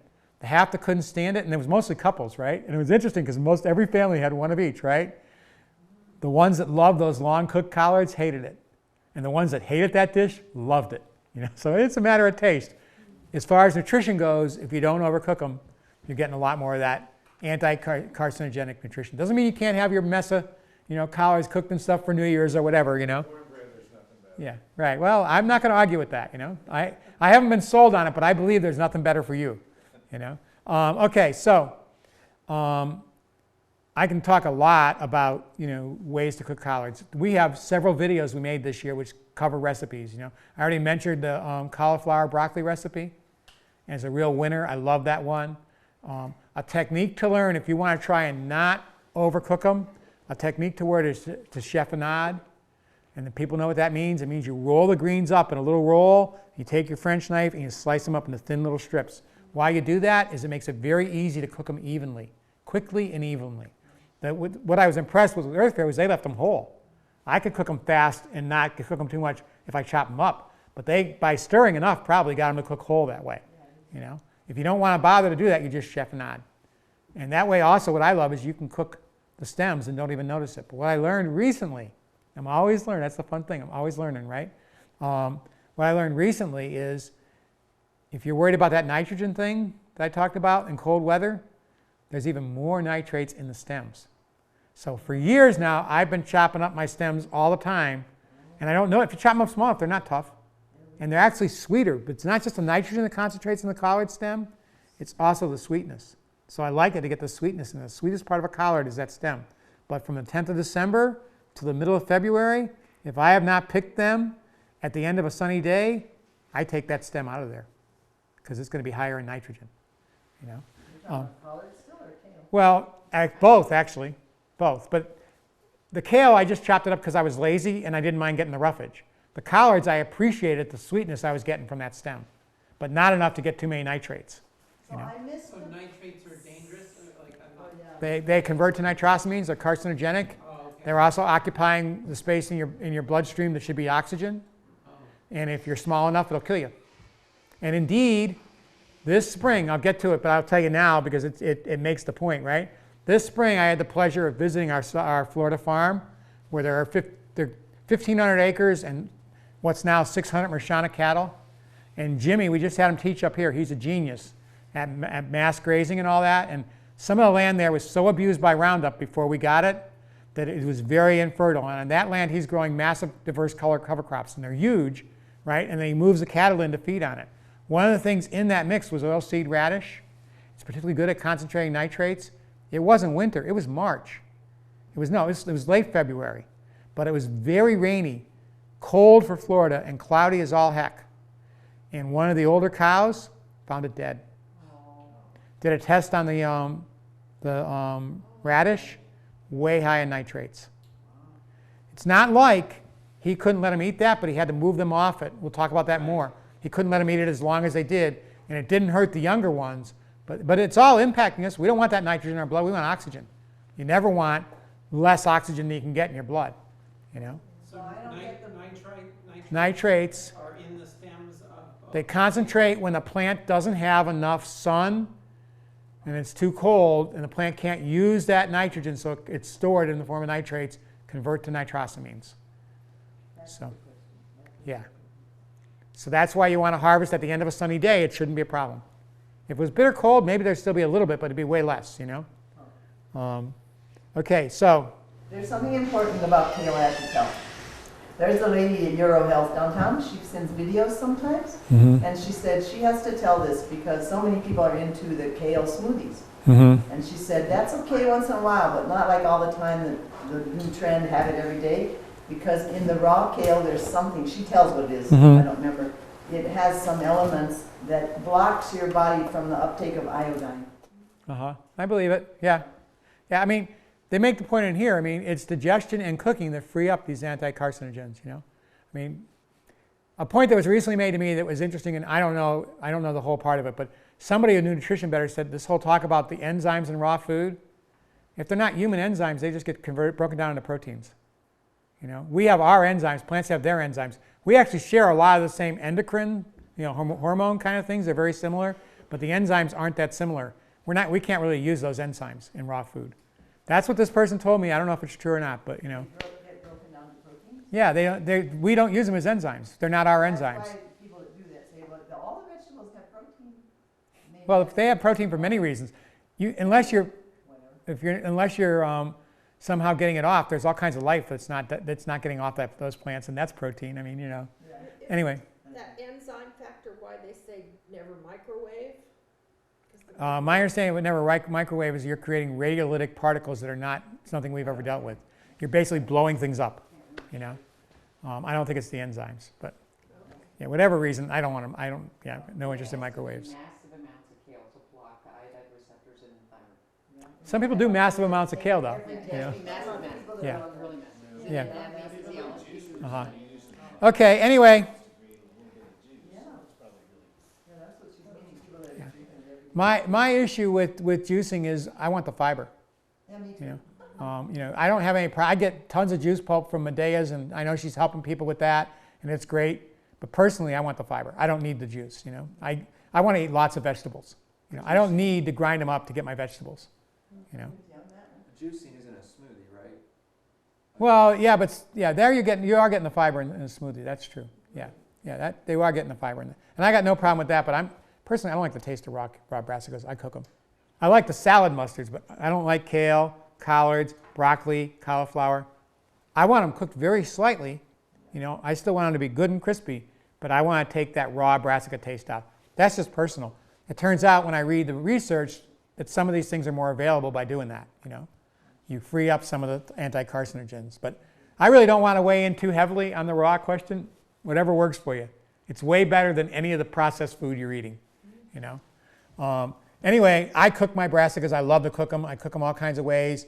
I couldn't actually find and remember the name and exactly how to spell it, but does anybody else know Geoffrey Modar's Eastern Cooking Cookbook? It is a tour de force, and I would have put it, I don't have enough info to get it. Either I'm not spelling Geoffrey Modar right. She was an actress too, by the way. So if you know how to spell her name, maybe we can pull it up. But it's a comprehensive vegetarian cookbook on Eastern cooking. And she's got all kinds of fascinating ways to cook brassicas in that cookbook. You know, but I put down the ones I could get the right spelling and the name for it, but I just couldn't, you know, it wasn't working on Google. You know, Eastern Cookbook, Geoffrey Modar, the way I was spelling it, I was getting Jeff Modar and Maria Modar, you know, and some other Modar, but not Geoffrey and not Eastern Cookbook, you know. But it's out there, and I highly recommend it. You know, I just happen to have it in CeeLo, and no way to get the name right this second. You know, but otherwise, ones that I use, and they're all vegetarian cookbooks because I was a vegetarian for 25 years, and I don't buy meat cookbooks. If I need a recipe for as much as I eat, I go online and pull it off. You know, but I'm not anti-meat. I'm totally into meat as long as the animal was raised sustainably in a way that's compassionate, respects it, and doesn't torture it or terrify it when it dies. I think it's a critical part of agriculture, actually. But these are all vegetarian cookbooks, and they're loaded with spectacular brassica recipes. I couldn't recommend them more. But there are loads of other ones out there. They're just the ones that came to mind and that I have on my shelf. I don't use very many recipes, to tell you the truth. I just cook them. I mean, last night we made a mix of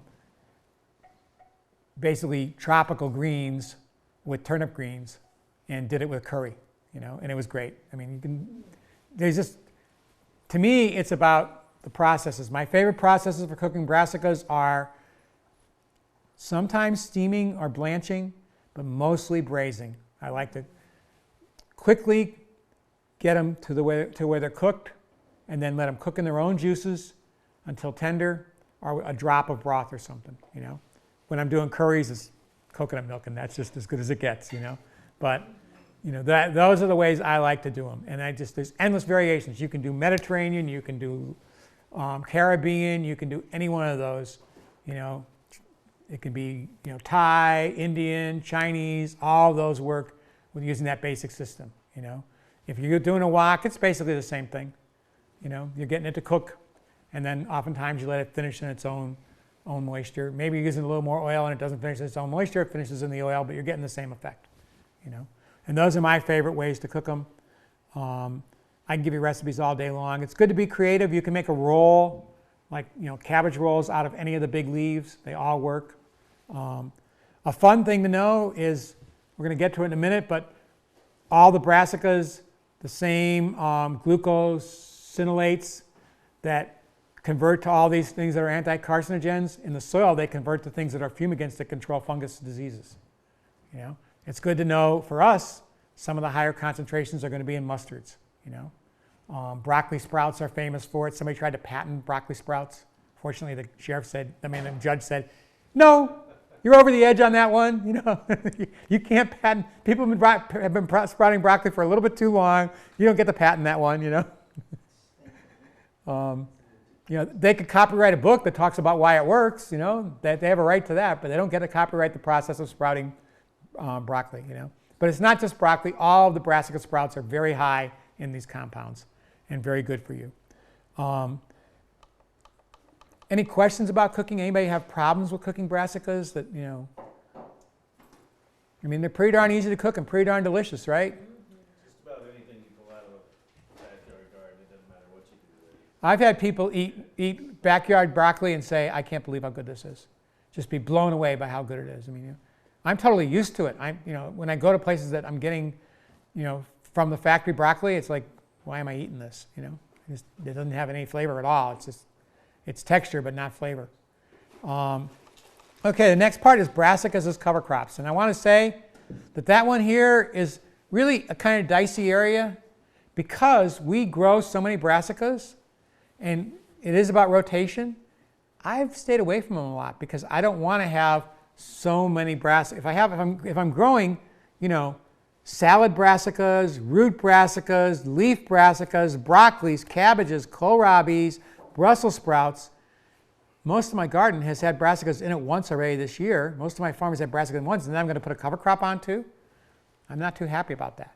So I stayed away from it until I got into multi-species cover crops.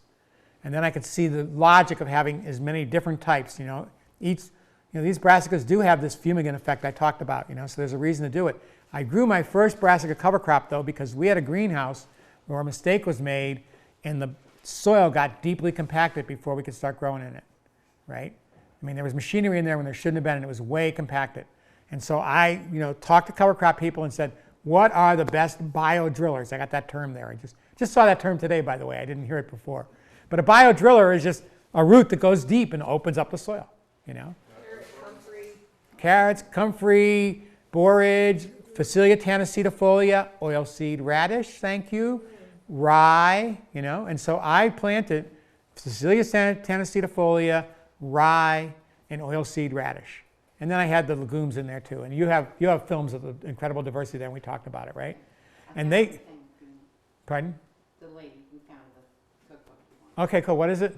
Okay, so it's Jaffrey Madhur, and it's Jaffrey. Madhur, it's Madhur. That's why I couldn't spell it right, yeah. And she was weird. It was hard to find. Yeah.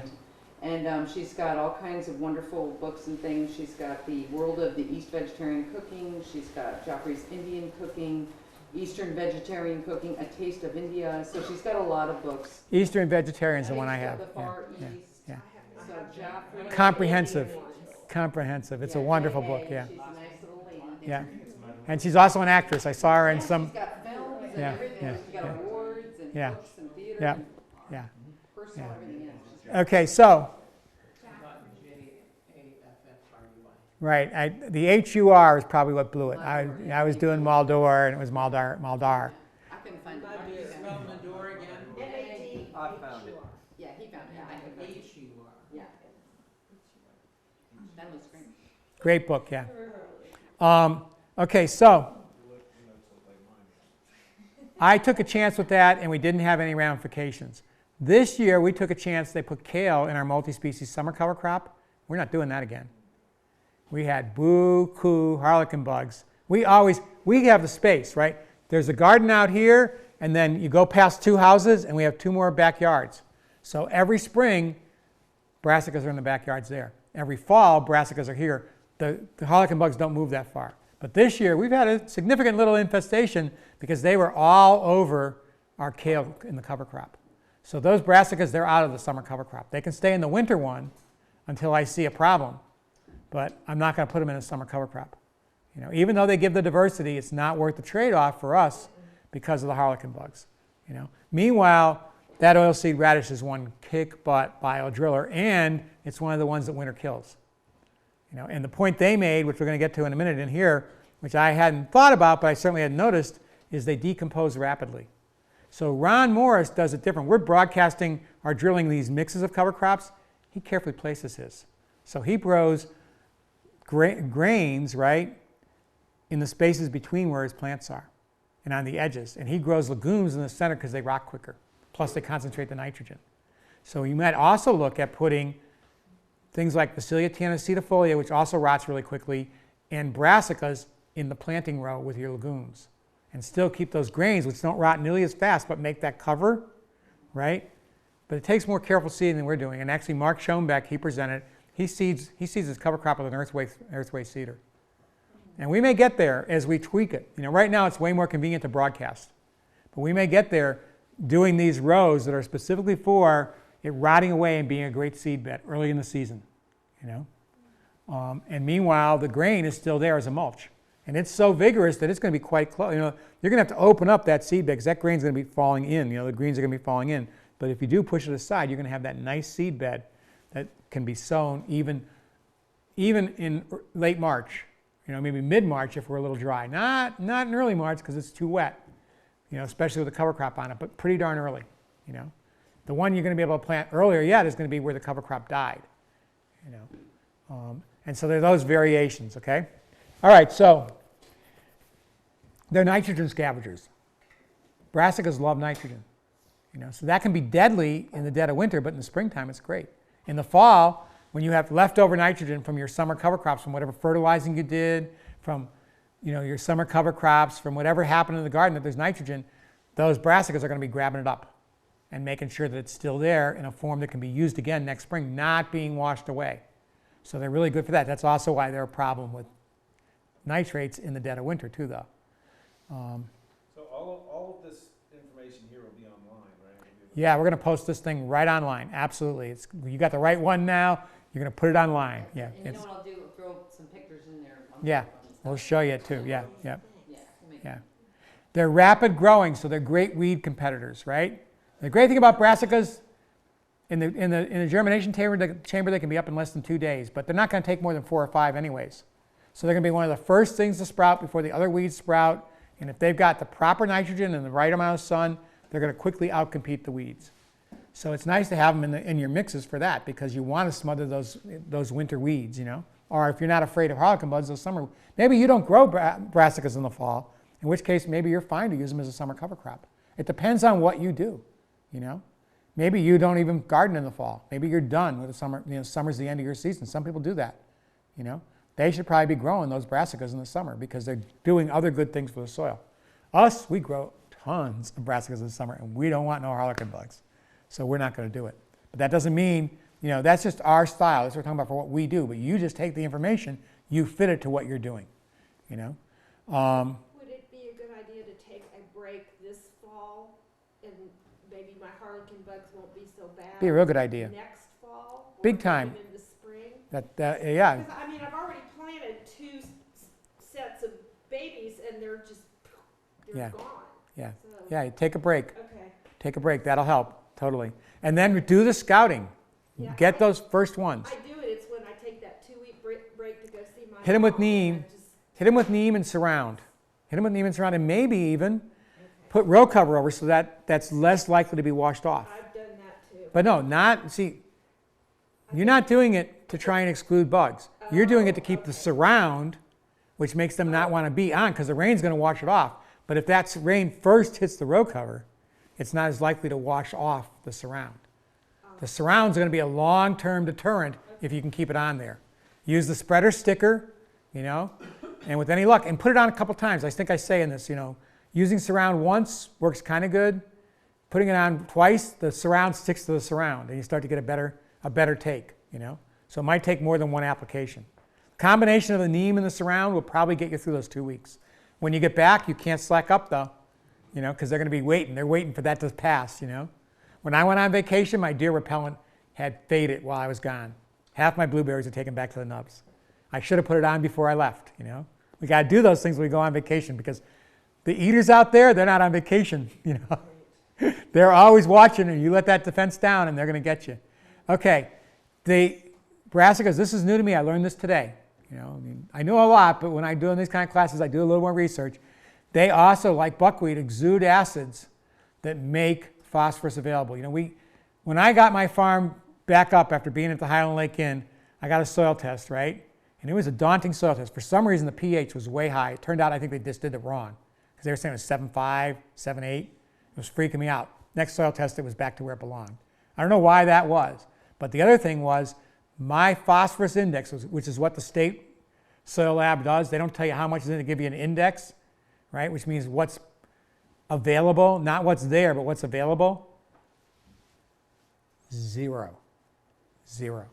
Keith Baldwin used me as an example when giving a talk at CFSA one time. He said, some farmers start out with an index of 0. I know one. He's sitting right over there. I looked at his tests because they're all public. Anybody can look at those tests, you know. And I had to go start from scratch, you know. But if I listened to some people, I would have bought tons of phosphorus and put it down. I put a little down because I knew what it was about was bioavailability. Get the life up, grow the plants that exude the acids, get the mycorrhizae going that exude the acids, it's there.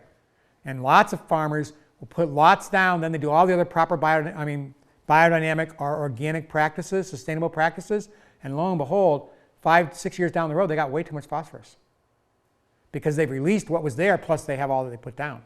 So I purposely just put down the bare minimum to get some production and then worked with plants like this and mycorrhizae and stuff that made it available. By the time I left, my phosphorus index was like right where it needed to be. You know, it was like 60 or something like that, which is like a fine phosphorus. Other people I knew, you know, who had told me to put lots down, they're like 300, you know. It's way too much phosphorus. So count on the biodiversity, and if you can grow brassicas, that's going to help. They apparently can also help. I didn't know that, but it can. The same glucosinolates that help to inhibit cancer in humans when they're digested, when they're cooked, right? It's the products that come from that, the sulforaphanes or whatever, and those other things, indoles and all that. They also break down into things that work as fumigants for fungi. And I read that today. I've known it before, but I hadn't thought about it. And that's the wonderful process of teaching is it makes you think again, you know, and reflect. And we have fusarium in a bed in the greenhouse. We also have Photoptha capsicii. Turns out, I didn't know this. This is huge. Photoptha capsicii is this perennial deadly disease. It gets in your soil, it spreads through groundwater, and it kills in most soils. We had very healthy soils, so it didn't kill it nearly that fast. There's an article in the CFSA newsletter. You can go online and look at it where I talk about this, right? We actually had enough diversity that it didn't wipe out our peppers in a couple of days like it usually did. It took the whole season to kill 2/3 of the bed. But it still killed them, and it's persistent in the soil. So we don't grow peppers in that bed anymore. We don't grow tomatoes in that bed because that's also susceptible. I didn't know, but now it attacks beans. We grew beans and they lived. That's testimony to our diversity, right? But now I'm reading that brassicas can actually wipe it out. If I grow enough brassica cover crops, we're going to go over, we're going to reseed heavily. I'm going to order some more oilseed radish. We're going to order some mustard. We're going to sow lots of those there. Mustard's a brassica. Oh yeah, oh yeah. It's a huge family. So many things that we love are brassicas. And then there's that, you know, they talk about crucifers, and they include in crucifers not just all the brassica I'm talking about, but like I know it's related from taste, but the flower's a little different. Watercress, wasabi, they're also considered related. You know, not quite as closely, but you know, you can taste it in there. You taste cress, which is a brassica. You taste wasabi or watercress, and it's the same taste. You know, pardon? Corn? No, corn is not. It's a grain. It's a grain. It's a grass. Yeah, yeah. Okay. So real quick, Pat, just real quick, because this is so wide. This thing you're saying, you know, like so brassicas don't like fungal soils like most other vegetable crops, right? So they're producing a fungal fumigant in the ground, and then the other veggies, right, like tomatoes and stuff, they're more fungal based, right? Yeah, they are. You know, I don't know if they don't like fungal though. They just don't have a fungal component. Right. But I mean, they do make a fumigant, so maybe they're antagonistic to fungi. But Elliot Coleman claims, I have no reason to disbelieve him, that his best crops of brassicas follow onions, which are heavily fungal. You know, we're still learning, Lisa. We're still figuring it out. You know, it's like this. You got a piece, you made a leap, and it might be the right leap, but maybe not. I don't know that they're antagonistic. They do break down and do this fumigating. Do they fumigate all pathogens? I don't know. I mean, all fungi? I don't know. Do they have a bad impact on mycorrhizae? I don't know.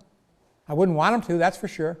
But where I have Photoptha capsicii, I'm growing I'm growing me some mustards, you know, and I'm also going to grow them in that bed with the fusarium. Now, we stopped the fusarium totally by using compost tea and trichoderma. You can use trichoderma for any soil, but there are soil-borne diseases that attack brassicas too. We never get them. We have enough diversity, we just don't get them. But if you do, then growing these fumigating brassicas can help with that, you know. But that's kind of a tough one because they might not be the ones because it's a brassica. You might need other things. I'm sure other plants do this kind of fumigating stuff too. I don't know about it. This part here was pretty fat and got me to rethink and revisit. And so we're going to be planting more brassicas as cover crops this winter. And that, we don't usually have soil diseases. It was because we had such massive production. I mean, I have a picture on my phone. I can pull it up during the meal, right? We had tomato plants 9 feet tall, fruit all along. You can see the same thing in this greenhouse, but instead of the 6 huge tomatoes per hand, a hand is like 1 cluster, right? 10. So we were just taking so much out of the soil that the fusarium got a grip, you know, and we weren't, Marcia was busy with other things on the new farm. We weren't putting compost tea like we usually did. As soon as we had it, I determined it was it. I said, Marcia, be sure, get in there, use trichoderma, which is a fungus that feeds on funguses, and do compost tea and saturate that soil. We stopped that fusarium dead, you know. And even a couple of the plants actually came back a little bit. I realized just the other day, I wrote to the pathologist who said that wouldn't work and told her it did, but said it didn't cure any of them. But actually it did. A couple of them actually came back and they're producing somewhat. You know, I don't know if they're cost effective to keep, but we're at the end of the season anyways. So it's about soil diversity, but that soil diversity includes brassicas if you're dealing with fungal diseases, you know. And so that's a place to do it. If you're not, and you grow as many brassicas as I do, I don't know how many brassicas I'm going to grow for cover crops. Mustards are some of the best biofumigants, oilseed radish, and possibly collards. I was reading today about how deep-rooted they are, some of the best biodrillers. But they all have these properties. Any of them that you grow are going to do it, just to varying degrees. So they're all winners for that. The downside, okay, here in the mountains, I already said this, because of our cooler weather, it's so suited to brassicas, we just grow so many. DMU is, I don't know why that's in there, ignore it. I rely heavily on these crops, making them less suitable as cover crops because of rotation concerns, right? Where are we at with time? 6 o'clock. 6 o'clock. Good. We're going to get there. We're going to make it through this talk. This rocks. Okay. Essentially here at the Millsboro Educational Farm and throughout our Living Web Farms network, we have come to avoid the use of brassicas in some. I told you this already, right? But that doesn't mean we won't, for specialty reasons, do it, okay? Brassicas are relatively high in protein. Okay, so that's cover crops. Those are the downsides. Aren't that many, but there are some, you know. Basically, you don't have rotation, you get pests, you know. Brassica is forage crops. Brassicas are spectacular forage crops. Once again, they're high protein, 15 to 25%. They're fast growers. They're very digestible, you know, so they're really good that way. They can be very cold hardy, things like collards and kale. They can be standing a long time, so your forage animals get to eat late in the season. They also can be grazed and then regrazed. They'll come back. They got a lot. Collards in particular have a really vital growing tip, so they come back real easily. But kale will do that too, so it's a way to really ensure. And anybody who can do it, consider and see if you can get to where you can incorporate some animal in your system. Unless you're a vegan, get that the way the world works is the interaction of plants and animals. You want the most dynamic fertility, it's plants and animals. That's why biodynamic, even though science can't understand it at all, is, I mean, anybody know biodynamic growers? Or been to biodynamic farms? Have you ever seen one that wasn't gorgeous? No. I mean, you know, there's no science. There's no science. It's all like wacko stuff. It's all off in the ethers and spirituality and nothing to it. It friggin' works. It works incredibly, you know. And it's because of this key principle, one of it. I mean, they're connected. They're connected. They get that there are all kinds of forces. They may not be using the same language, but they're making sure that those same things are happening. But a key piece is that they usually get that animal-plant connection, you know. And so that's where these forage cover crops can come in. You know, it's a huge, and so maybe for some of us, the only way you're going to have the animal connection is to get manure, you know. But that manure is more than nitrogen, you know. Greg Judy makes the point that when cows are grazing, they're re-inoculating all the time. Their saliva is full of all the beneficial bacteria that pasture needs. So, their gut is full of what the pasture needs. It's an ongoing relationship, It's being rotated through. And that's why that's got to do with the power of probably those biodynamic preps, because they're not heating those preps. They're burying them in a cow horn, which is loaded with calcium, right? And then they're pulling it up, and there's this ritual stirring, very oxygenating. There's ways that science works, And then they're spreading it out. They're spreading it out in very small amounts, but it's about inoculation, So if you have chickens, would they potentially put too much nitrogen in the? You want to make sure you plant something that can use that nitrogen. You don't want to maybe put beans in there because some of that nitrogen may go to waste. And if they've been staying in one place too long, they can be way too high in salts, and they can inhibit germination or hurt the plants. In fact, we had a question this last Tuesday on our radio show about a grower, Jesse, in California, who his soil was dead. He tested it way too high in salts and way high in copper. That tells me way too much chicken manure, because conventional chicken manure, they use copper. They use copper for conventional. I think there's somebody who's hauling it in there, because small farmers don't feed their chickens copper, but the big guys do, because it controls, what's the name of that one parasite now? It's going out of my head. But anyways, they control a very huge parasite for chickens with heavy metal, with copper.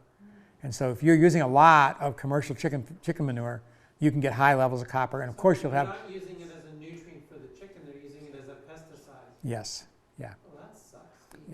There's a lot that's not good about conventional chicken farming. We could spend a whole talk on that one, And I know another farmer, Stephen Hartman, who had great access to chicken manure, composted it well and used it, and then reached a point where he had to start backing off. And he had to grow accumulator crops that took a little bit more copper in, but still wasn't too much to move it off his farm, because he just, and he couldn't use chicken manure anymore. And so that's, and brassicas will be a good accumulator. The biggest accumulators I know are going to be like sunflowers and cucurbits. But brassicas are going to be good accumulators too. Do the sunflowers put it into the seeds?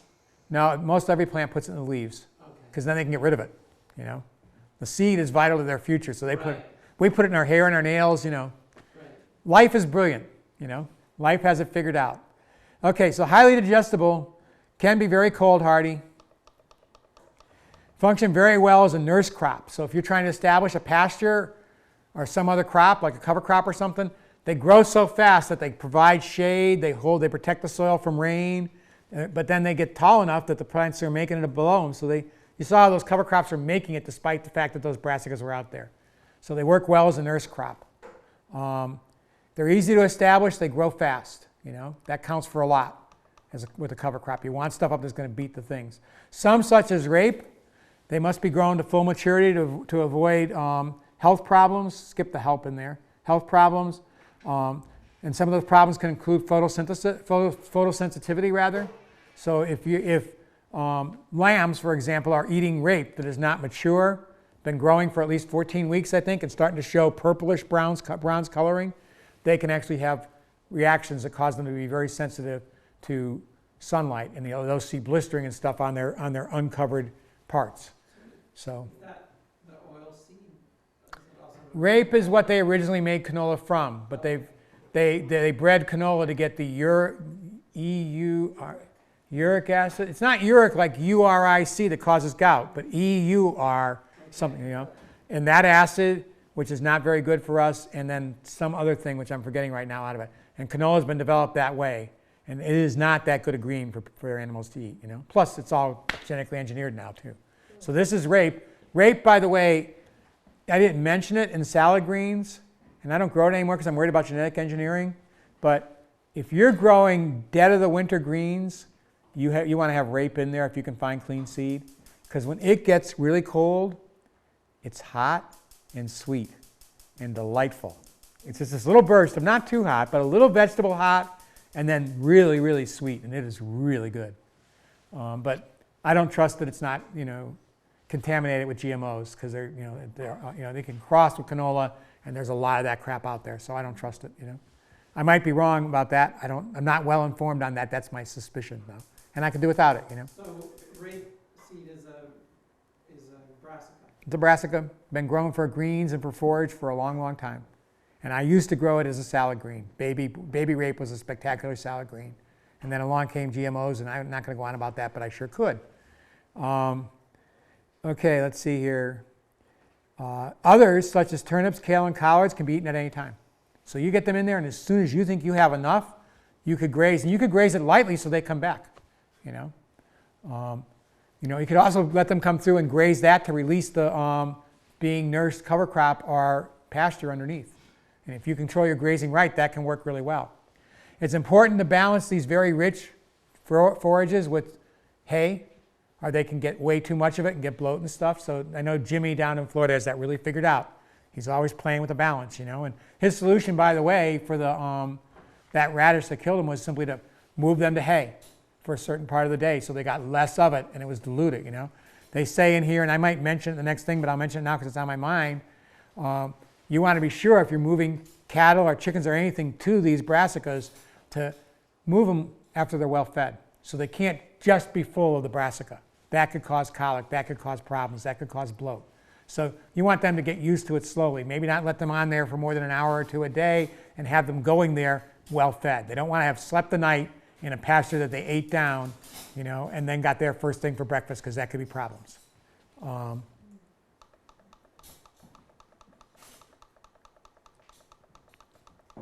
That's what I say right there. Part of it is their intestinal flora have to adapt, you know. There's some of that flora in there. They have what they need, but they don't have as much because they haven't been feeding on them.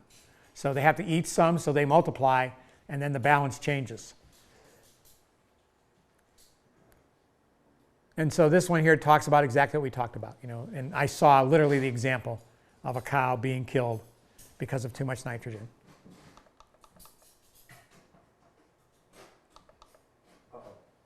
I might be done, you know that?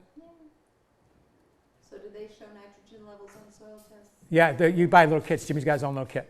He knew within an hour of that cow being dead what killed it, you know. I don't have one of those kits, but I should get one because I can, you know, I could be learning about the vegetables we harvest too. It'd be a good thing to do. What about when Elaine says soil tests are like pretty much worthless? So the soil tests we get from the state and stuff? She said just look through a microscope. That's the only real way to know.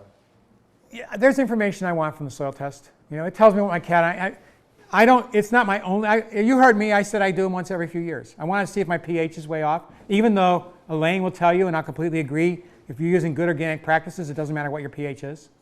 You know? Yeah, Ingham, yeah.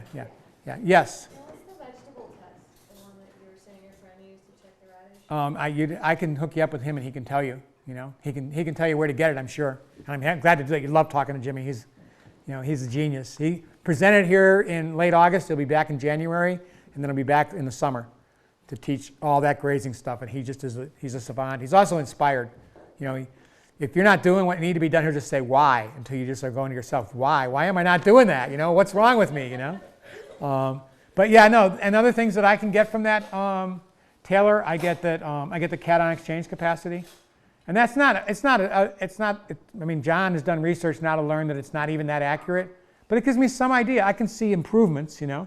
I mean, Elaine knows how to use a microscope well. I don't. I'm going to take the class at the conference, though, you know. But there's getting that skills up, and none of us can afford all the tests. That, you know, if we want to pay those people to do that, that's hundreds of dollars per test. So in the situation that you might want to add an amendment while you're getting the biology right, the soil test. Yeah. I have a test kit that I can measure pH with. I'm really happy with it. Yeah, you put the soil in, you mix it with water, and you mix it, and then you take the titration out, and you put something in, and you read the color. Yeah, sure. I've had those tests too, and I've had a meter, and I don't really need it. I mean, frankly, even when they said my soil was 7.5, I was a little freaked, but I wasn't really worried because I knew that I was going to put enough organic matter in there that it wasn't going to matter. You know, pH really matters for chemical fertilizers because they're not soluble without the right amount of acidity. What was your question?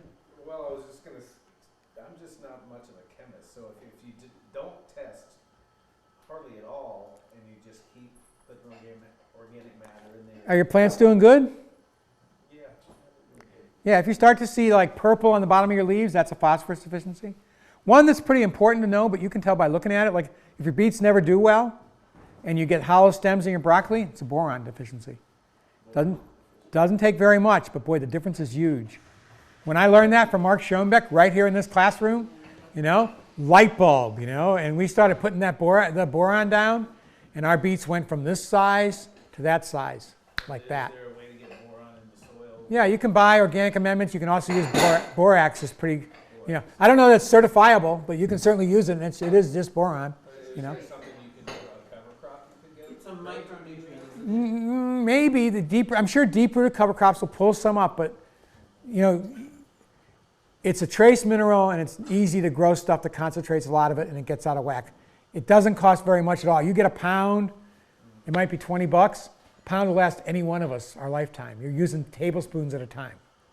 It's a trace mineral, So it's not hard. You just dissolve it in water and water it into the bed, Our big mistake is we haven't tracked well where we put it and where we didn't put it. And so we have to get better at that because I don't want to apply it too many times, it can be toxic if you have too much of it, Fertility systems too, Dr. Mark Schoenbeck can talk about it. Yeah. And then on the resources page, under downloadable education materials, there's the biggest, most voluminous cover crop slideshow you've ever seen in your life. It's like 87 slides with details, and he describes as much of it as we have time for. And you can download the whole thing. It's amazing. Yeah. So, anyways, does that answer your soil test question? Any other questions or thoughts or comments? I think we came in early, didn't we? That's because we couldn't be out in the garden so much. If we could have been out in the garden more, we wouldn't have come in early. I tweak these pretty, I'm sitting there thinking, how long does it take me to say this, and how long does it take me to say that, and All right. Thank you. Very welcome. Thanks for coming out on this rainy day.